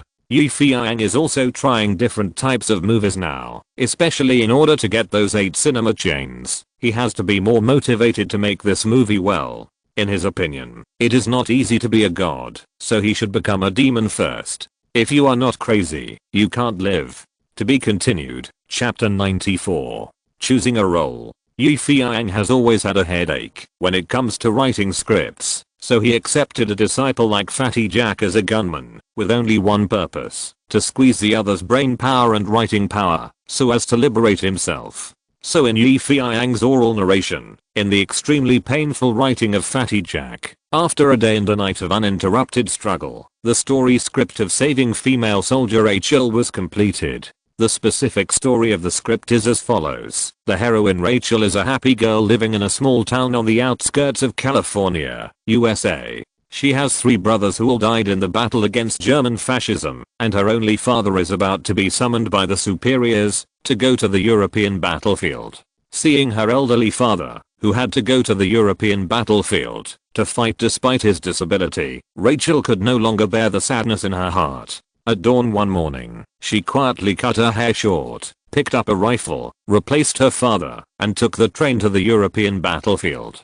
On the cruel European battlefield, Rachel's marksmanship was divine, and she became an excellent sniper. Many German Nazis died under her sharpshooting. In response to Rachel's death threat to German high-ranking officers, Germany dispatched the sniper Hoffman, known as the God of Guns. On the European battlefield, the American female shooter Park German male sniper, or thrilling gun battle is about to begin. At the same time, Rachel's father's military service was exposed and was learned by the senior US Army. At this time, Rachel fell into the trap designed by the German sharpshooter Hoffman because of an accident and was in danger. In order to save this outstanding daughter of the American people, the US Army dispatched a rescue team headed by Colonel Miller and launched an unprecedented Save Female Soldier Rachel operation. That's right, the above is the movie script that Feiyang wrote in a whole day. The content of this script basically includes 3 stories. The first story is about Rachel joining the army in place of her father. Needless to say, many people know that this story is based on China's Mulan. This story was adapted into an animated film by Disney years ago, which has a far-reaching impact. The second story describes a sharpshooter fighting a sniper. Feiyang took this story from the war blockbuster Enemy at the Gates in his previous life. The original Soviet sharpshooter was turned into an American girl by Feiyang, but her shooting skills were just as amazing. The third story is about the theme of the whole play, saving female soldier Rachel. This story is basically Feiyang's copy of the great director Spielberg's Saving Private Ryan. This play was a box office hit during the summer vacation this year, becoming an American blockbuster with a box office of over $470 million. Feiyang copied this, which is equivalent to taking a ride on a favorable boat. He only needs to take good care of it, and it will soar into the sky. Of course, the content of these stories is healthy, pure, kind and positive, without any asterisk or pornography. However, as a classic pornographic film in the future, such a perfect script must have some wonderful sex scenes, and these sex scenes are divided into several exciting passionate scenes such as trench hand-to-hand combat, field battle on stretcher, and car sex on military vehicle. Feiyang disdains these scenes and leaves them all to Rabbit Bill to tinker with the script. Anyway, he is good at dirty plots. Don't think that Feiyang will be free from this. As the director of this play, he has to turn around and take over another very critical task: selecting actors. Generally speaking, the actors of Chengren movies are not very important, as long as the actresses are beautiful, pretty, and hot. But this time is different, because Feiyang is not shooting a simple Chengren movie, but a classic pornographic movie, such as Leon's Lust, Caution and Tinto Brass's The Roman Empire. Feiyang doesn't want the story he has worked so hard to create to have only dry sex scenes. What he wants is the kind of atmosphere that can move people's hearts. If there is no classic, it will be a failure. This is what Feiyang demands and encourages himself. Filming requires actors. Good actors can act in everything. For example, in many American film schools, the acting department tutors will ask you to act as caterpillars, turtles, octopuses, and other types of mollusks in the sea. The more difficult it is, the more they will ask you to act. To put it bluntly, they are torturing you in various ways. To put it nicely, they are tapping your potential. Being an actor in Chengren's film is relatively simple. As long as you have good appearance conditions, are bold and open, have blurred eyes in front of the camera, can pose in various seductive and sexy postures, can stick out your chest and hips, raise your head and stick out your buttocks, and can shout loudly at the critical moment, oh, yes, then congratulations, you have succeeded halfway. Yes, it is that simple to make this kind of movie, but this time, Feiyang decided to eliminate all the actors who can only shout oh, because this time he needs good actors with real acting skills. As for the male actors, Feiyang personally appointed Big Bird Roxy to play the role of Tom Hanks. Big Bird Roxy himself was also very happy. You know, his greatest asset is. Everyone should know it without saying it. Unfortunately, he is now unappreciated and has a sharp weapon, but no place to use it. He played a supporting role to Natasha in the filming of Ghost Ship. Natasha became very famous, but he was still a small supporting role and could only see his tiny name on the subtitles of the film. As a man, Big Bird Roxy is also ambitious. His ambition is not big, he just hopes to make a few good movies, become famous, and then make some money, to open a coffee shop on the beach, hug his beloved woman, blow the sea breeze, drink fruit drinks, slightly tilt his head, and watch the sunset together at a 45-degree angle. Occasionally, he can show off in front of his naughty nephew Robert Pattinson, telling him, look, your uncle makes a living by birds, but he is also a star. Look, how simple this dream is. However, things did not go as he wished, and as the Uncle Bird, Luke he missed opportunities again and again. Now, the opportunity has come again. Feiyang told him that he wanted to shoot a blockbuster, and it was his counterpart, *** movie, and asked him if he wanted to join. Hearing this news, Luke he said without hesitation, I'll do it. In addition to the male lead, a play must also have a female lead, especially Chengren movies, which are almost all solo performances by female leads. Whether a woman is beautiful or not, whether she is sexy or not, directly affects the box office. As a senior porn tycoon, Henry the Elephant took out a stack of photos for Feiyang to choose from. Almost all of these photos are beautiful actresses from top companies. There are blondes, brown-haired and blue-eyed Snow White skin, and chocolate skin. There are charming women, shy and innocent women. In short, there are all kinds of women. In Feiyang's words, mature women, royal sisters, Lalita, and face control are all available. Looking at so many photos, Feiyang was almost dazzled. He didn't expect that there would be so many people engaged in this kind of film shooting, which is even more rampant than beauty pageants. But Henry the Elephant said he didn't force good women into prostitution. These were all voluntary shoots. The reason was that most of them were for money, another part was for fame, and only a small part was for interest. Feiyang carefully studied these heroine candidates who were thrown over, and now eliminated the most common ones who showed off their charm. After all, to be a foreign version of Mulan, you must definitely be worthy of the 4 words heroic and valiant. Gradually, Feiyang had fewer and fewer photos, and finally only 3 were left. The first photo was of a black beauty, black pearl-like, plump, healthy, wearing camouflage clothes, giving people a heroic feeling. Unfortunately, black beauties are not popular in porn movies, so Feiyang had to reluctantly give it up and discard it. The second photo was of a petite Mexican beauty, with black hair draped over her shoulders and a curvy figure, which was very hot in the words of a man. But her appearance was too gentle, and she didn't look heroic at all. Feiyang shook his head, and had to discard this one again. It was the last photo. Feiyang took a deep breath, and saw that it was a girl with a super plump bust and a super sexy figure. The golden wavy hair fluttered in the wind, and the big, round, charming eyes added a bit of charm, but Feiyang was more attracted by her angular cheeks. This face shape is not flattering for women, and does not conform to the traditional aesthetics of women, but in Feiyang's opinion, it adds a bit of extraordinary charm to this girl. Why? Finally, Feiyang understood that it was her eyes, which revealed a hint of determination in her charming mood. Yes, She is the female soldier Rachel I want. Yi Feiyang made a decision.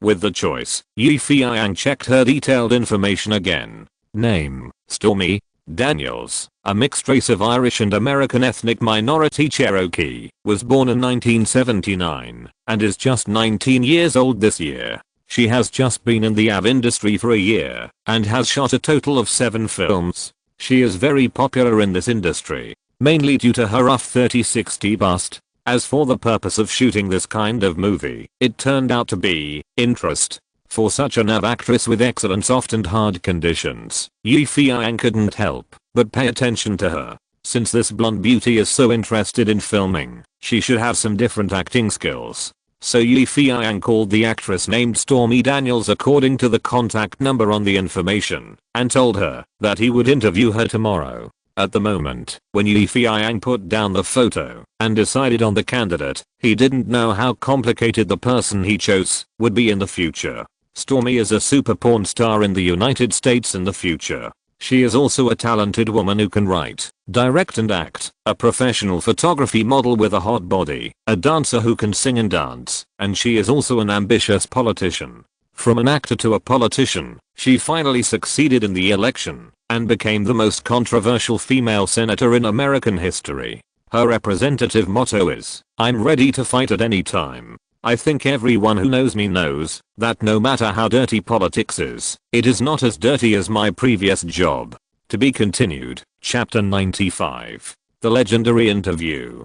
Originally, as a director, Yi Feiyang did not need to interview the blonde beauty Stormy Daniels in person. He could leave these things to the assistant director Rabbit Bill. However, as the producer of this play, Henry the Elephant was worried. He had begun to blindly worship Yi Feiyang. There was no other way. Yi Feiyang had to do more work in person. After finishing the work at hand, Yi Feiyang said hello to Henry the Elephant, drove his newly bought car, and left Top Film Company.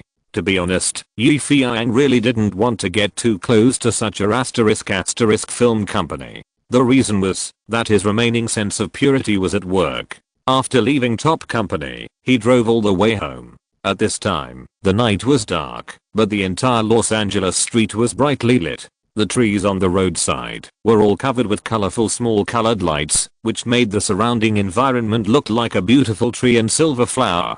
The pleasant Christmas music kept ringing in his ears. Looking at the young men and women drinking beer, hugging, kissing, or celebrating on the roadside, Yi Feiyang remembered that tonight was Christmas Eve. Christmas Eve in the West is somewhat similar to Chinese New Year's Eve, and it is also a very important festival. At least through the car window, you can see countless people dancing with fireworks in their hands, wearing beautiful clothes, and blowing tongue-rolling trumpets, which is extremely lively. Compared with these happy people, the homeless people on the roadside are also rarely relaxed. They are surrounded by a big iron barrel, lighting a bonfire, roasting the fire, and drinking the alcohol donated by passers-by. Happiness is at this moment. Yi Feiyang was looking at the outside world, and suddenly, the phone rang. After answering, it turned out to be a call from Rabbit Bill. Rabbit Bill said that the blonde beauty Stormy called and first asked about the script and the character situation, and then asked Yi Feiyang's address vaguely.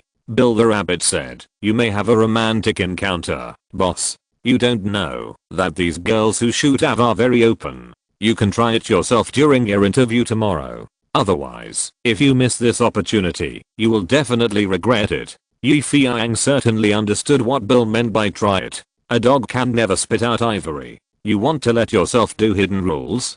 Don't joke. I'm not that kind of bastard. But as Bill said, this kind of hidden rules opportunity in Hollywood is really rare. Many people who don't know Hollywood think that Hollywood generally has hidden rules, that is, surname transactions. That's not true. Maybe that was the case in Hollywood decades ago. At that time, directors, actors, screenwriters, etc. all signed contracts with film companies, which were equivalent to employees of the company. The film companies held great power, and naturally a lot of dirty and dark things bred. But with the improvement of the Hollywood film system, especially the emergence of various organizations targeting actors, those directors and company bosses who dared to go against the world and have promiscuous relationships with men and women have almost disappeared. The reason is that, if an ignorant girl is deceived by an unscrupulous director and sleeps with someone, but does not get a film contract, she is likely to go to court and make it to the newspapers. This kind of scandal is a big deal in the United States. The director and the actor will definitely have their future ruined, and their reputation ruined. Because movie fans across the country will spurn them, and refuse to watch their movies. In other words, you have no market, and naturally no film company will ask you to make a movie. For the sake of happiness, you get into trouble, and may even be sued. Doing such a tasteless thing is not worth it. In fact, the relationship between actors and film companies has changed from the original superior subordinate relationship to a cooperative relationship. For example, big stars Stallone, Schwarzenegger, Tom Cruise, and female stars Meg Ryan, Julia Roberts, etc. almost all signed cooperation and profit-sharing agreements with film companies. In other words, they make movies for this company, and after the filming is completed, they share the profits according to the box office. This is beneficial to both parties. For example, Disney spent a huge amount of $225 million to create a fantasy masterpiece The Lone Ranger, but the box office was only more than $86 million, with a loss of nearly $190 million. This caused the entire Disney to suffer a huge deficit and a sharp drop in stock prices, which directly led to the reorganization of Disney's senior management. And the big star Johnny Depp, who was originally waiting to get a share of the box office, not only did not get much pay, but was also constantly abused and walked on the cusp of the storm. It can be said that not only did he not eat the mutton, but he also got a lot of scratches. It is precisely this kind of cooperation mode in which both parties bear risks that has made today's actors and film companies no longer a subordinate relationship, but a cooperative relationship. Let me ask, who would have the leisure to unspokenly rule their partners? Due to the change in the roles between actors and film companies, those big name directors and studio owners can no longer make the final decision on the cast. The era when they said whoever plays the role will play the role is gone forever. When you want to choose an actor, the only condition is that the role is suitable for you, and you can make money for the company if you play it. So here, the producer, director, and actor are actually a common interest group. They reach a cooperation intention for the common interests. Even if an actor and director really have a deal behind the scenes, don't expect it to succeed, because the director only has the right to make suggestions in selecting actors, but not the final decision. Of course, Hollywood also has unwritten rules, but it is not a deal based on surnames. The real unwritten rules are discrimination against same-sex relationships, discrimination against skin color, and even discrimination against female surnames. Take Mrs. Lawrence for example. If she really wants to make it in the entertainment industry, then there is almost no way out, except to continue to keep her original appearance, and continue to play disabled people, and the black father. Fortunately he is a movie projectionist, not a movie actor, otherwise he probably wouldn't even have porridge to drink. Compared with regular Hollywood movies, the order of Hollywood's underground film market is a bit chaotic. Don't say which AV actress you want to rule, on the contrary, many AV actresses are eagerly waiting for you to rule them. The reason is simple, they hope you can try their acting skills, ventriloquism, or some special skills, and then give them more opportunities to act. Feiyang is a man. Of course, he has had many fantasies since he started acting. He had it with Natasha when he was filming SpongeBob SquarePants, and with Hathaway when he was filming Paranormal Activity. However, as a future great director said, if an excellent director cannot fall in love with the heroine in his play, then the love scenes he shoots will only be hard bones and tasteless. Feiyang still lives in Mrs. Lawrence's old building. The 3-story shabby apartment looks particularly shaky on Christmas Eve. As Feiyang's brother in distress, the fat man Gao Jiabao has proposed to move countless times, with the reason being, I don't know when I will be crushed to death by this damn old building. Feiyang was indifferent. It was not because he was reluctant to spend money, nor was it because he had much affection for this old building. It was just because he lived on the 3rd floor, while Anne Hathaway lived on the 2nd floor. This was a very strange, or very subtle reason, but even Feiyang himself did not realize it. In his own opinion, the reason why he stayed in this old building was just to repay Mrs. Lawrence for her care for him in the past, not because of someone else. After going up the stairs, Feiyang went to the second floor and knocked on the door subconsciously. It was Mrs. Lawrence who opened the door. Mrs. Lawrence pushed the wheelchair out. When she saw Feiyang, she smiled and said, "Merry Christmas Eve, Yi. You too, Mrs. Lawrence." Feiyang smiled and responded, then looked into the house. "Isn't not at home?" "Oh yes, she went out with her friends. Young people will be bored staying at home on Christmas Eve. They need to go out and get together,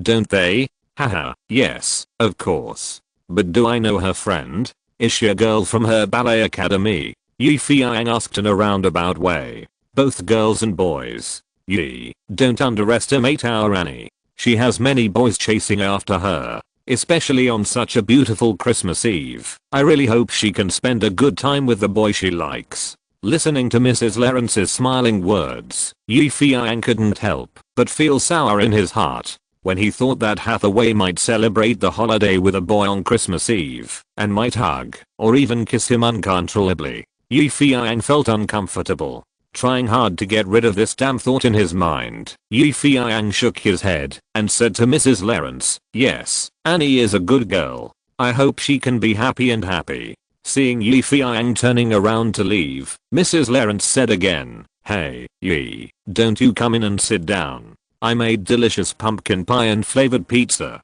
Do you want to try it?" "Oh no, thank you, Mrs. Lawrence. I still have things to do." Feiyang forced a smile and left. Looking at Feiyang's gloomy back, Mrs. Lawrence couldn't help but reveal a childlike smile. "This Yi, it seems that he is really interested in Annie." Feiyang went upstairs. He was originally full of energy, but suddenly he felt weak all over. He took off his black coat and threw it on the bed. He took out a bottle of beer from the refrigerator, opened it, and drank it. The cold beer entered his stomach, making him tremble. Taking a deep breath, Feiyang sat at the head of the bed, looking at the environment around him, which did not change much. Although the empty room was not big, it made people feel lonely suddenly, especially on this happy Christmas Eve. The wonderful world outside formed a sharp contrast with the loneliness here. I don't know where the fat guy Gao Jiabao, that bastard, went to fool around. Since this guy became the financial director of Dream Pictures, he has been very popular and is often treated to dinner by the creative department, publicity department, and logistics department of the company. Although the fat guy has not yet fallen, he has become more and more generous and fat. Feiyang believes that if he weighs himself now, he must have gained 10 kilograms compared to when he first came to the United States. Lonely. Feiyang drank a few sips of beer, then sighed to the sky, fell on the bed, and closed his eyes. At this time, his adopted puppy jumped onto the bed, stretched out his cute little tongue, and licked Feiyang's cheek, as if to comfort this guy who had no one to accompany him on Christmas Eve. Feiyang opened his eyes, reached out and picked up the puppy woof woof called. Feiyang touched its little head and said, "You are still the best, a good friend, a loyal person, and you don't go out to fool around on Christmas Eve. Woof woof." The puppy seemed to understand what Feiyang said and rubbed his little head against Feiyang's cheek to respond. Ding dong. Ding dong. Suddenly, there was a doorbell ring. Who could it be at this time? Exclamation mark. Feiyang stood up and walked over to open the door in confusion. When he opened the door, Feiyang was stunned. He saw a big white man wearing a green courier work clothes, biting the delivery documents in his mouth, and holding a big cardboard box panting. "Hello, are you Mr. Yi?" The white man put down the cardboard box and wiped the sweat from his forehead. "Yes, I am. Hey, man, this is your express delivery. Damn, I don't know what it is. It's so heavy. I carried it from the first floor to the third floor in one breath. It's really tiring." Feiyang was also surprised. "But I didn't buy anything. Maybe it's a gift from your friend." "Man, don't be stunned. Please help me sign for it, okay? Damn, today is Christmas Eve. I have to go home quickly to spend the holiday with my wife and children." Amid the courier's complaints, Yi Feiyang signed for this huge mysterious gift. It was quite heavy. Yi Feiyang understood the courier's miserable mood. It really took a lot of strength to move such a heavy box from the first floor to the third floor. Who could it be? Is he kidding me and sending such a big gift? Yi Feiyang first thought of the fat man Gao Jiabao. Could it be that this guy has a change of heart and gives me a big gift as compensation? But it seems that this guy's not so generous. Even if he really gives me a gift, it is at most a lighter, a wallet, etc. Yi Feiyang thought while untying the ribbon on the box. Then, a miracle happened. At the moment when Yi Feiyang untied the ribbon, the box moved. Is it a living thing? Yi Feiyang was surprised, and then he saw the box opened automatically, revealing a pair of snow white and shiny legs from the box. Yes, it was a pair of beautiful legs that would make any man fall in love with it. Slender, strong, snow white, full of magic and charm. Then, a beautiful woman in a fiery red Santa Claus costume stepped out of the box. At that moment, Yi Feiyang suddenly remembered a story in Strange Stories from a Chinese studio. A bookworm was obsessed with numbers. Suddenly one day, a super beauty walked out of the painting. Then, the bookworm ended his miserable life as a otaku and began to be taught by the beauty what human relations and Zhaogong's etiquette were. Compared with what was happening in front of him, could it be that a miracle really happened? To be continued. If you're listening to this novel on a channel other than Fanfic World, it means they downloaded and uploaded it without effort. We cordially invite you to visit our channel, Mundo Fanfic Novelos. There you'll find the original version of this story and you can explore many other novels of various genres. We're waiting for you to immerse yourself in a world of incredible novels. Chapter 96. Mysterious Gift. Looking at the beauty emerging from the cardboard box, her light yellow hair formed charming waves, her big round eyes, her curvy figure, and the Christmas costume on her body added an indescribable uniform charm. Although she was dressed in a funny way, Yi Feiyang still recognized who she was at a glance. Yes, the blonde beauty in front of him was the blonde beauty Stormy whom he was going to interview. Looking at Stormy, the beauty who suddenly appeared in front of him, wearing a Christmas dress, Yi Feiyang immediately thought, is this Bill the Rabbit playing a prank on him? You know, these foreigners like to do these things the most. But Yi Feiyang immediately denied this idea, because Stormy said, hello, aren't you going to interview me? Now, I'm here early. As she said that, she gently pulled the lapel of the Christmas costume open, revealing her delicate body wearing only a hot bikini. Raging waves. Unstoppable. Any man will be tempted by the other party's 3060 wrapped in a bikini. At this moment, even a fool would understand that this is a dish. A delicious Christmas Eve dinner. Yi Feiyang understood immediately. Before, Bill the Rabbit called him and told him that Stormy asked for his address. Now, Stormy directly mailed himself to Yi Feiyang's home as a Christmas Eve gift. Yi Feiyang didn't know whether to laugh or cry. He just casually said interview, but Stormy took the initiative to package himself and send himself to his door. It can be said that the service is home and considerate. If it were someone else, he would have been so moved that he would have shouted 3 times, "God, I love you to death." I think you misunderstood. What I meant by interview is not this. I mean, Yi Feiyang knew that Stormy had misunderstood his intentions and wanted to explain, but Stormy didn't give him this opportunity at all. She stretched out her jade hand and pushed him onto the bed.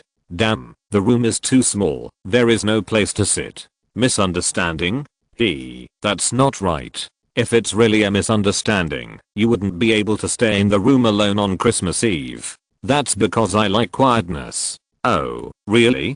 Haha, I understand. It's easier to get things done when it's quiet, isn't it? Yi Feiyang was furious. Stormy had a rich imagination. He knew that, no matter how much he said, it would be useless. Now he had to use his great character to slowly influence this lost lamb who sent himself to the door. Well, then, I'm not such a hasty person. Can you close your clothes first? It's cold, so you won't get cold. You are quite considerate. Stormy smiled and then closed the Christmas clothes. To be honest, she was really embarrassed to come here wearing such a thin layer. There was no way for Stormy who was ambitious and unwilling to settle for the status quo. It was inevitable to make some small sacrifices in order to get this seemingly good role. Deep down, Stormy still regarded Feiyang as a pervert. Poor someone, still thinking about how to use his explosive personality to influence the lost lamb in front of him. Seeing Stormy tied his clothes, Feiyang finally breathed a sigh of relief. The upstairs and downstairs were not very soundproof, and I wonder if Mrs. Lawrence downstairs heard it. If she misunderstood, it would be bad. Ahem. Do you want some beer or coffee? Feiyang asked politely. Beer. Okay. Feiyang got up and went to the refrigerator to open it. Oops, the last bottle of beer left had been drunk by himself. Sorry, beer is out for the time being. It doesn't matter, then coffee. Oh, okay. Feiyang went to make coffee again and suddenly found that the bagged coffee was gone. Embarrassing. What's wrong? There is nothing I want. Generally speaking, Feiyang doesn't do much housework, especially the work of going to the supermarket to buy daily necessities and food, which is thrown to the fat man Gao Jiabao. Gao Jiabao was not specialized in his business, and he often worked for 3 days and did nothing for 2 days, so this ridiculous scene appeared. Sorry, there is no coffee left. Feiyang spread his hands and said helplessly. Stormy smiled. It's okay, I'm not here to drink coffee anyway. In that case, why don't we start? Feiyang said. I want to know what skills you have in acting. Skills? Stormy was stunned. For example, can you dance? Dancing? Of course I can. Haha, do you want me to perform for you? Okay. Feiyang nodded. But soon, Feiyang realized that this was an absolutely wrong decision. The music sounded, on such a Christmas, whether it was the TV or the recorder, it was almost all beautiful melodies, as if there was a harmony between the whole world. In addition to the beautiful melody, the songs Stormy chose were most importantly romantic. Similar to the classic Arab dancer, which makes your blood boil after listening to it, and you can't help but want to dance. At least, Feiyang feels this way now. Elegant music echoed in the room. Stormy swayed her waist in front of Feiyang to the rhythm of the music, with her hands on her hips, her shoulders twisting gently, her eyes seductive, her eyes casting 1,000-foot-long glance, her clever tongue occasionally coming out of her mouth, licking her lips, doing her best to show her feminine grace. Just by looking at the opening movements, Feiyang already knew that Stormy was going to dance the legendary strip dance. To be honest, Feiyang was not opposed to such a dance, because this was in the United States, and strip girls were basically equivalent to bar girls, artists, and general formal professions. Yes, striptease is a very common and normal thing in the United States. Many nightclubs, bars, and even parties have such performances. Therefore, being a striptease girl is not despised by Americans, and is even seen as a display of self-charm. Of course, to be able to dance like this, you must also have a certain level of technical content. If you dance in an unrefined way, like an old woman dancing Yanko, or like the horseback dance of Uncle Bird in his previous life, it would be tragic. Obviously, Stormy is a technical type. With a beautiful face, a first-class figure, and excellent skills, it would be strange if such a woman is not liked by men. Not bad, she is quite good. Feiyang couldn't help but show admiration on his face, watching the blonde beauty in front of him dancing here. She should be heroic, but she is gentle and tender, and her gentleness contains teasing, giving people a different feeling. At this moment, Feiyang did not look lustful at all, and he watched Stormy's dance with an artistic appreciation. Of course, as a man, it would be unreasonable if he was not attracted by this scene. Fortunately, Feiyang is not an ordinary person. In his previous life, he didn't know how many times he had seen this kind of erotic dance on the internet, and he had already been immune to it. In front of him, the dancing style was erotic, but he was sitting upright, just short of crossing his legs, and biting a cigar, to act like a tycoon. If I remember correctly, the scene in the music video Stop of the Russian Saints group in his previous life, which was banned worldwide, was almost the same as what he was doing now. In the original music video, the Saints group was from every hair to every toenail, from every V in their bones. It may be difficult for people to understand how fierce the three members Anaya, Vera and Nadia were. Let's put it this way, people who have watched their music video only have their eyes on the three of them from beginning to end, with their beautiful bodies dancing non-stop. And Feiyang admired the bearded tycoon in the music video who was calm as ever from beginning to end. Feiyang believed that, if it was someone else, he would have pounced on him long ago.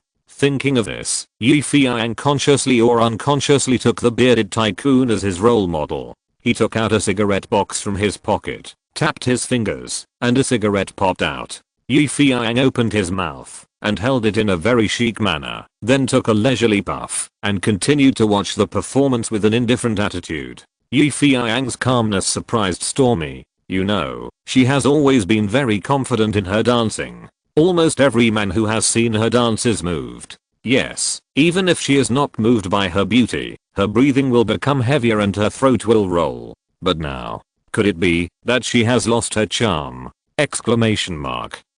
Stormy began to lose confidence. In order to prove her charm, Stormy untied the belt of her Christmas suit again, while dancing to the music. As her body swayed, the clothes slipped off her shoulders, gradually revealing her snow-white shoulders and large chest. In front of Feiyang, the waves surged again. Stormy continued to dance to the beat, with her clothes half open and half closed, her spring scenery half exposed and half covered. As she danced, her two slender legs were looming. Seeing such a beautiful scene, it would be a lie to say that Feiyang was not moved, but he had a different level of concentration than ordinary people, so on the surface, he was still unmoved. Seeing that Feiyang was still crossing his legs, with smoke curling up, looking at her with a high attitude, without the slightest appearance of being tempted, Stormy couldn't help but give him a resentful look, thinking, are you a man? So Stormy continued to work hard and picked up the beer bottle that Feiyang had used before.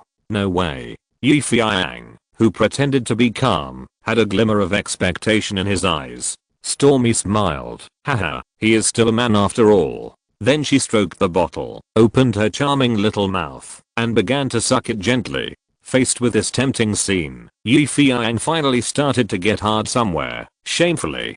To be continued, Chapter 97. Unexpected surprise. Ahem. Okay, you don't have to dance anymore. You've passed, very passed. Facing the dance that had become a little out of line, Feiyang hurriedly shouted to stop. I thought you wanted to continue watching. Stormy couldn't help but chuckle when she saw Feiyang like this. Feiyang didn't expect that he would be teased by Stormy, so he took out the attitude of a director and said, although your acting is very good, there is still one thing I want to ask for your opinion. If you don't want to, then I have to choose another actor. Oh, what is it? Could it be? Stormy smiled ambiguously. Who is this girl? Why is her mind so bad? Exclamation mark.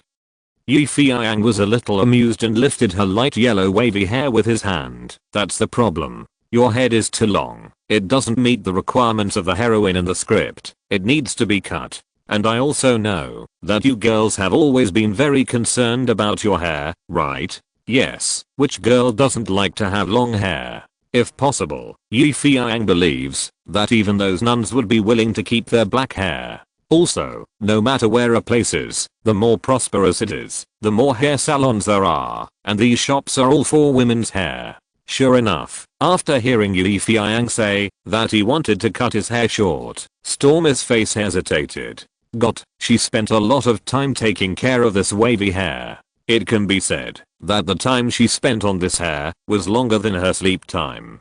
Dear director, can you keep my hair or cut it a little shorter? Yes, I promise that, even if my hair is not cut short, I can still play this role very well. The tone was full of pleading and pitiful. No, sorry, no, Feiyang said. Also, can you get off me first? At some point, Stormy put her arms around Feiyang's neck, and her two long and white legs were wrapped around his waist, just clamping his hips, looking very unsightly. Oh, sorry, this is my professional habit. Yes, it is a habit. You won't look down on me, right? Stormy asked with her eyelashes blinking. That's not the case. Oh, you're a good person.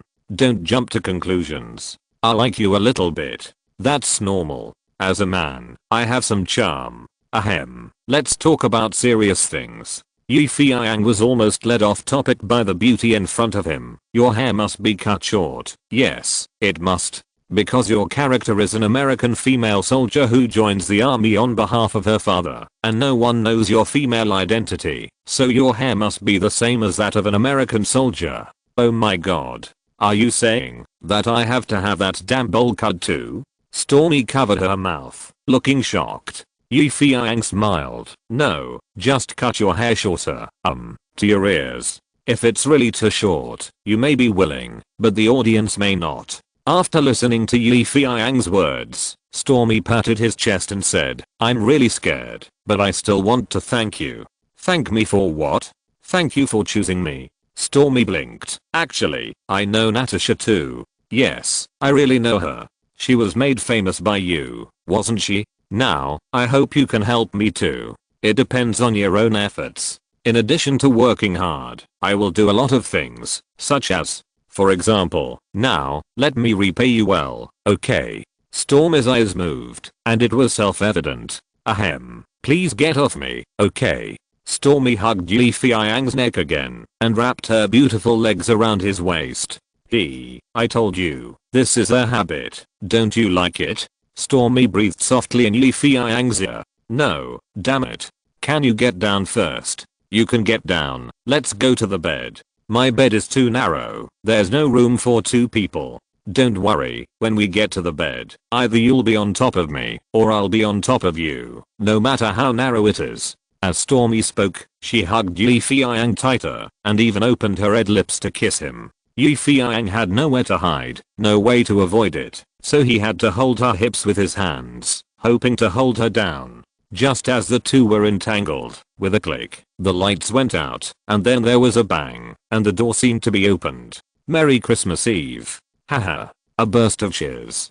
Click, the lights came on. Anne Hathaway, her best friend Gao Jiabao, the fat man Jack Black, the photographer Cindy and others each held a gift, happily posing for blessings. In front of him, Feiyang held Stormy's hips with both hands. Stormy hugged Feiyang's neck, and her legs were wrapped around his waist. Anyone who was there would understand what they were doing. Everything melted into mud. Oh my god. Fatty Jack hurriedly covered his eyes. Gao Jiabao was very loyal, and covered Hathaway's eyes next to him. You didn't see anything. Everything is an illusion. Go to hell. Hathaway suddenly said coquettishly, and turned to leave. Annie. Feiyang shouted from behind. Hathaway went downstairs with a clack. Fatty Jack smiled awkwardly. Sorry, boss, we were afraid that you would be lonely, so we wanted to give you a surprise, but it seems that it is even more surprising now. He glanced at Stormy who had just come down from Feiyang.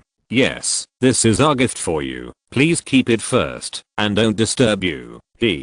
Cindy and others put the gifts aside, looked at Stormy ambiguously, and then sneaked away. In the end, only the fat man Gao Jiabao was left. He looked at Feiyang, and then at Stormy. Feiyang explained, if I say that I'm interviewing her, do you believe it? The fat man shook his head. If I say we didn't do anything, do you believe me? The fat man still shook his head. Feiyang sighed. Forget it, you should leave.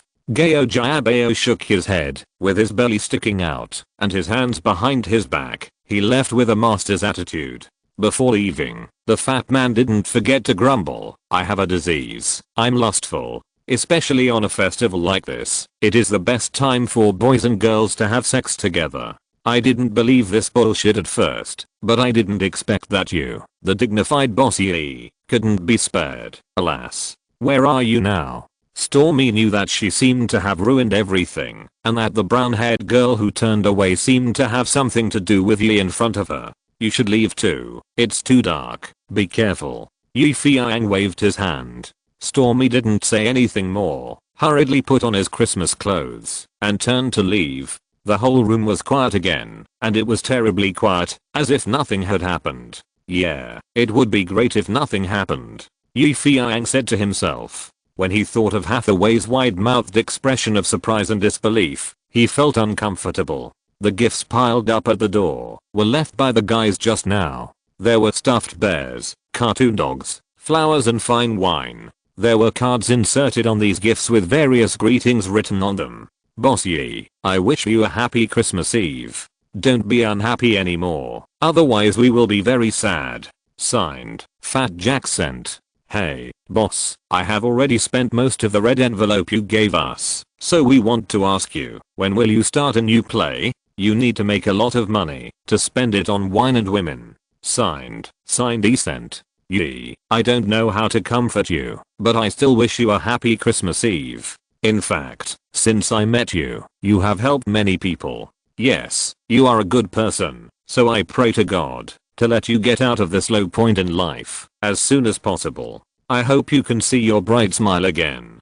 Come on, smile. This card is not signed, and there is only a smiley face at the end, but Yi Feiyang knows that it is written by Anne Hathaway to him. Yes, only she can say such touching words, and only she knows the meaning of this smile. At this moment, looking at so many gifts, Yi Feiyang felt warm in his heart. He originally thought that these bastards had forgotten him long ago, but he didn't expect. Yi Feiyang carefully put away these gifts one by one, and then put the cards in the drawer on his desk. These things need to be kept, perhaps many years later, they will be a very good memory. When Yi Feiyang put the card from Anne Hathaway in, he hesitated for a moment, couldn't help but take it out and look at it again, and then sighed. She must be feeling very uncomfortable now, seeing herself and another woman like that. Should I go and explain to her? After all, I really didn't do anything. Let's not go, it's so late, maybe she's already asleep. No, tonight is Christmas Eve, who would go to bed so early? Yi Feiyang's mind was racing, and the sound of firecrackers on Christmas Eve came from the window. It turned out that Americans also like to set off firecrackers. With such a noise, she must not be able to sleep. Yi Feiyang explained himself, and then made up his mind to go downstairs to find Anne Hathaway. Yes, I must find her and explain it clearly. In the room on the second floor, Anne Hathaway sat on the balcony with her legs hugged, letting the cold night wind blow on her cheeks and hair. She was silently lost in thought, or sad. I don't know why. Hathaway was really angry when she saw Yi Feiyang and that woman in Yi Feiyang's house just now. Hathaway didn't understand why she was so angry. It was as if her brother had taken away her favorite toy when she was a child, or as if she had lost something she loved. In short, she felt a lump in her heart.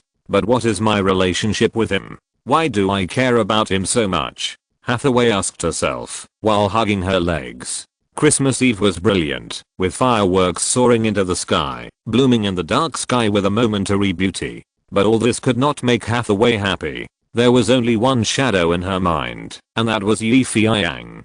To be continued, chapter 98. Hathaway's first kiss. Hathaway was sitting on the balcony with her legs hugged, staring at the night in a daze, but Yi Feiyang's shadow kept appearing in her mind. Damn it. I was worried that you would be lonely, but who knew you would? Hathaway cursed softly, as if Yi Feiyang was right in front of her. Knock, knock, knock, knock, knock, knock. There was a knock on the door. Mrs. Lawrence shouted over there, Annie, can you open the door? Anne Hathaway pretended not to hear.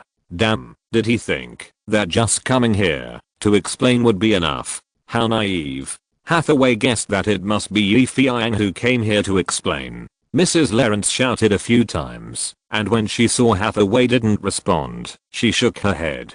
Before, she saw her precious granddaughter happily going upstairs with gifts, and thought that maybe something romantic could happen this night, but soon, her granddaughter ran downstairs angrily, which made Mrs. Lawrence puzzled. What happened to make her baby so angry? Exclamation mark.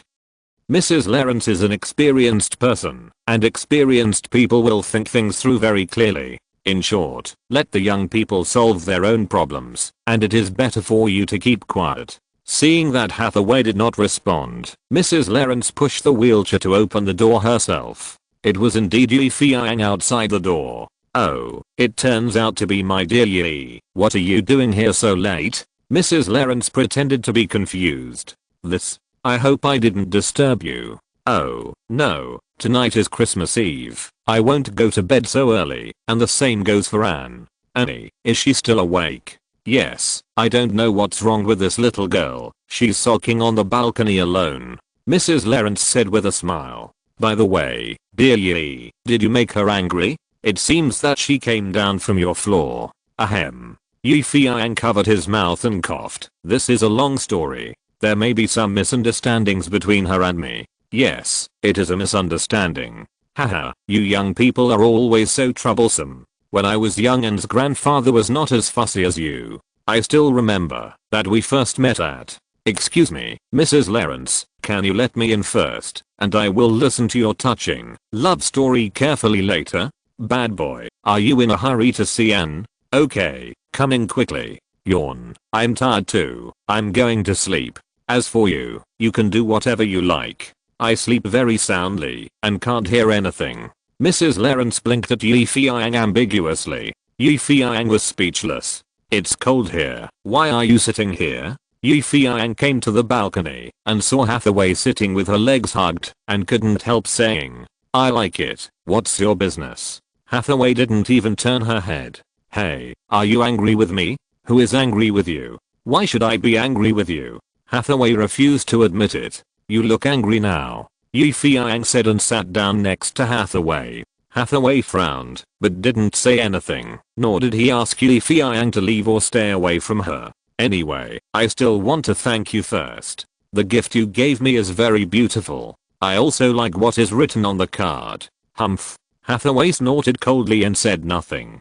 Tonight is Christmas Eve. I don't want to make you unhappy. Yi Feiyang said, so I want to explain to you. You don't need to explain to me. I'm not yours. Hathaway said with puffed cheeks. Oh, really? But in my eyes, you are very important. Hearing Yi Feiyang say such affectionate words, Hathaway's body couldn't help but tremble slightly. No girl has ever given me a Christmas gift before. Please understand, it's not a Christmas gift, it's a Christmas Eve gift. Hathaway couldn't help but say. Yi Feiyang smiled. Oh, really? Look, I made a mistake. Hathaway realized that she couldn't help but speak. Damn, didn't I say I would ignore this guy? Exclamation mark. In short, your gift is the best and the best gift I have ever received. Yi Feiyang said, I have kept it, and the card you wrote to me, I have carefully kept it. Hathaway's mouth twitched. It was a smile that she was holding back, but she still didn't say anything. Yi Feiyang sighed and shifted his gaze from Hathaway's face to the bright night sky. The night here is so beautiful. As if to confirm Yi Feiyang's words, a string of fireworks suddenly bloomed in the air, like 100 flowers blooming, beautiful beyond words. I originally thought that only Hong Kong people like to set off fireworks, but I didn't expect that the United States is the same. However, these fireworks are beautiful, but they are too short-lived. Just like a girl's face, it will fade with time, slowly become haggard, and slowly become old. Only those who like them will treasure their beautiful faces and remember them in their minds, turning them into beauty and memories that never fade. Do you think I will be moved by what you said? Hathaway suddenly turned her head and looked at him. Ahem. I didn't say that I moved you. I just felt emotional when I saw the scene. Someone explained awkwardly. Okay, I just want to know, what is your relationship with that woman? Hathaway tilted her head and looked at Yi Feiyang with her beautiful eyes. Well, are you curious? The relationship between me and that woman. Yes, I'm curious. So what? Hathaway asked back. Yi Feiyang scratched his head. If I say she is just an actress I interviewed, do you believe it? I believe it. Uh-huh. Yi Feiyang was stunned. Why?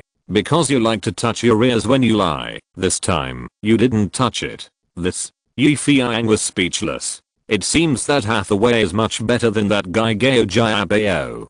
Damn fat guy, he didn't believe me. In this case, do you still need me to explain? Of course I need it. I want to know, what have you been doing recently? Always mysterious. Hathaway held her chin and looked at Yi Feiyang. That I have come out of what you call the trough of life, and I'm going to help someone shoot a new movie. Yes, a new movie. But, Yi Feiyang hesitated. But what? Hathaway looked at Yi Feiyang's shy look. Yi Feiyang gritted his teeth. But what I'm going to shoot is a pornographic film. Oh no, it should be called a *** film. Yi Feiyang tried to explain. Pornographic and asterisk asterisk. The reverse meaning is very different. Pornography does not contain art, but asterisk asterisk still has art. For example, we can say that the Category 3 film Strong Fighter shot by Hong Kong director Wang Jing is a pornographic film, while Lust, Caution shot by Taiwanese director Lian is a pornographic film. For another example, we can call Hong Kong bald actor Zhu Jinjiang a pornographic film professional, while Liang Chaowei is an art film Electric Eye Man. But in the eyes of many people, Liang Chaowei's several bed scenes in Lust, Caution are more powerful than Zhu Jinjiang's 10 Category 3 films combined. Hathaway didn't expect Yi Feiyang to say that, and her pretty face immediately blushed. Are you saying that you are shooting a pornographic film? Well, to be precise, I'm just the director. Yes, just the director, but the investor means that it would be best if I can be fully responsible. You also know the deputy director of this film, it's Bill Rabbit, and I mainly want to help him. Alas, this is how I am. I always stick my neck out for my friends. Yi Feiyang acted as if he had no choice and cunningly raised his personal image infinitely. Annie, tell me, should I be the director of this play? Why ask me about your business? Anne Hathaway's cheeks turned redder. Deep down inside, she felt very sweet. He was seeking my opinion, which showed that he still cared about me. Yes, that must be the case. Ahem, I was just asking casually. It's really cold here, why don't we go in? Yi Feiyang changed the subject. Now that the explanation has been completed, there is no need to sit here and suffer. The winter in Los Angeles is really too damn cold. Okay, let's go in, Hathaway said. Yi Feiyang immediately stood up and patted his butt. Hathaway glanced at him and suddenly stretched out her hand and said, help me. Seeing this scene, Yi Feiyang felt dizzy. He was too ungentlemanly, mainly because he had no habit of serving girls. When he was with the fat man Gao Jiabao before, the two men served each other. Yi Feiyang stretched out his hand and pulled Hathaway up from the ground politely. I don't know if it was because she used too much force or because Hathaway was too light, but she fell into Yi Feiyang's arms involuntarily. Ah! Hathaway couldn't help but cry out. Just at this moment, a huge firework bloomed in front of the two of them, and the colorful light illuminated the sky and Hathaway's face in Yi Feiyang's arms. What kind of face is that? Exclamation mark. The curved eyebrows, shy eyes, straight nose, and moist lips, the whole jade face became more beautiful and moving in the beautiful fireworks. Annie, you know, you are more beautiful than fireworks. Yi Feiyang unconsciously said a very poetic word. Anne Hathaway listened to this touching love words and closed her eyes in Yi Feiyang's arms. Looking at the shy beauty in his arms, Yi Feiyang couldn't help but kiss her slightly trembling cherry lips. A kiss, so deep. The moment their lips touched, Anne Hathaway felt like she was melted by each other's temperature. Is this a kiss? Anne Hathaway, who has always been pure and self-disciplined, and Anne Hathaway, who has always been determined to be a nun, has never had such close contact with a boy. For her, this is definitely a mysterious first kiss. Yes, this is her first kiss. A girl's first kiss. When did she look forward to such a romantic kiss in her dreams? But compared with just now, the kiss in the dream did not make her heart beat so fast. Yes, her heart was beating like a deer. She felt her heart was about to jump out of her chest. She closed her eyes, not daring to open them, and even more afraid to look at Yi Feiyang's appearance. Speaking of Yi Feiyang, although this was not his first time kissing a girl, but the feeling was definitely different. How should I put it? He didn't feel electric when kissing girls before, but this time was different. At the moment of kissing, he suddenly felt warm all over, as if he was hugging not a woman, but a sun. That's right, Hathaway is a sun, a heart-beating sun. The scorching sun. Yi Feiyang knew that he might be in love. Looking at Hathaway, who was blushing and panting in his arms, Yi Feiyang couldn't help it anymore. He kissed her again with his lips that had originally moved away. He kissed her hard. Hathaway suddenly felt her whole body tremble because she felt that the other person's lips were further blocked on her lips. She moaned, and under Yi Feiyang's fiery provocation, her pearly teeth parted slightly, and she was defenseless to the other's cunning tongue. Her breath was as sweet as orchid. Her saliva was flowing quietly. Everything was intoxicating.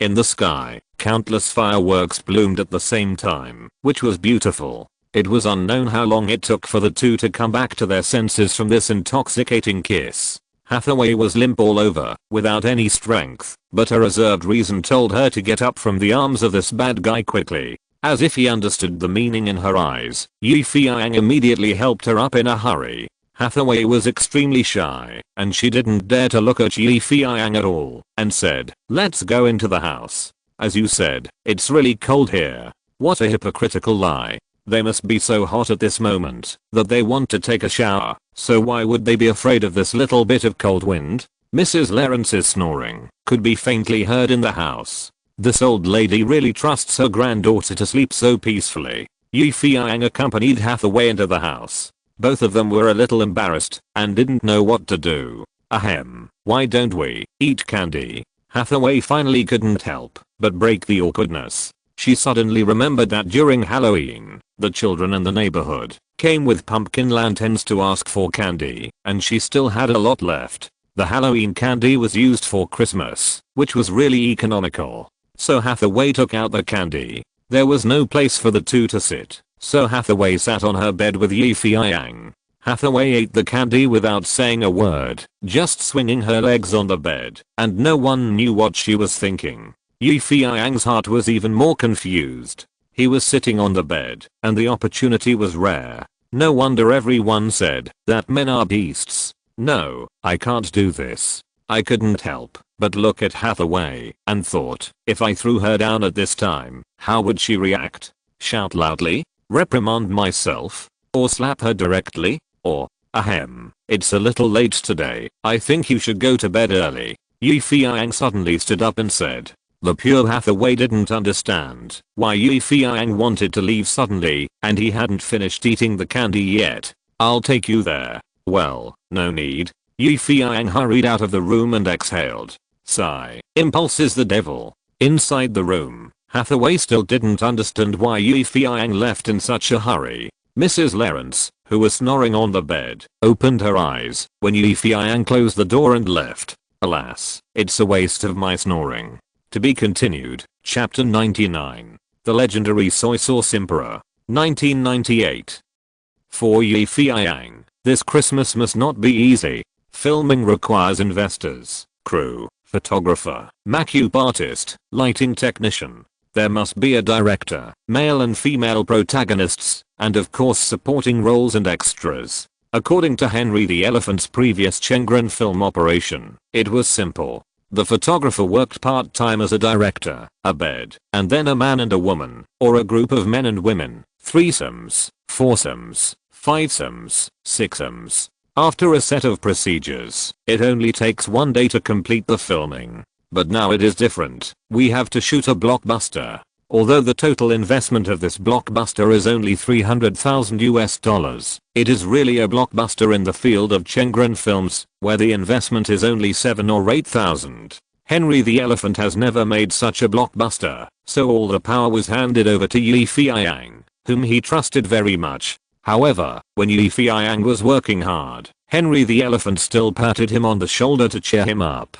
Dear Yi, I know you are good at filming, so I have to thank you for your hard work. Whether our top company can make a classic drama, whether I can be remembered by people after my death with the help of your drama, all depends on you. In fact, during this period, Feiyang also learned some of the situation, why Elephant Henry was pestering him for help. In addition to Elephant Henry's wish to complete the classic before his death, there is another reason, because during this period, his top company has been severely challenged by his peers. Especially those companies that are jealous of the huge profits in this industry. They want to suppress the top companies by any means. Elephant Henry is angry about this. He hasn't died yet, and these guys are coming to ruin the scene. How can this be tolerated? He urgently needs a drama to prove his position as the boss in this industry. People are selfish. What's more, these big bosses of underground film companies. Feiyang doesn't care about these personal grudges and hatreds.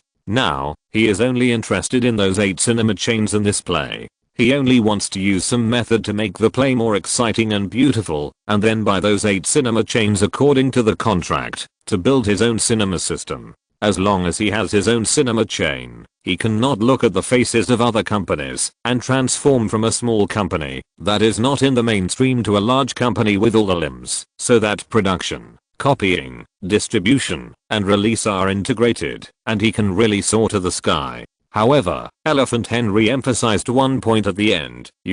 As our contract says, you can't use too much of your Dream Pictures resources to shoot this play. Yes, you can't use them. Except for the actor, named Big Bird Lucci, you can only use our top people for other roles. Do you understand what I mean? Feiyang certainly understood what he meant. After all, this is to make the top famous, and give him Elephant Henry a chastity arch.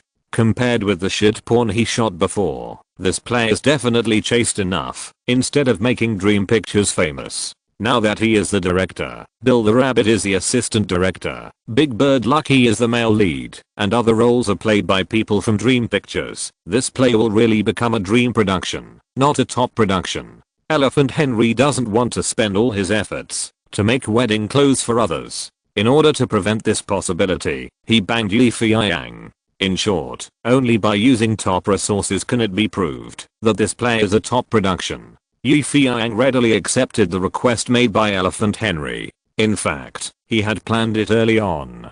Big Bird Lucky will be the male lead of this play, Stormy will be the female lead of this play, and as for the supporting roles, Feiyang will recruit them publicly at the top company. According to Feiyang's suggestion, the top company issued a recruitment notice and asked all the actors under its company, including those extras, to line up at the company's gate for an open interview. In fact, whether you can recruit good actors or not, you must not be careless about the pay, not to mention that they are engaged in underground movies. Everyone comes out to mix, sell their youth, sell their bodies, just for these things. Therefore, in this scene, Henry the Elephant generously told everyone that a good supporting role could get at least $3,000. This price is definitely a big temptation compared to the hundreds of dollars paid for a Chengren movie in other underground companies. Early the next morning, 2 tables were set up in the meeting room of the top company. Feiyang and Rabbit Bill were at the back, and in front of them was a line of underground actors who came to apply for the job. The line was very long, which surprised Feiyang that there were so many people working in Chengren movies. I thought that those who shoot this kind of drama are basically handsome men and beautiful women, but in fact, the tastes of American Chengren audiences are very diverse. Therefore, in addition to strong men and women with makeup, there are also some uncles and aunts who are now old, which surprised Feiyang. What do they do? Oh, the parents, lawnmowers, priests, nuns, or school teachers who play the male and female protagonists in Chengren movies. Rabbit Bill is very familiar with this industry. Feiyang sighed. It's true that every industry has its own excitement. A few hours later. Yawn.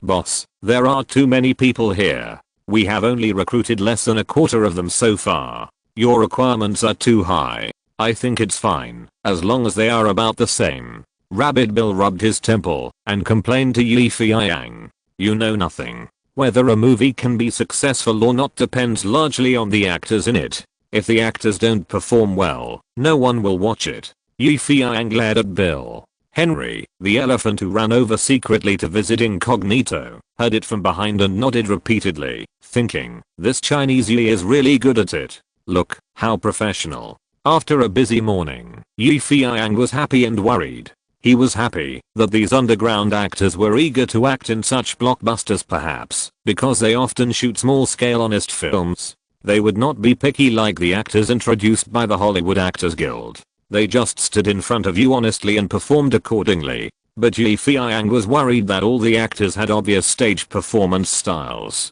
Watching them perform, you would feel that they were acting in a drama or a skit, not a movie. This is also the performance style of underground movies during this period. It is a bit pretentious and a bit deliberate. They feel that they are performing, rather than integrating with the role they are going to play from the heart. They don't know how to perform the original flavor of life. They only know that they will do so like the previous filming, with the hero and heroine rolling on the bed, and they will just play a supporting role, pretending to be passers-by A, B, C, and D. Next, Rabbit Bill shouted beside Feiyang, and an old man with well-dressed clothes and sparse hair stood in front of him. His hair was really sparse, but these few strands of hair were neatly managed by him, and they were firmly attached to the scalp, making the whole head look smooth and bright. From the overall point of view, although this old man is not good looking, he pays great attention to decency, but when he walks, he is exposed, limping, and it turns out that he is a cripple. The cripple's walk is very funny, and people around him ridicule him, saying that such a dead cripple actually wants to make a movie. They laugh at him, ridicule him, and some people even whistle at him. "Boss, do you want to just pass?" Rabbit Bill whispered in Feiyang's ear. Feiyang ignored him and looked at the old man. It can be seen that he seemed to have gotten used to being ridiculed and mocked. His face looked a little numb and indifferent. "Old man, what's your name?" Feiyang smiled. The old man crossed his hands and bowed respectfully to Feiyang, then said in a very respectful tone, "Hello, Mr. Director, my name is Abraham, I'm of Arab descent, and I'm very happy to be here to apply for the job this time. Do you know what movie we are going to shoot?" "Yes, sir, I know that you are going to shoot a sincere film. Then you should know that this kind of movie generally does not want people as old as you." "Yes, sir, as you said, I have been rejected many times. Then why do you still come to apply?" "Because I like acting," Abraham said very solemnly. "It's a pity that I'm a cripple, so many film crews won't want me because I'll be a burden. But I really like acting. I've loved watching movies since I was a kid, and I love imitating the dialogues of the characters in the movies and learning their behaviors," Abraham said sincerely. "So what role are you going to apply for this time?" Feiyang couldn't help asking, looking at the old man with such a pious attitude. "Any role is fine, as long as I can get a line." "Yes, just one line will do. That way I can fulfill my dream of being an actor. I can go back and tell my wife, got, I have a line, and you can see me talking in the movie." "Your wife? But can she accept you taking on Chengren's movie?" "It's okay, sir." Abraham showed a trace of bitterness on his face. "She's dead, so she definitely won't mind what movie I'm filming." Dejected, Feiyang's mood suddenly became gloomy. Those who were originally pointing fingers at Abraham suddenly became quiet. The whole atmosphere around seemed a little weird. Everyone looked at this poor old man named Abraham with strange eyes. Could it be that he had some touching story? Otherwise, how could a man persist until now, just for the hope of getting a line in a play? To be continued, Chapter 100. Cast. In the interview area, Feiyang and others looked at the old man Abraham who was being interviewed with strange eyes. The old man who mustered up the courage to come for the interview continued. "When I was young, I came to this beautiful Hollywood with the dream of becoming an actor. Although I didn't become an actor, I met my beloved wife. She is a beautiful woman. She became blind due to an illness when she was a child, but in my heart, she will always be the most beautiful. The two of us, a lame man and a blind man, depend on each other in this bustling city. We have no money and no stable jobs, but we are very happy. Her only regret is that she can't see me in the movies. Even though I played supporting roles in many movies, she couldn't see it. So one day she said to me that if she could hear me recite a line in the play with her ears, she would be satisfied. But I wasted 30 years on the set, playing all kinds of small roles, playing passers-by, playing villains, and even playing from behind.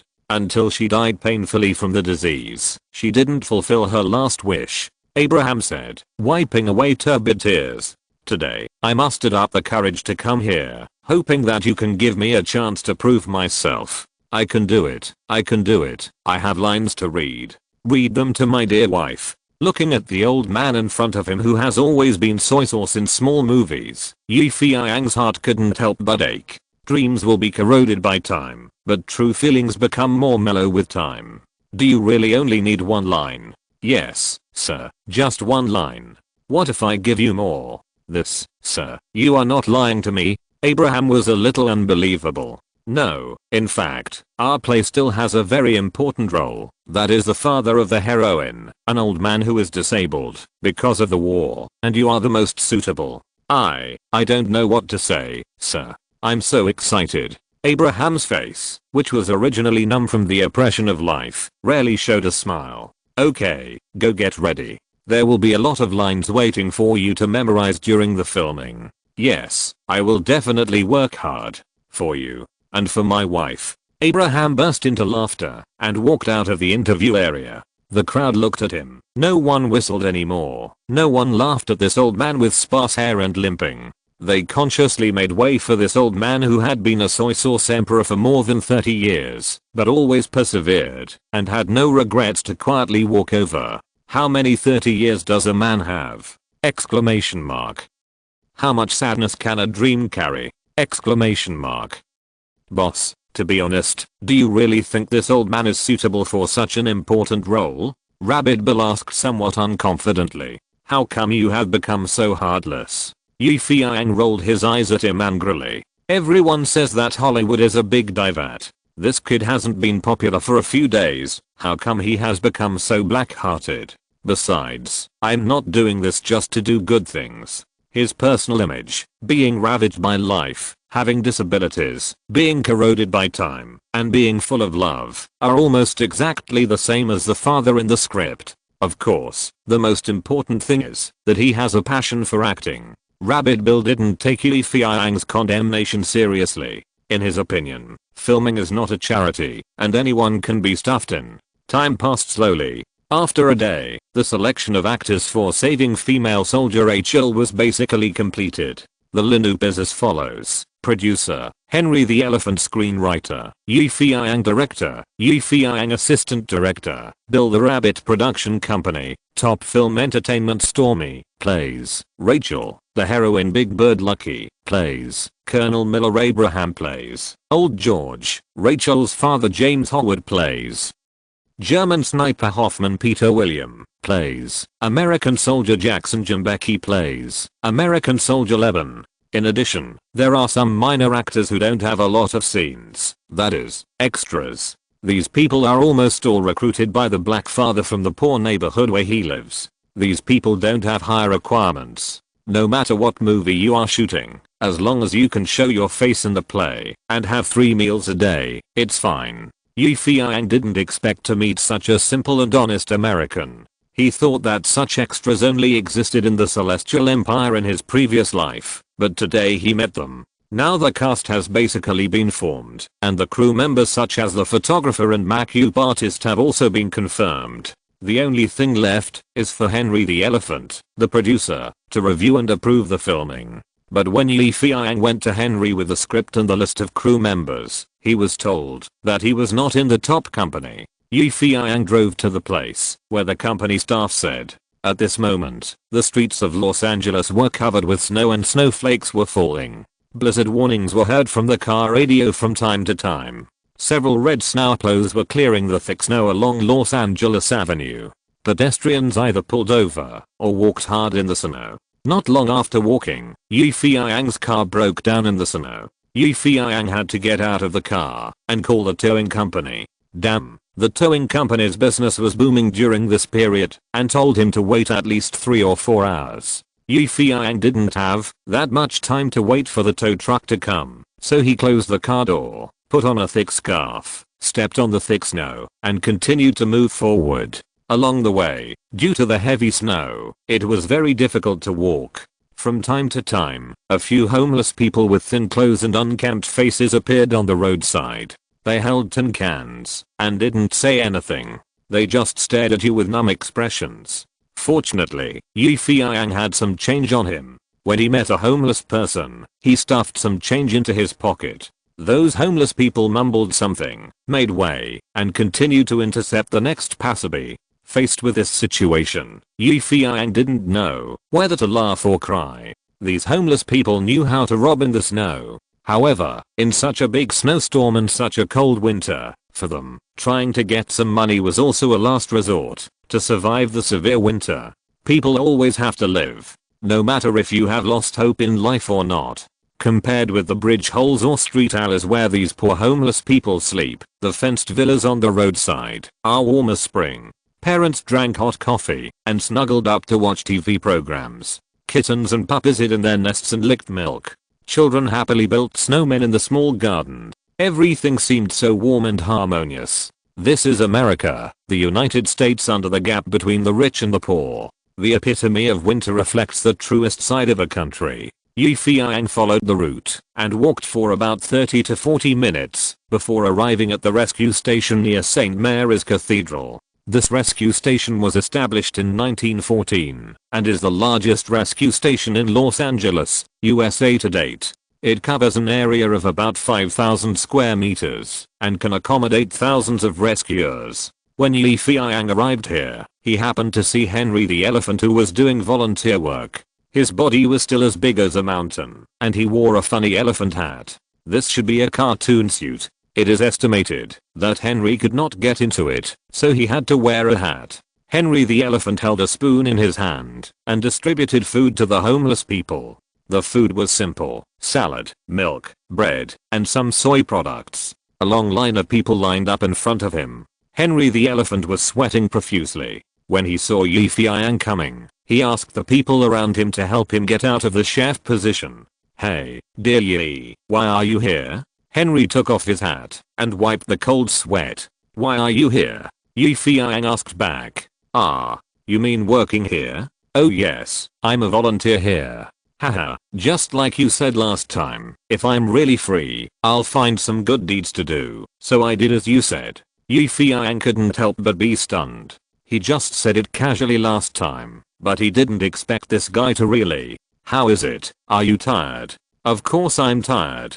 Damn, I haven't been so active for a long time." Henry's face was flushed, and he gasped, "But seeing that I can help so many people, I don't know why, I feel comfortable in my heart. You know, Yi, I don't have nightmares these days. Even if I dream of my wife and children, they no longer blame me. In the past, they always scolded me in their dreams, saying that I hurt them." The elephant Henry's face was a little gloomy. "Looking back now, maybe I did a lot of things wrong, including asking you to help me shoot this movie. I was too selfish, only thinking about myself, never thinking about others, and helping others. God said that everyone is born equal. I didn't believe it before. If it is really equal, why can some people live in high-rise buildings, while others have to sleep on the street?" But now I understand the meaning of this sentence. People who live in high-rise buildings may not be at peace and have nightmares every night. People who sleep on the street can snore loudly and sleep soundly. This is the answer God gave us. Feiyang didn't expect that after just a few days of not seeing him, this elephant Henry would become a Buddha on the spot. If Anne Hathaway was called over, the two might be able to have a heated discussion on God and Jesus. "Yi, why are you looking at me like that?" It turned out that Feiyang couldn't help but stare at the elephant Henry with a strange look. "Oh, nothing. I just feel that you have changed a lot recently." "People will change, especially people like me who won't live long and are about to die," Elephant Henry murmured. "It's good this way. When I die, it would be best if I could go to hell and pay for my sins. As for my wife and daughter, I believe they will always be waiting for me in heaven until I clear my name in hell."